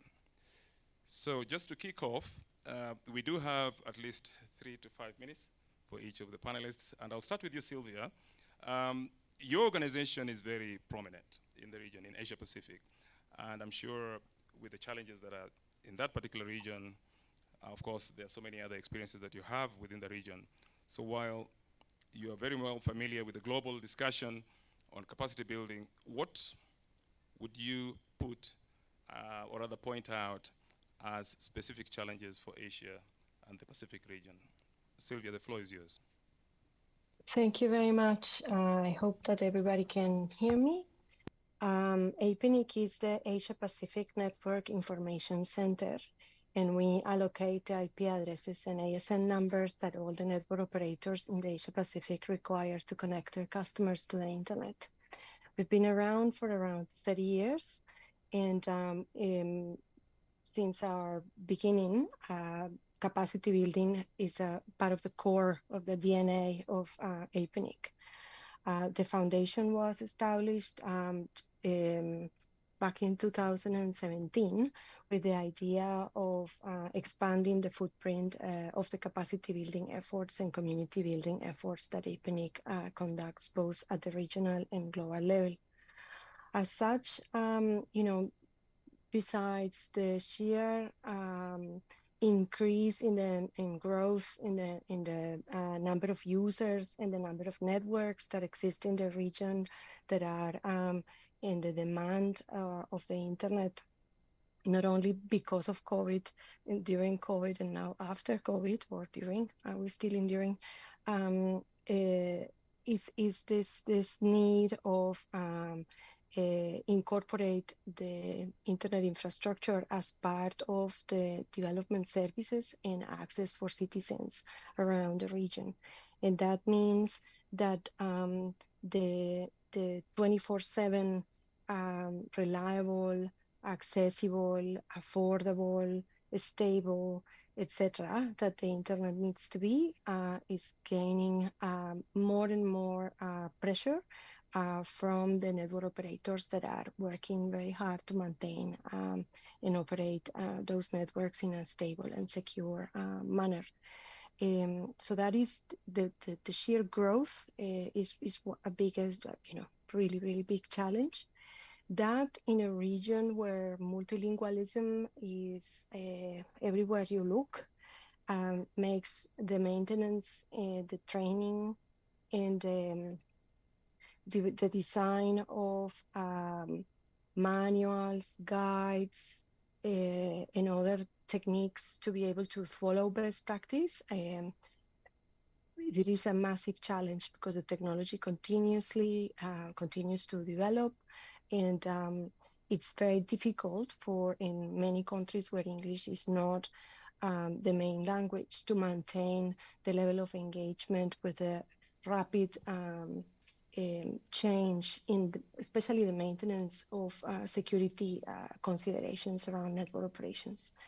And then thirdly, I think that probably one of the things that has changed very dramatically in the last few years, and maybe my colleagues in other regions could share a little bit of their experience, is that the reliance in terms of livelihoods and the delivery of government services, especially during the pandemic, has also meant that something that was very useful and very important, especially in the cities across the region, became a much more critical resource for organizations and businesses that were in more remote areas where probably the infrastructure was not up to the expectations to be able to cope with that, with the growth and the needs of the community.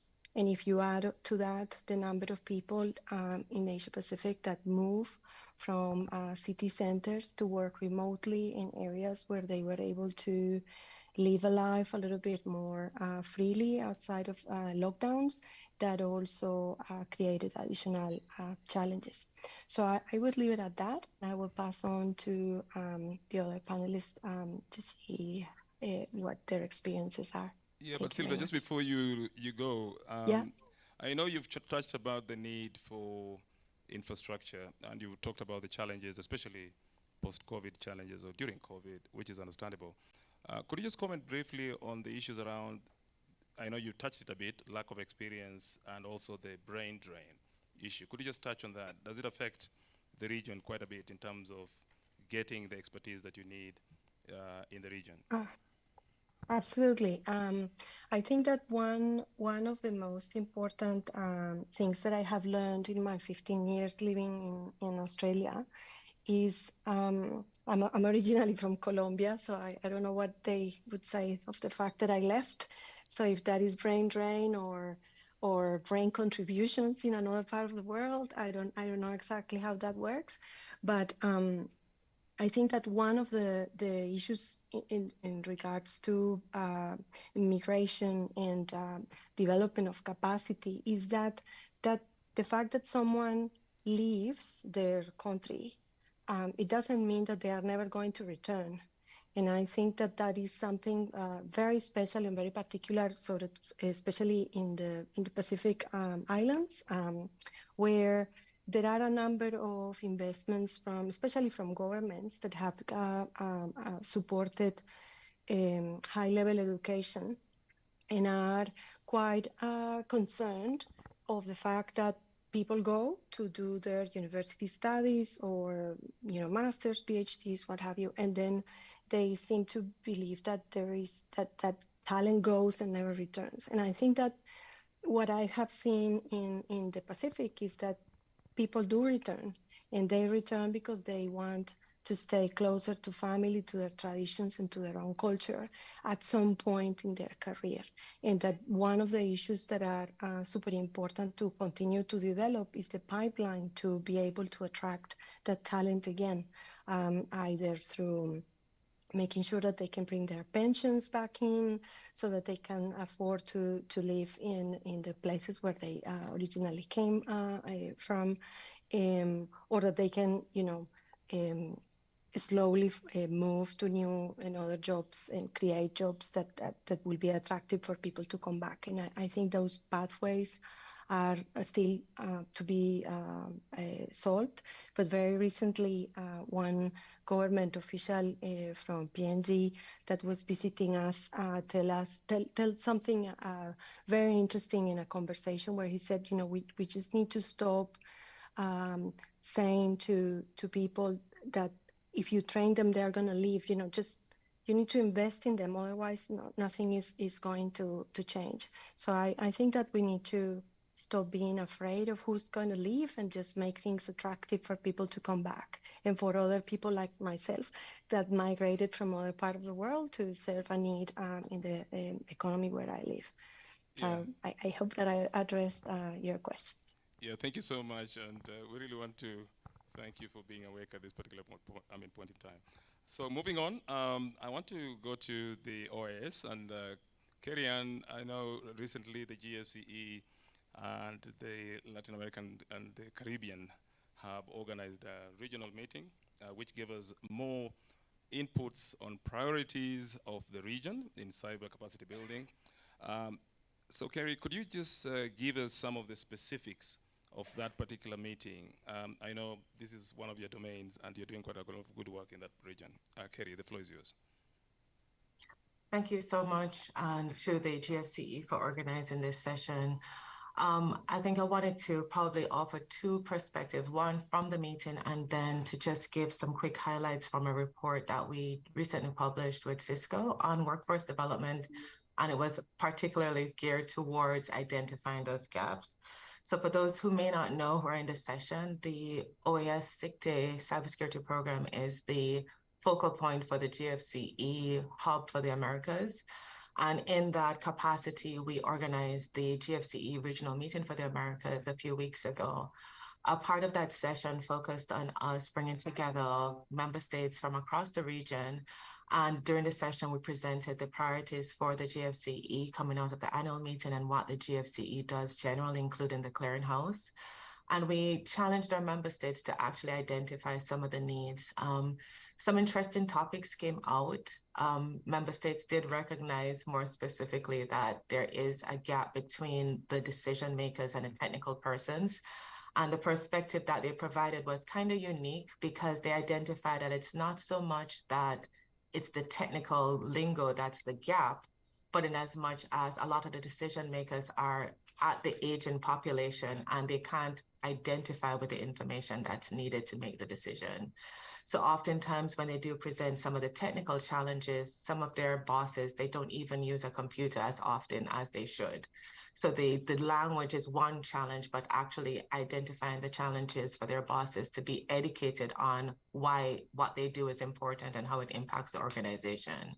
Another need that was identified during the session for our region was that there wasn't sufficient offerings on education concerning digital skills gap generally. So cybersecurity being one thing, but recognizing a lot of the degrees that came out of the universities weren't matching the skills needed for the employers when they go into the actual jobs. So more generally, capacity building came out as a very strong theme. And one of the things that we identified as the hub is that as we continue to identify the needs for the region, we're thinking to do maybe a biannual call to our member states for them to actually flag the growing needs, because while this year the challenges might be the need for certain digital skills, we recognize that as we work with the GFCE, the goal would be to continually have a rolling list of needs as they evolve.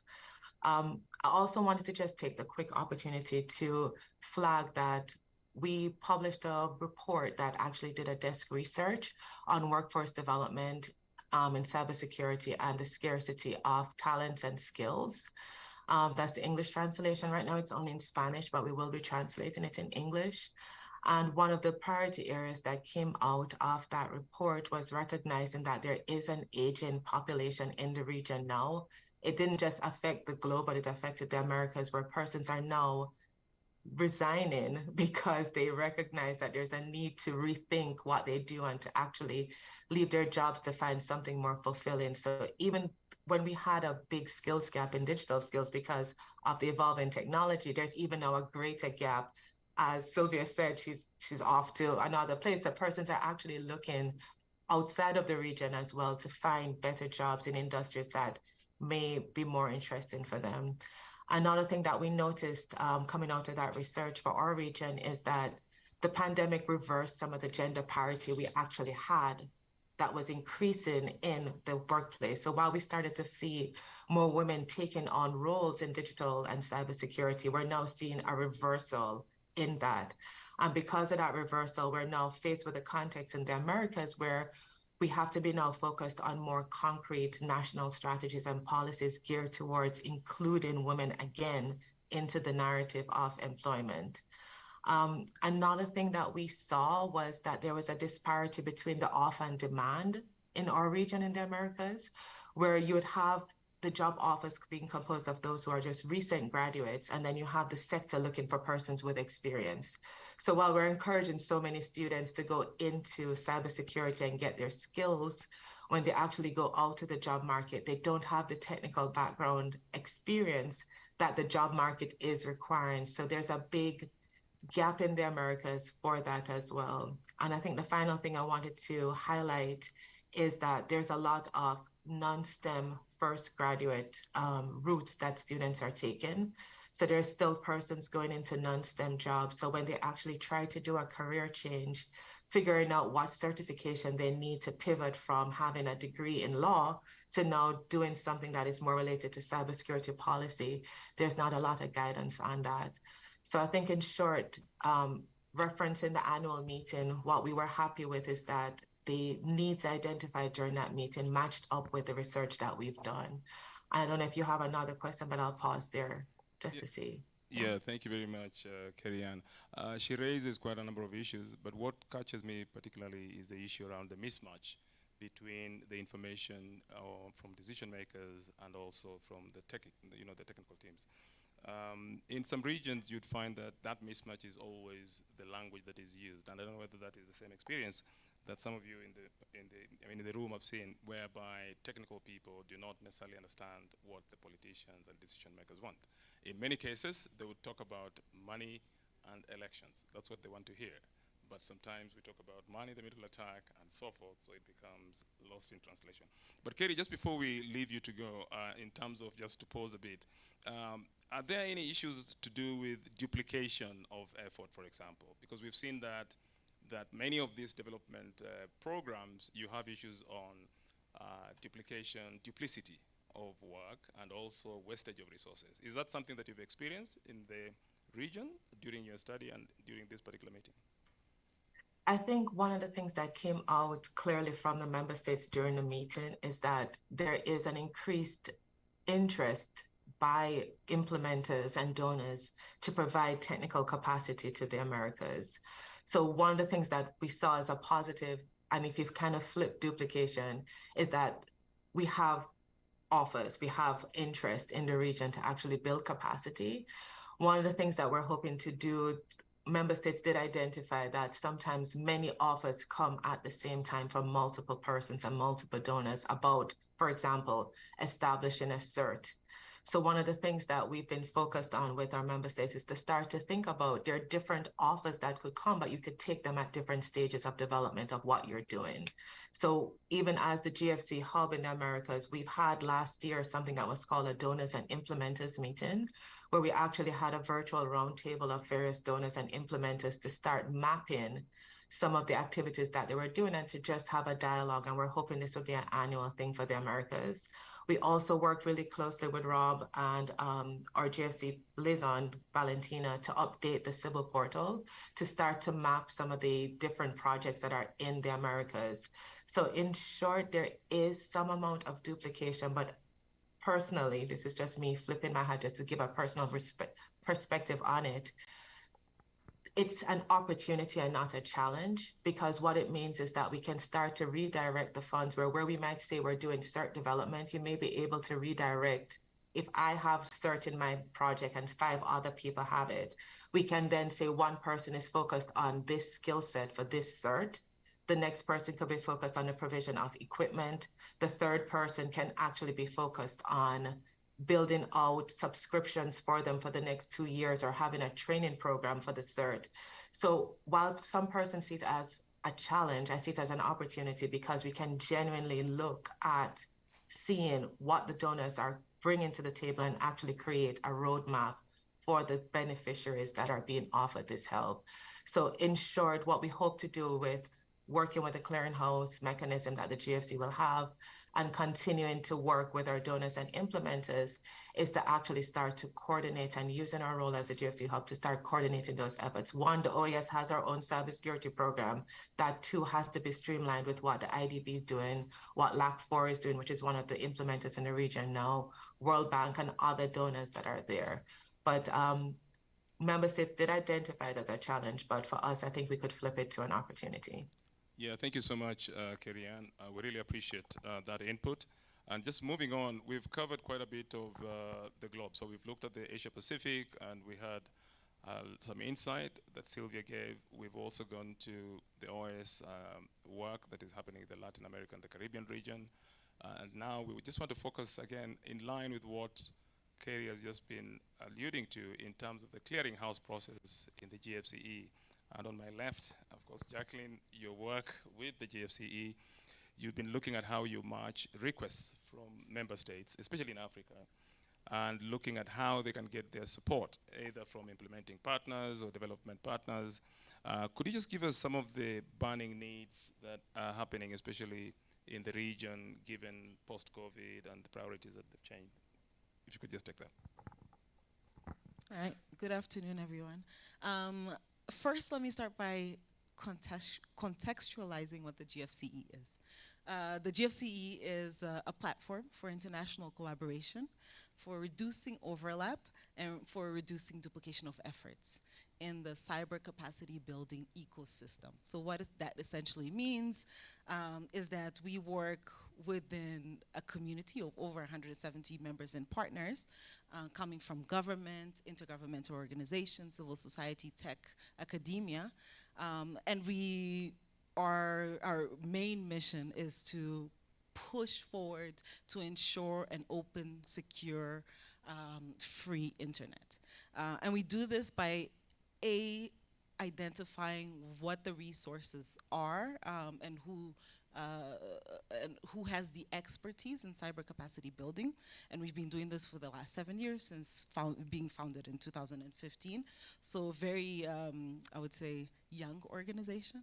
But for the last 7 years, we have been working on the supply side of CCP, which is, like I said, mapping who's who, what they're doing, and ensuring that those that are doing and are playing in this field are communicating with each other and are not duplicating efforts so that we can advance the agenda, right, of making cyber resilience a reality for the globe. As a clearinghouse, this is one of the 3 tools that we have within the GFCE. So the mapping is within Civil Portal, which I think Kerry-Ann referred to, and which Kerry-Ann referred to. You can see there in Civil Portal over 800 projects and over 750 resources. And resources, we're talking about frameworks, we're talking about best practices, we're talking about reports on projects. So if you want to be able to pinpoint what is going on, today you have an open resource, this is a Civil Portal, that is constantly updated by the members of the GFC community and others. And then we have the clearinghouse, which is the tool that I am sitting with and I'm responsible for. The clearinghouse is a mechanism that allows for GFCE members to request support in terms of resources or expertise or knowledge from other GFCE members and partners.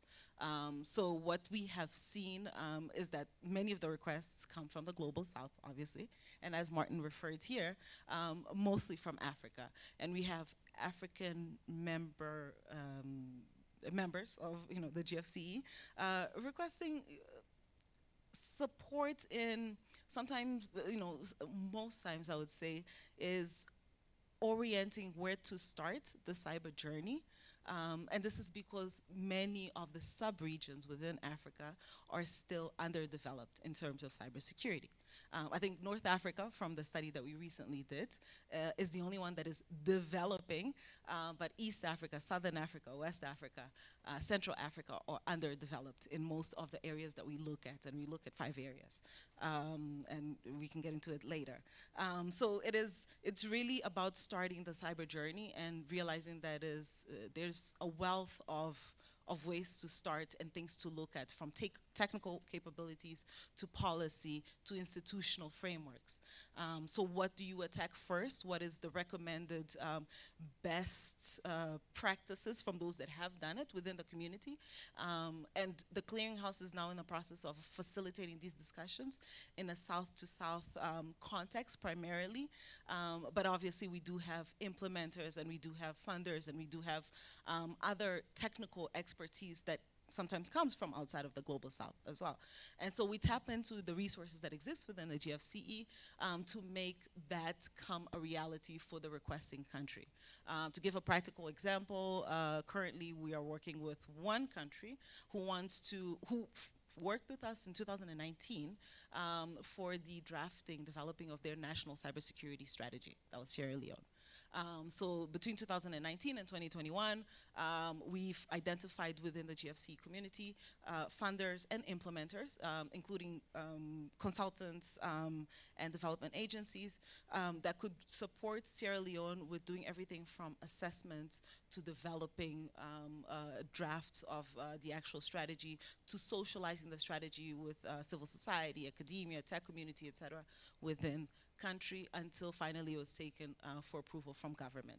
Today, Sierra Leone is back with the clearinghouse, and we're working on the implementation of some of the key items of the strategy, including implementation of the CERT, but then also developing cybercrime capabilities and public outreach for society. They already have the legal framework for cybercrime, but now it is a question of informing society, what is cybercrime? Why is this important? Why is it relevant? What is within the scope of this instrument, the act? But then also creating capabilities within police and then judiciary to be able to tackle and this rising issue that they're having. So I'll stop there. Yeah, thanks so much for that insight. And I think for those of you who are wondering, the sort of the CBIL portal, it's a quite an elaborate portal. It's got quite a lot of details there. You've got roughly about 13,000 unique users. You've got roughly about 820 projects that have been listed out there, and roughly about 297 tools and other information that you can gather from that CBIL portal. So I've actually seen that. But just before you relax a little bit, I just wanted to find out, in the clearinghouse, I know you've been there not for more than a year, but I think you're getting there. So the point is that in the clearinghouse, are you seeing more of the requests from specific aspects in terms of whether is it the certs that are being asked for, or is it just capacity building per se, or is it strategies? What's the sort of like the areas that you're seeing most countries asking for? Okay, so I think within the clearinghouse, because the needs have to be very clearly specified so that we know how to best address, and we can be concise in developing projects and mobilizing resources and expertise. We see, like I said, it is really beginning of the journey of a cyber capacity building. So usually countries are looking to define what their objectives are and what the roadmap is going to be for the next few years. And part of that process, I want to say that while a strategy may be the deliverable that is given within so many months, part of the issue that we're hearing, and especially from the community that we have created within Africa, is that there is a need to sensitize and to get political endorsement for cyber. So yes, you may have a department within a ministry that's responsible for it, but it's not clearly defined, what they're going to do, what the resources that they have are, and then what are the deliverables that they have to give on an annual basis. And so when those same experts or the people who've been assigned to cyber come to us, they want to be able to sit down with society and stakeholders that are relevant to define what is our roadmap, where do we want to go.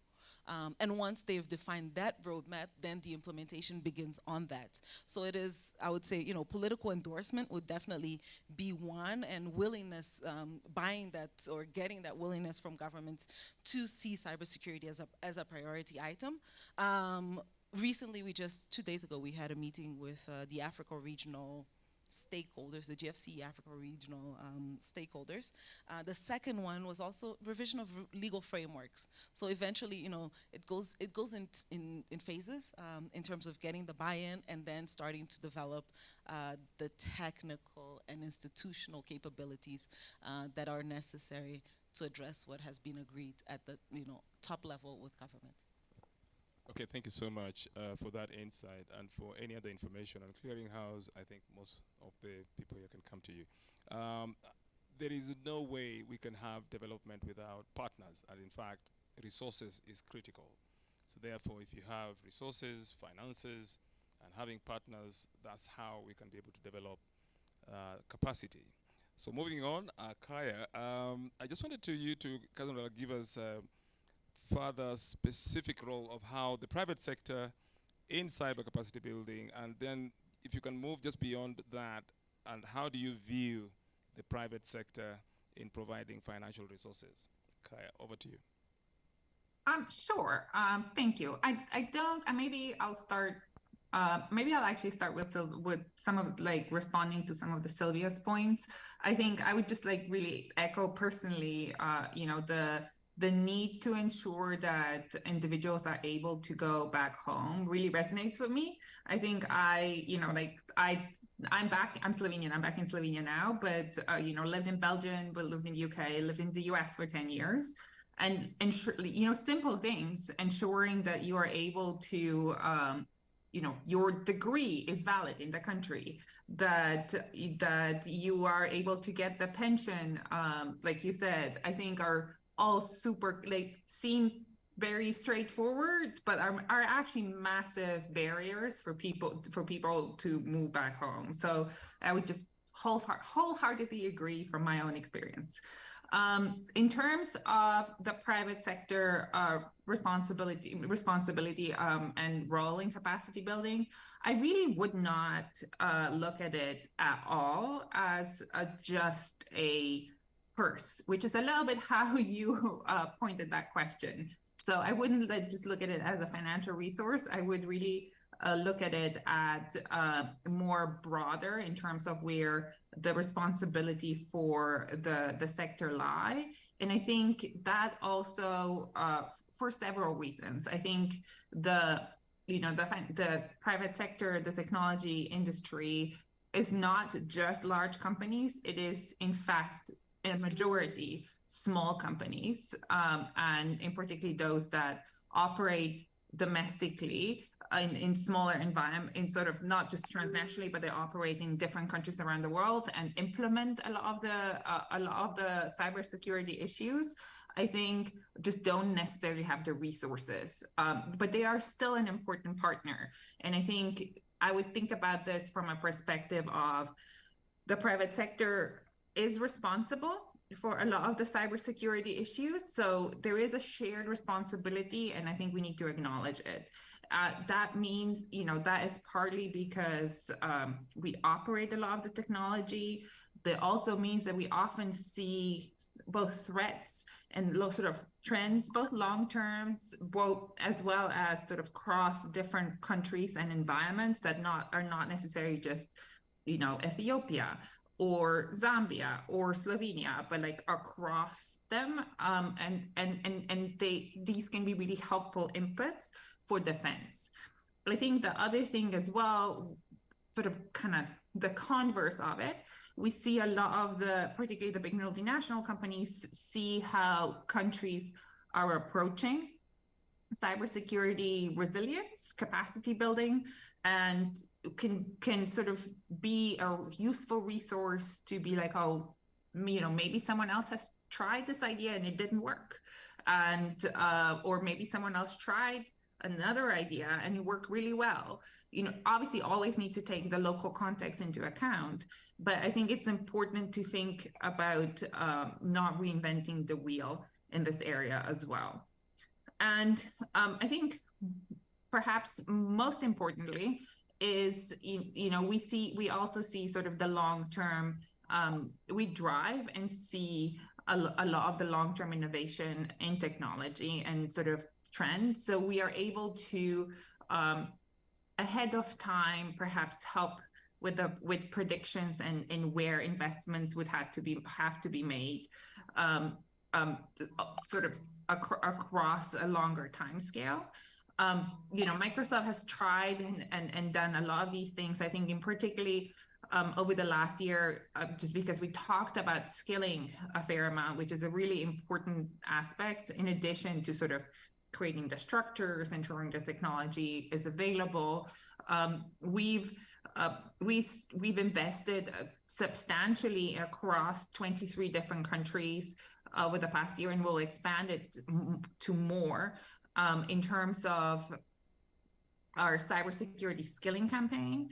And I will say it's also important, like I said earlier, it's important to think of us as a probably force multiplier is a good word, or someone that can instigate more quickly a particular process. So for instance, in the US, we worked with community colleges to sort of really with a real focus on bringing in diverse communities, whether it's communities of color, whether it's communities, whether it's women, just people from disadvantaged background overall.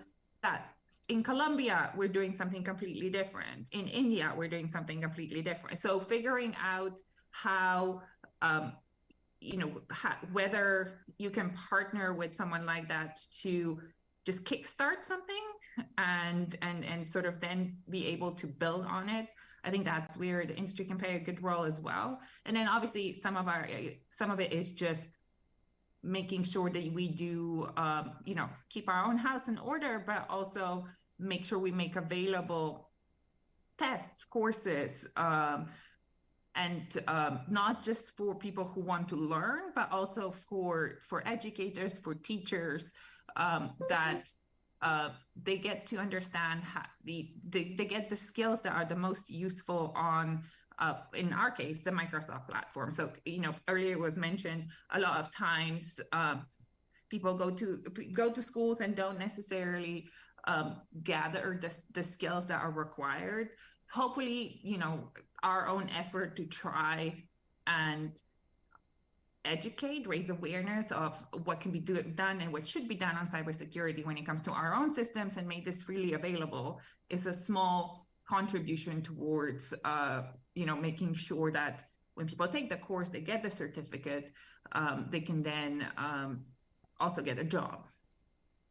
Yeah, thank you so much. I like the bit about the varied approach that Microsoft has to different countries. But just, Kaya, just before we let you go a little bit there, is it possible if you could just elaborate on the just the private sector's role beyond sales opportunity, especially when you look at the global level, especially when you have demand and supply and bigger companies taking more of the share. What's your comment on that, please? I'm not entirely sure I understand the question, to be entirely, like I think a little bit, like I said, the role is as an operator of technology, as a like effectively, effectively as the I'm not going to say the main, but because I feel like that's a lot from a Microsoft perspective, but I think, provider of services when it comes to, whether it's critical infrastructure, whether it's schools, whether it's just, conferences like this. So I think as sort of in that role, the companies need to ensure that what they're doing securely. But I hope this answers your questions, but I wasn't entirely sure about the sales angle. No, you've done very well. You actually answered it. Thank you so much. Of course, moving on from the private sector, there's also the component about the knowledge level from the university. Andrea, I know you're a university person. You've worked in capacity building. What's your take in terms of the concept of capacity building, especially from an academic of your stature?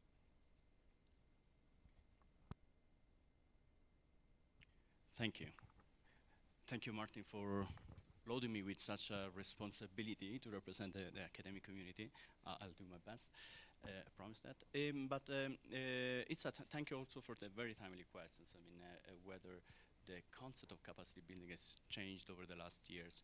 It's timely because even in these days, over the last 3 days here at the IGF, I was happy to hear many successful stories about cyber capacity building initiatives, panels that might have taken capacity building also from slightly different perspectives. And as a kind of a good way to celebrate the many achievements that we got over the last years, but as being a moment for celebration is also a moment that gives us the opportunity to reflect on what can be done even better, or what we still needs to be done. So you ask whether the concept of capacity building has changed over the last years. I actually wonder myself whether it has changed at all. And my straightforward answer is probably not, or probably not enough. Priorities has changed, rightfully. I think we're moving back to the celebration somehow. It's true that over the last years, cyber capacity building is now at the center of international cooperation agenda, something that was not the case until a few years ago. Now many a lot of support to countries, state actors to build their own, establishing a computer emergency response team, drafting national cybersecurity strategies. That happened, and in the even more recent years, we start talking, actually more than start talking, implementing kind of cyber diplomacy capacity, which is another crucial component of capacity building, empowering countries to engage in this growing international cooperation in the cyber domain. This is going pretty well, but I think this is really not enough, so we really need to go beyond that. I mean, Kaya also was mentioning, it's something that we all agree, that the protection of the cyber domain is a shared responsibility, and that's become a mantra. It's a shared responsibility between state actors, civil society, industry, but to make this real, I think this panel is called to make capacity building real, then we need kind of translate this mantra into concrete initiatives. And there are still many things that needs to be done in this direction. How to do that? Probably we need to broaden up the concept of capacity building. We need to move on beyond the state cybersecurity capacity. We need to clearly engage more with initiatives that build capacities of industry. And of course, I'm not talking about Microsoft, there's a lot of capacities, but I'm talking about the local industry that needs a lot of support in building capacity, not only their capacity now to manage the little industry, but also capacity to engage with other stakeholders. This is, in my experience, is what is often lacking. And of course, as an academic, I represent civil society, and there is a lot of capacity needs to be developed there. And I'm not talking about the capacity that we talk a lot about developing cyber hygiene norms, still very crucial, but that's not enough to empower civil society to take an active role in this multi-stakeholder approach on cybersecurity. How to do that again? Well, it's been mentioned actually, and it's been mentioned, I think Kerry mentioned that there's been identified as a gap, a knowledge gap. And being a member of academia, I strongly believe in the role of science, of knowledge production in feeding policy-making processes. And this is already happening, but this knowledge comes always, most of the times, from outside countries, contexts.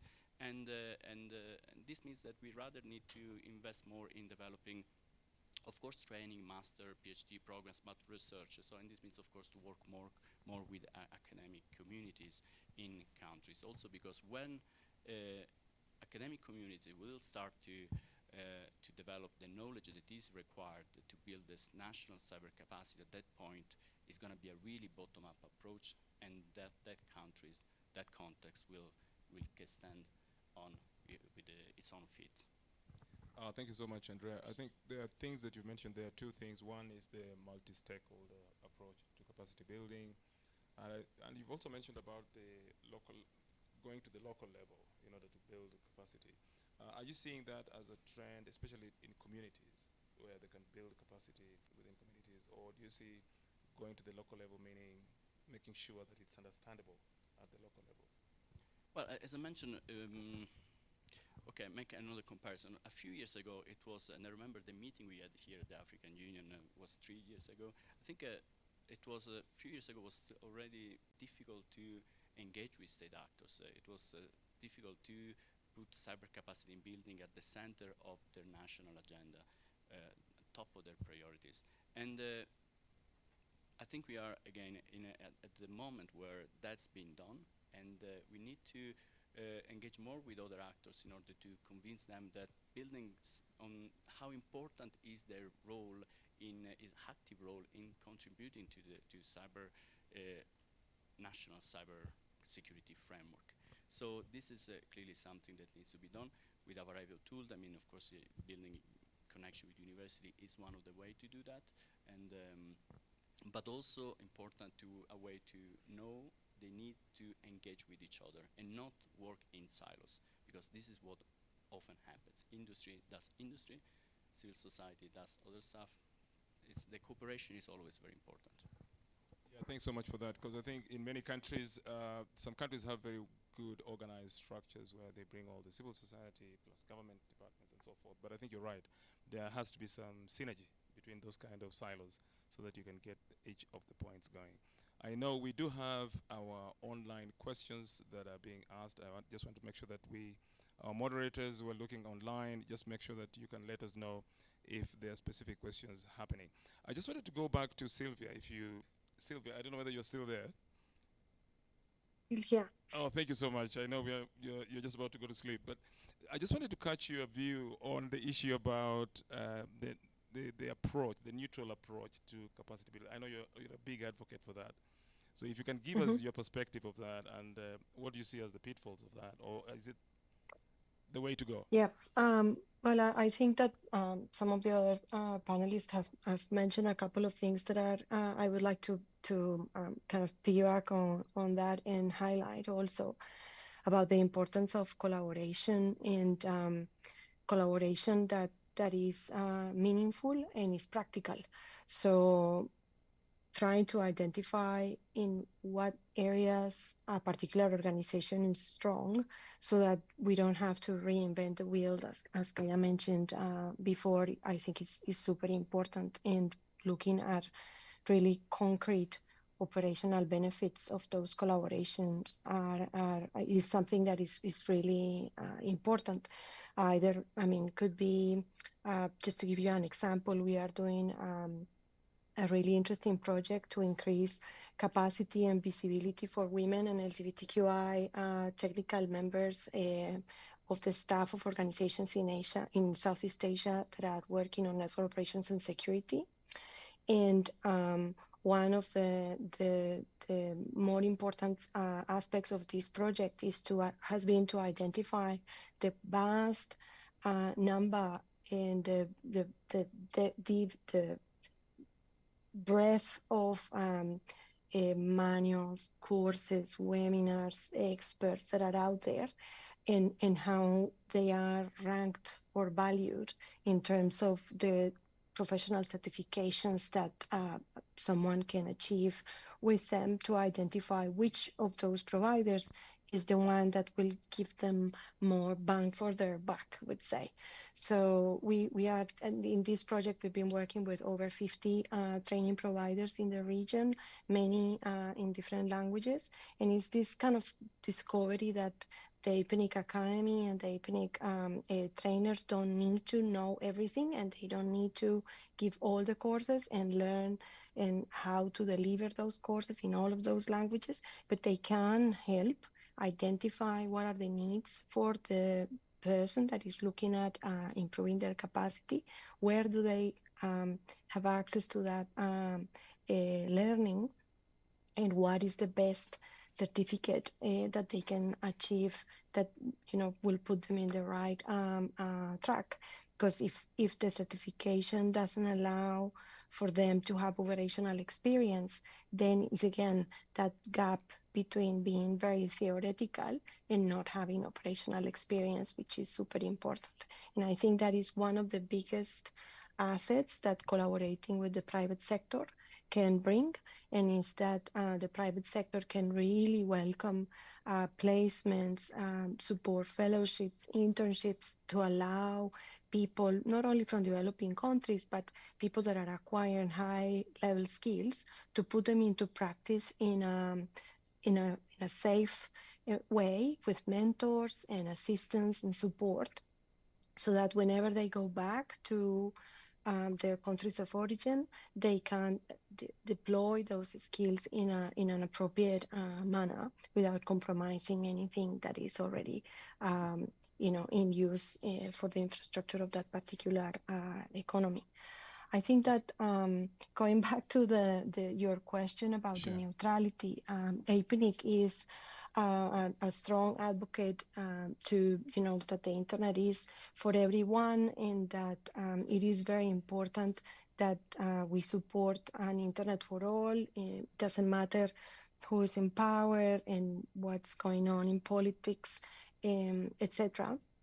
But I don't think the organizations in the region or anywhere in the world, we can't be blind to the situations that are happening around the different regions.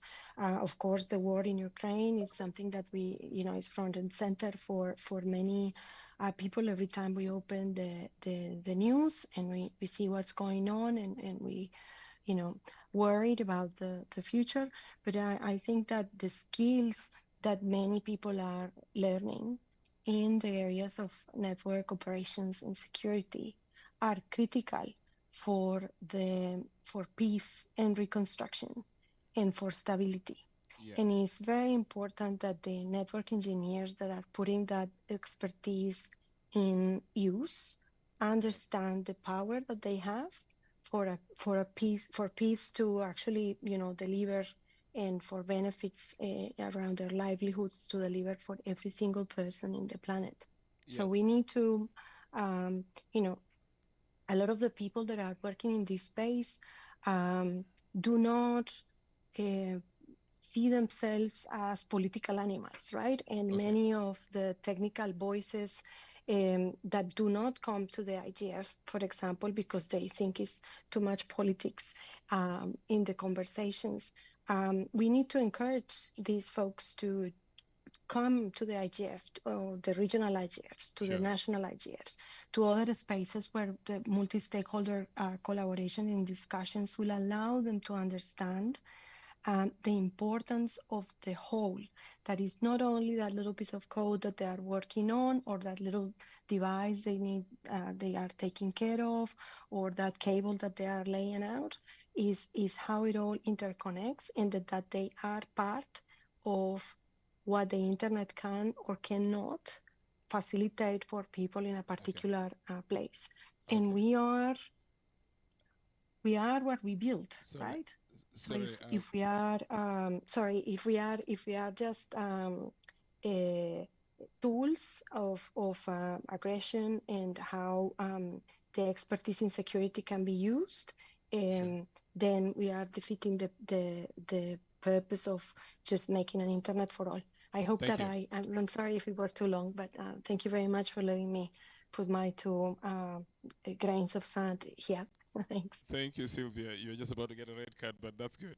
So now we've heard about the perspective from the panelists. I made sure that we have some space for time for questions. So most of the panelists have actually looked at specific issues. Sylvia has given us a lot of perspective, especially from APNIC's experiences in the Asia-Pacific region. Jacqueline gave us a perspective of the clearinghouse. Kerian, of course, gave us a very, very interesting perspective of the study that they've done, and also the Latin American, the Caribbean region in terms of the dynamics that are in that region. And of course, Kaya looked very carefully in terms of what Microsoft are doing in 23 countries and some of the aspects they're considering. And of course, Andrea looked at the academic angle of cyber capacity building, and I think the multi-stakeholder approach was given a lot of emphasis. With those few areas that we've just covered, I just wanted to leave this space here for some questions. We know that there are no questions online. I've just been informed, so if you can have the mic somewhere roving around yourself. I don't know whether you have a mic there. Okay, so we'll take a question from you. Is that all right? Oh, from, that's right, okay. There's a mic there for you, okay. Please, if you can say who you are and organization, please. Thank you.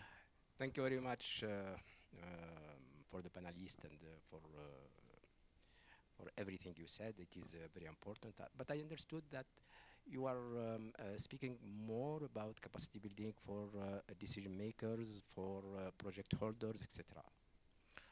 I confirm that those people need capacity building for safe cyber security, because I know a lot of them who don't care, who are even not aware of the threat. But what about capacity building at the grassroots level, especially with the new technologies?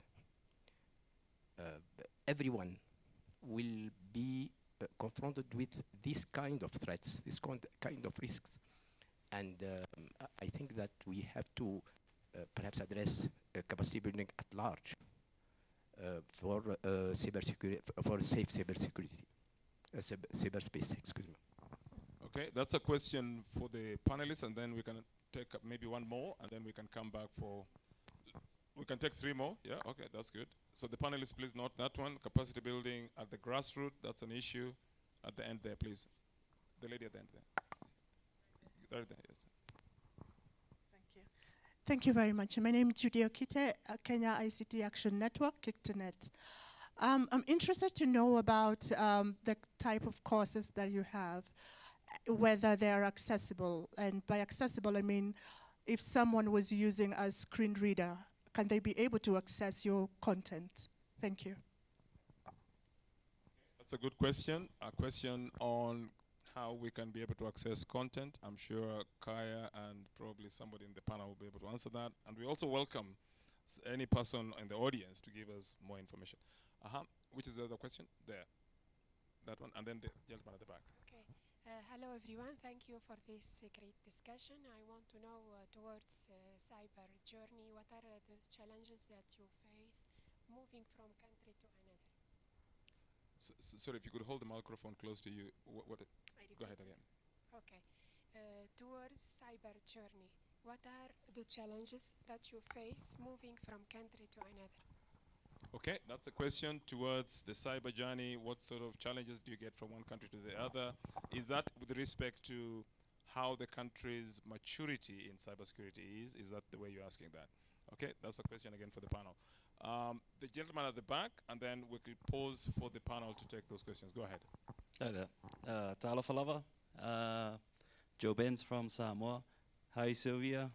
I hope the APNIC team are doing well. There's a few things I jotted down. First of all, Sylvia's presentation about brain drain. I think it's a stigma that we need to change. I myself is a successful story from the Pacific. APNIC came in. That's the first time I've heard of this term, cybersecurity. That's where my journey started. And then coming later on, I was part of the scoping mission for our government. Then we helped formulate cybersecurity strategies and enforcement of our SAMCERT, our Computer Emergency Response Team. And then now I've moved to the private sector. I've started my own business and we specialize in cybersecurity. So in terms of this stigma, I think it needs to change, and especially for our region, the Pacific, we're very proud people and we tend to go back home. So getting educated is a good thing. And there was a speaker on behalf of donors. There was, somebody said there were overlapping projects. Just a comment on that. I hope the donors that are here, GFCE, APNIC, and all the other donors, they look into the Pacific. It might be true for other regions, but we need as much funds that we can get for our little Pacific Islands. And one more thing, Kaja said something about the private businesses, private sector. Yeah, Kaya, she talked about private sector. Yes. So there's a saying that she said, instigate more quickly, and I think that's very true. That's what part of the reason why I moved to the private sector, is that our government was moving too slow, and that's part of the reason why I moved out, did my own thing. Now I'm trying to implement cybersecurity.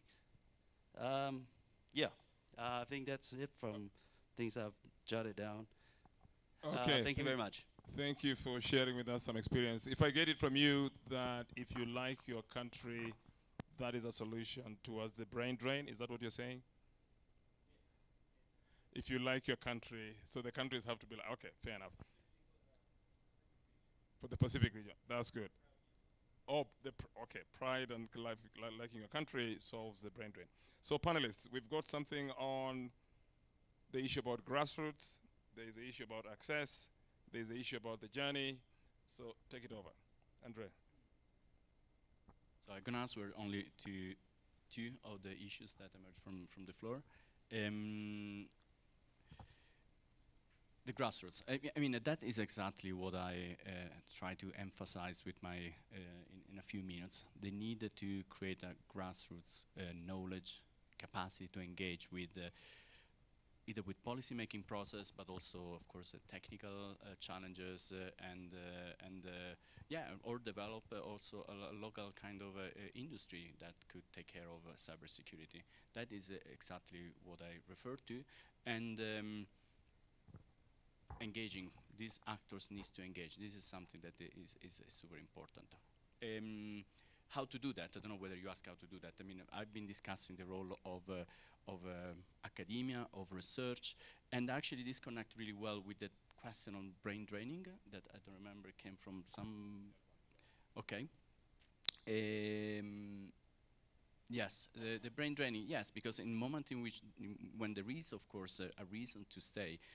I mean, Samoa, I've never been, I'm sure it's a beautiful country, but there might be also other reasons to stay, which are, of course, economically sustainable in many ways. And that is, of course, possible only if the people don't ever need to go away by creating the infrastructure that make people staying. And again, university research, etc. The brain is the home of many brains, and that's where they're supposed to stay. Thank you very much, Andrea, for that.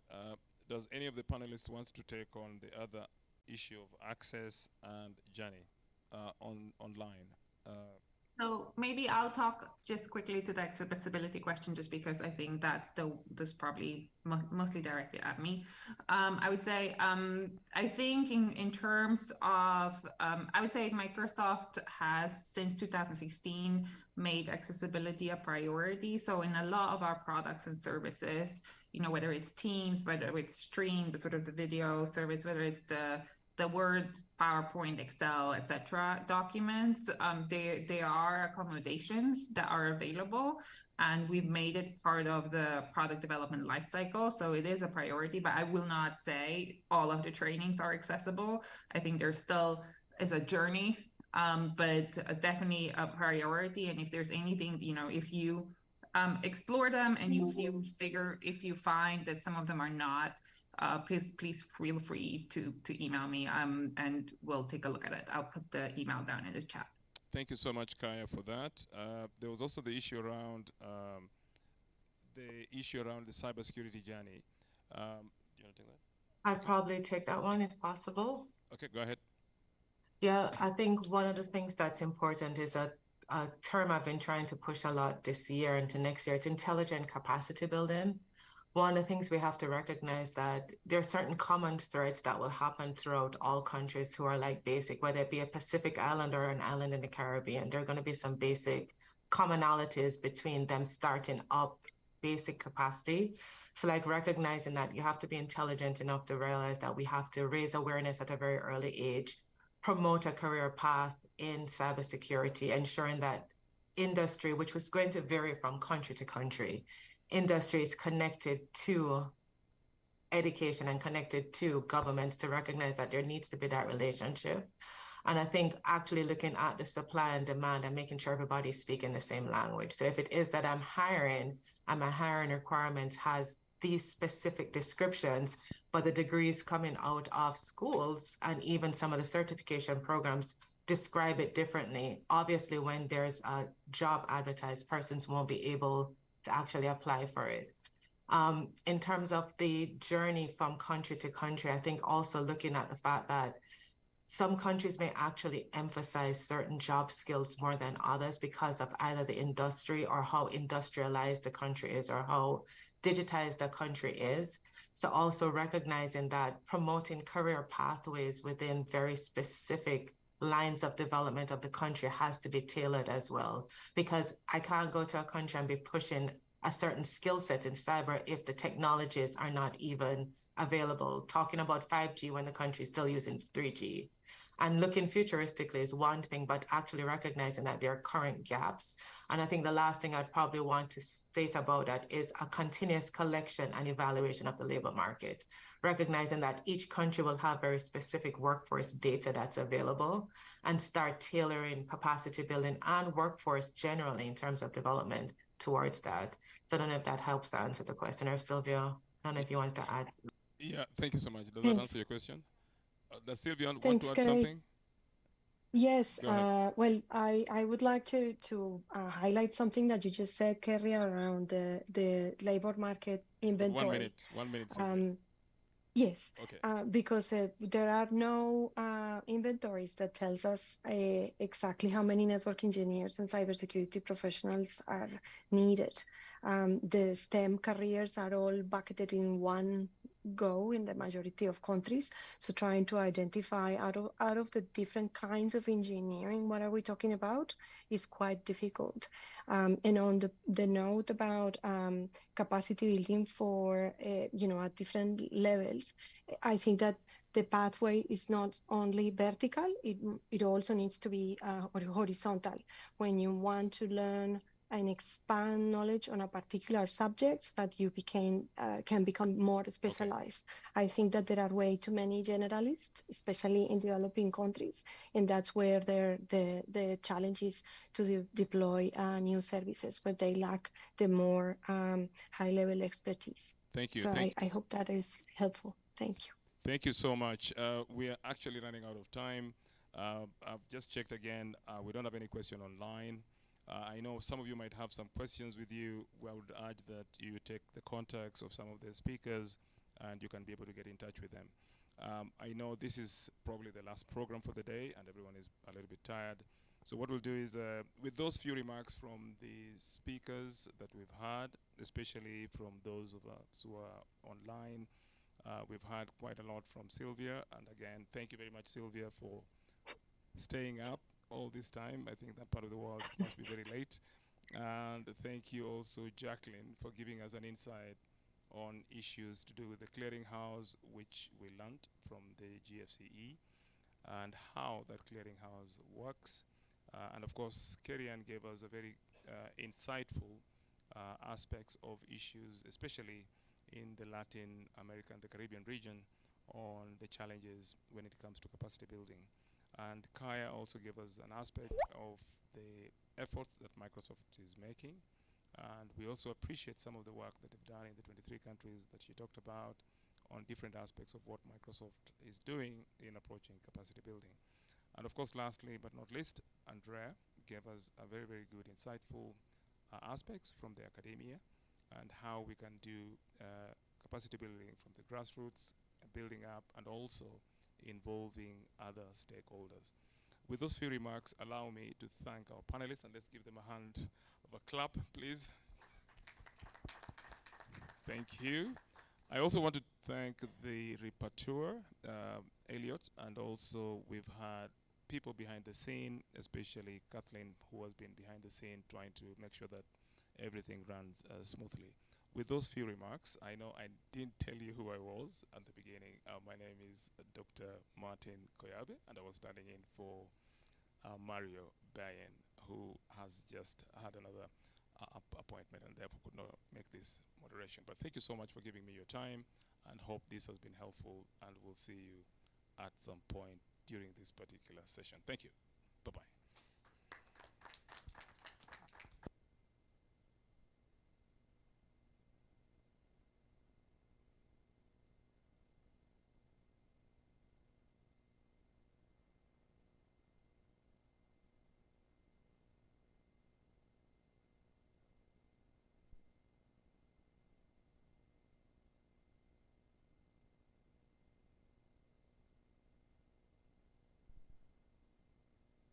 Recording in progress.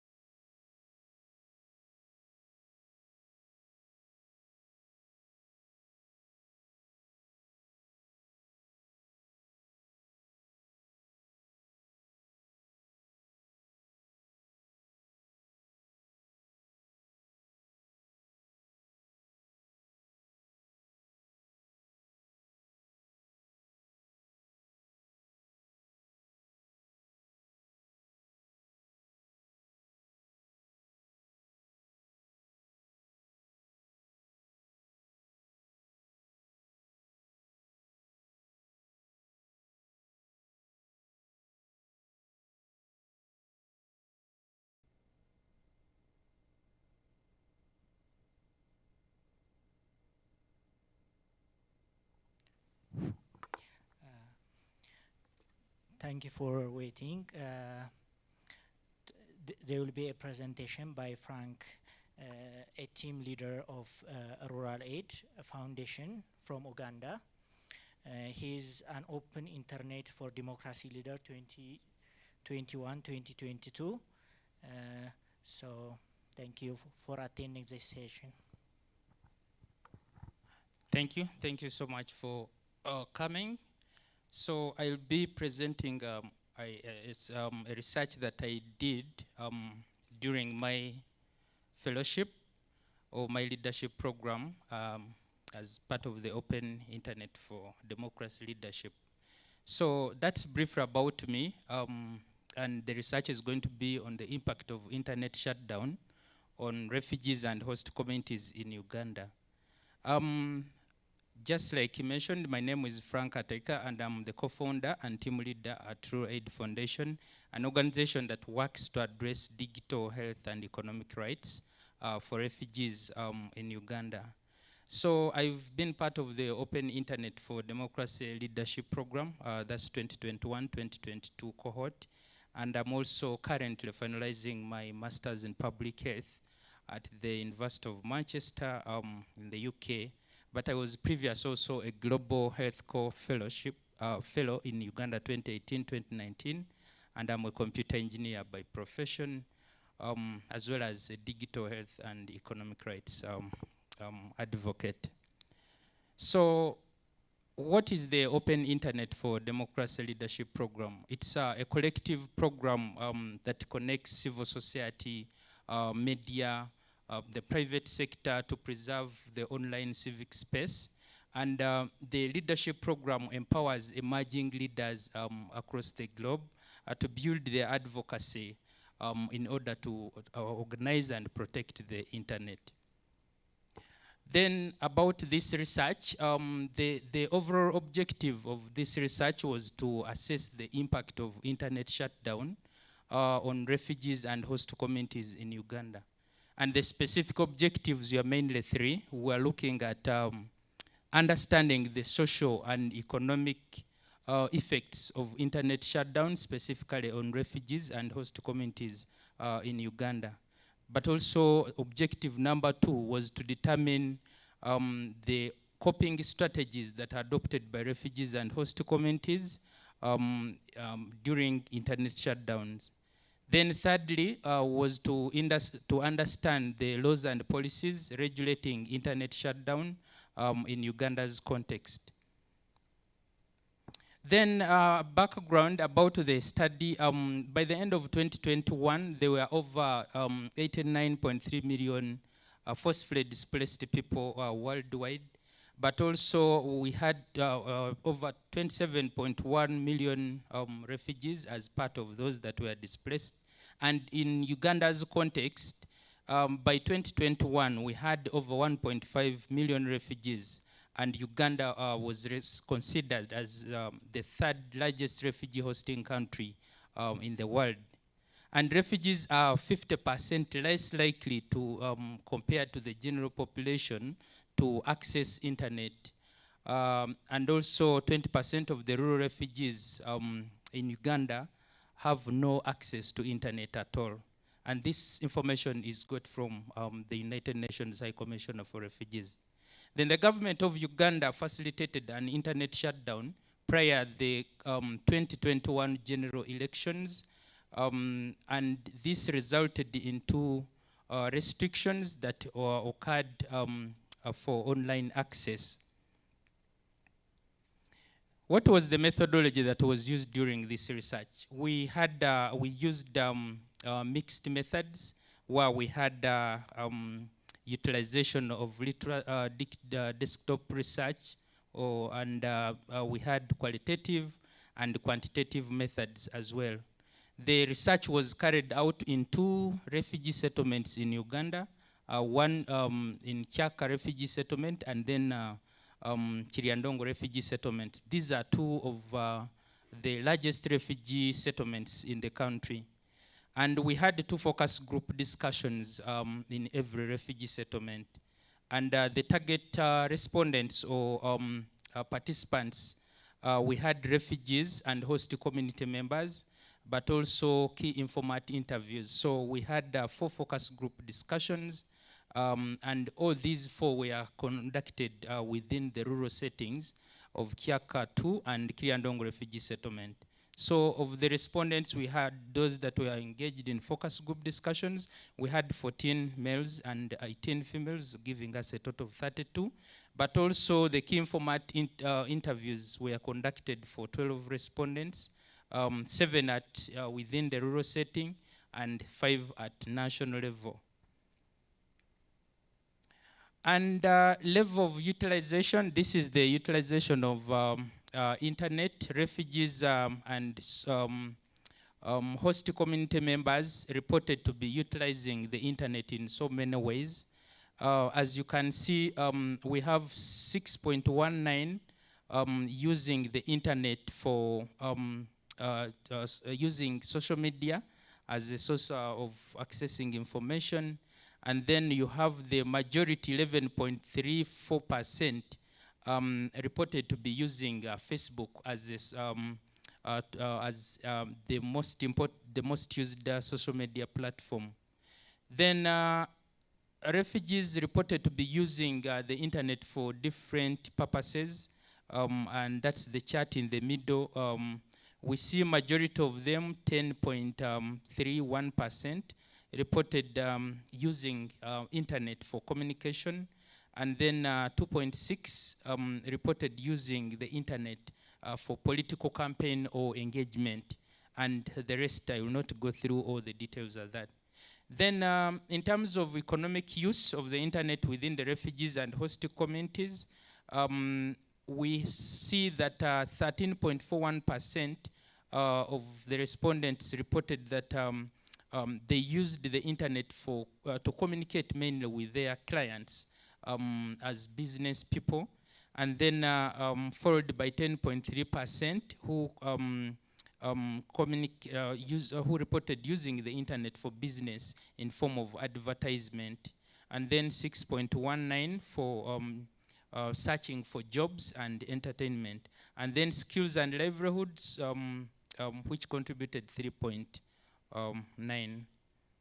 Then key informant interviews showed a high level of understanding of the concept of internet shutdown as a key digital rights issue, while the refugees and host community members really showed limited understanding of the concept of internet shutdown as a human rights issue.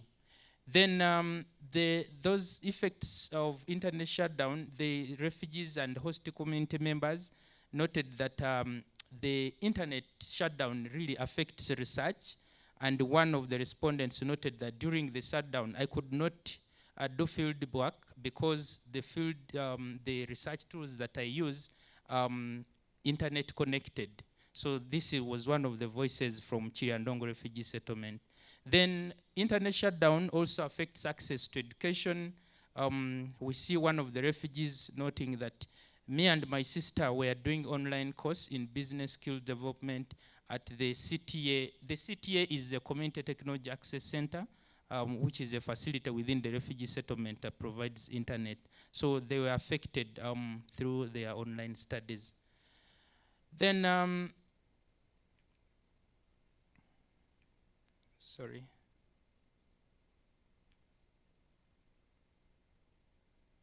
For one reason or the other, I don't know, the slides are no longer moving. Okay, so access to health information was also affected by internet shutdown. You know, the internet shutdown, the most recent one in Uganda was carried out in 2021, a time when we had COVID-19 lockdown. So it was a lockdown squared. We had the COVID-19 and then we had internet shutdown. So the internet was a form or a source of information to access information on COVID-19 prevention, but all this was affected by the shutdown. Then mental health and emotional health. We see that one of the respondents noted that during the lockdown there was no movement, and the only way to socialize was through the internet, but all that was hampered with due to the shutdown. Then to answer objective to the coping strategies, majority of the refugees and host community members did not report using any coping strategies, so they were not aware of any coping strategies in case of internet shutdown. So this is one of the voices that during the lockdown, we gave up on internet and we turned to radios where we could listen to some information, basic information. So most of the refugees actually, when there is an internet shutdown, they just give up on everything and they wait when the internet will be reinstalled or put back. Then only a few of the refugees reported using VPN as a coping strategy to improve access to the internet. And though this was not applicable in 2021, because in 2021 it was a total lockdown, but those that we interviewed revealed that they utilized VPN in 2011 and 2016 internet shutdowns that happened in the country. Then refugees and host communities resorted to using other applications like TikTok, especially for the young people. But this wasn't also possible in 2021 because it was a total lockdown, everything was down. But in the previous lockdowns, they were able to utilize those platforms. Then awareness, objective 3, we are looking at, we wanted to establish the level of the awareness on laws and policies governing internet shutdown in Uganda. So refugees and host communities throughout the data collection process believed that internet was a violation of their rights. However, they lacked awareness on the laws and policies that govern internet shutdowns in the country. And as we can see, only from the key informant interviews, both from the rural and the urban setting, only 25% were aware of the laws and policies regulating internet access in the country. So there is a capacity gap around that area. Then you see 75% of all the respondents really didn't know about the laws and policies regulating internet shutdown. And the 25 that were aware could only mention some of these laws without details, and they could talk about the Computer Misuse Act. They mentioned about the Anti-Terrorism Act, but they also talked about Access to Information Act, though they lacked detailed information on how these laws were applied and how they could be able to access justice using these policies. Then lastly, some of the respondents believed that the laws and policies were actually applied in favor of government. So these laws and policies were not there to defend the common person or the refugees and host community members, but they were mainly for the benefit or the interest of government. Now, in terms of recommendations, we had recommendations around the following. Recommendations for civil society and the local business community. So we note that civil society organizations need to create awareness on laws and policies for organizations that are working on digital rights, but also within the refugee and host communities, especially those organizations working in the refugee settlements. Then civil society organizations also need to create awareness and call on government to create awareness on the dangers of internet shutdown as revealed by this study, such that government can refrain from those from imposing those shutdowns. Then civil society organizations also were called upon, or in terms of a recommendation, what they could do is to set up interventions like the Rural Community Technology Access Centers, which are basic computer centers, internet-enabled facilities within the refugee settlement to address the digital divide between the refugee and host communities compared to the general population. And Rural Aid Foundation, the organization that I work for, is already exploring this area in Chakatu refugee settlement. Then for government and the policymakers, we want government, or the recommendation for government is that government needs to realize the need for digital rights and freedoms as part of the wider scope of human rights, but also renew their commitments to at national, regional, and international human rights standards in order to protect digital rights for the most vulnerable. Then government should utilize the human rights-based approach to implement laws and policies that regulate access to internet, as opposed to using internet shutdown for their own interest.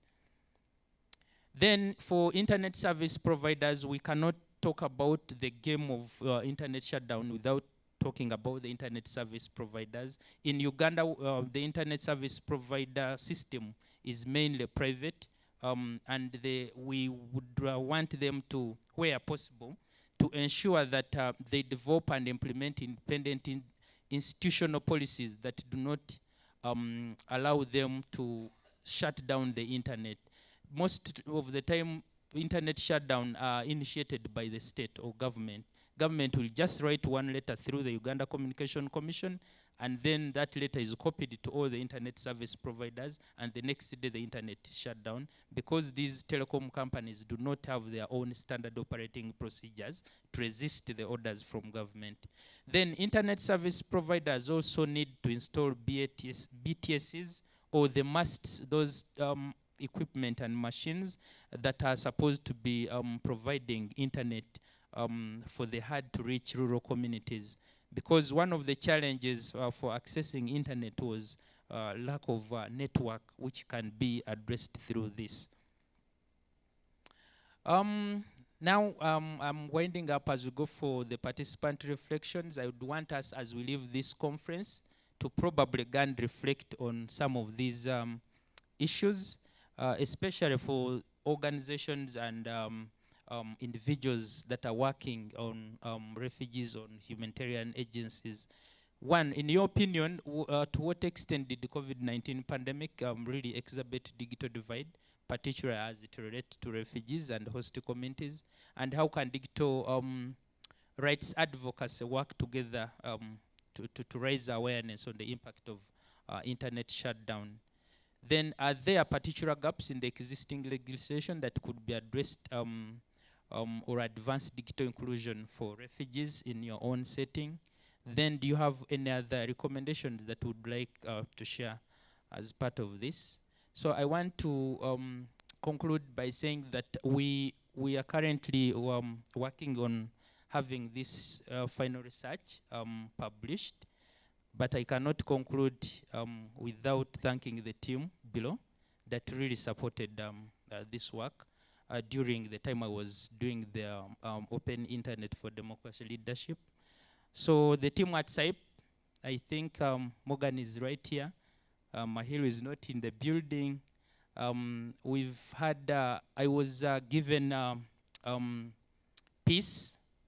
Peace is the executive director of Women of Uganda Network, and she really supported during the review of the final research document, and I will be happy to share everyone with this, to share the final report or research with everyone.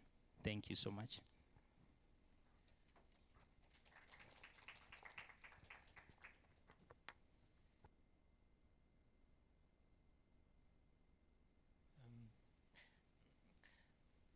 In the concern of time, if there is any reflection from the audience, we can give 2 or 3 questions. So, okay.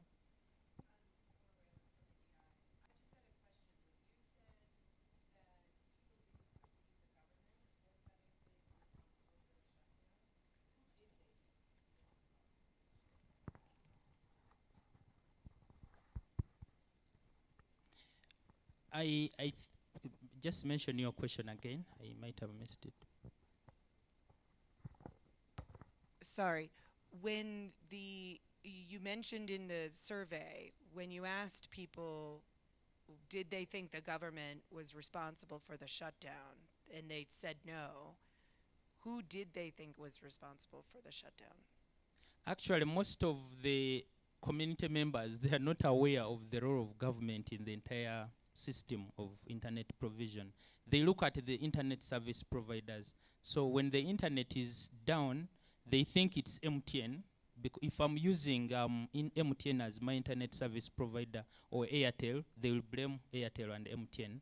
But they forget about the fact that it's actually government that writes to the key regulator, which is Uganda Communication Commission, asking Uganda Communication Commission to write to all the telecom service providers to shut down the internet for a predetermined period of time, maybe 2 weeks or even more. So for the lay person, they do not understand the entire dynamic system. But for those, the key respondents at national level, those that are working in civil society, telecom companies, and those that are working in human rights organizations, of course, for them, they are aware. But the lay people, refugees, host communities, it was a green area to them.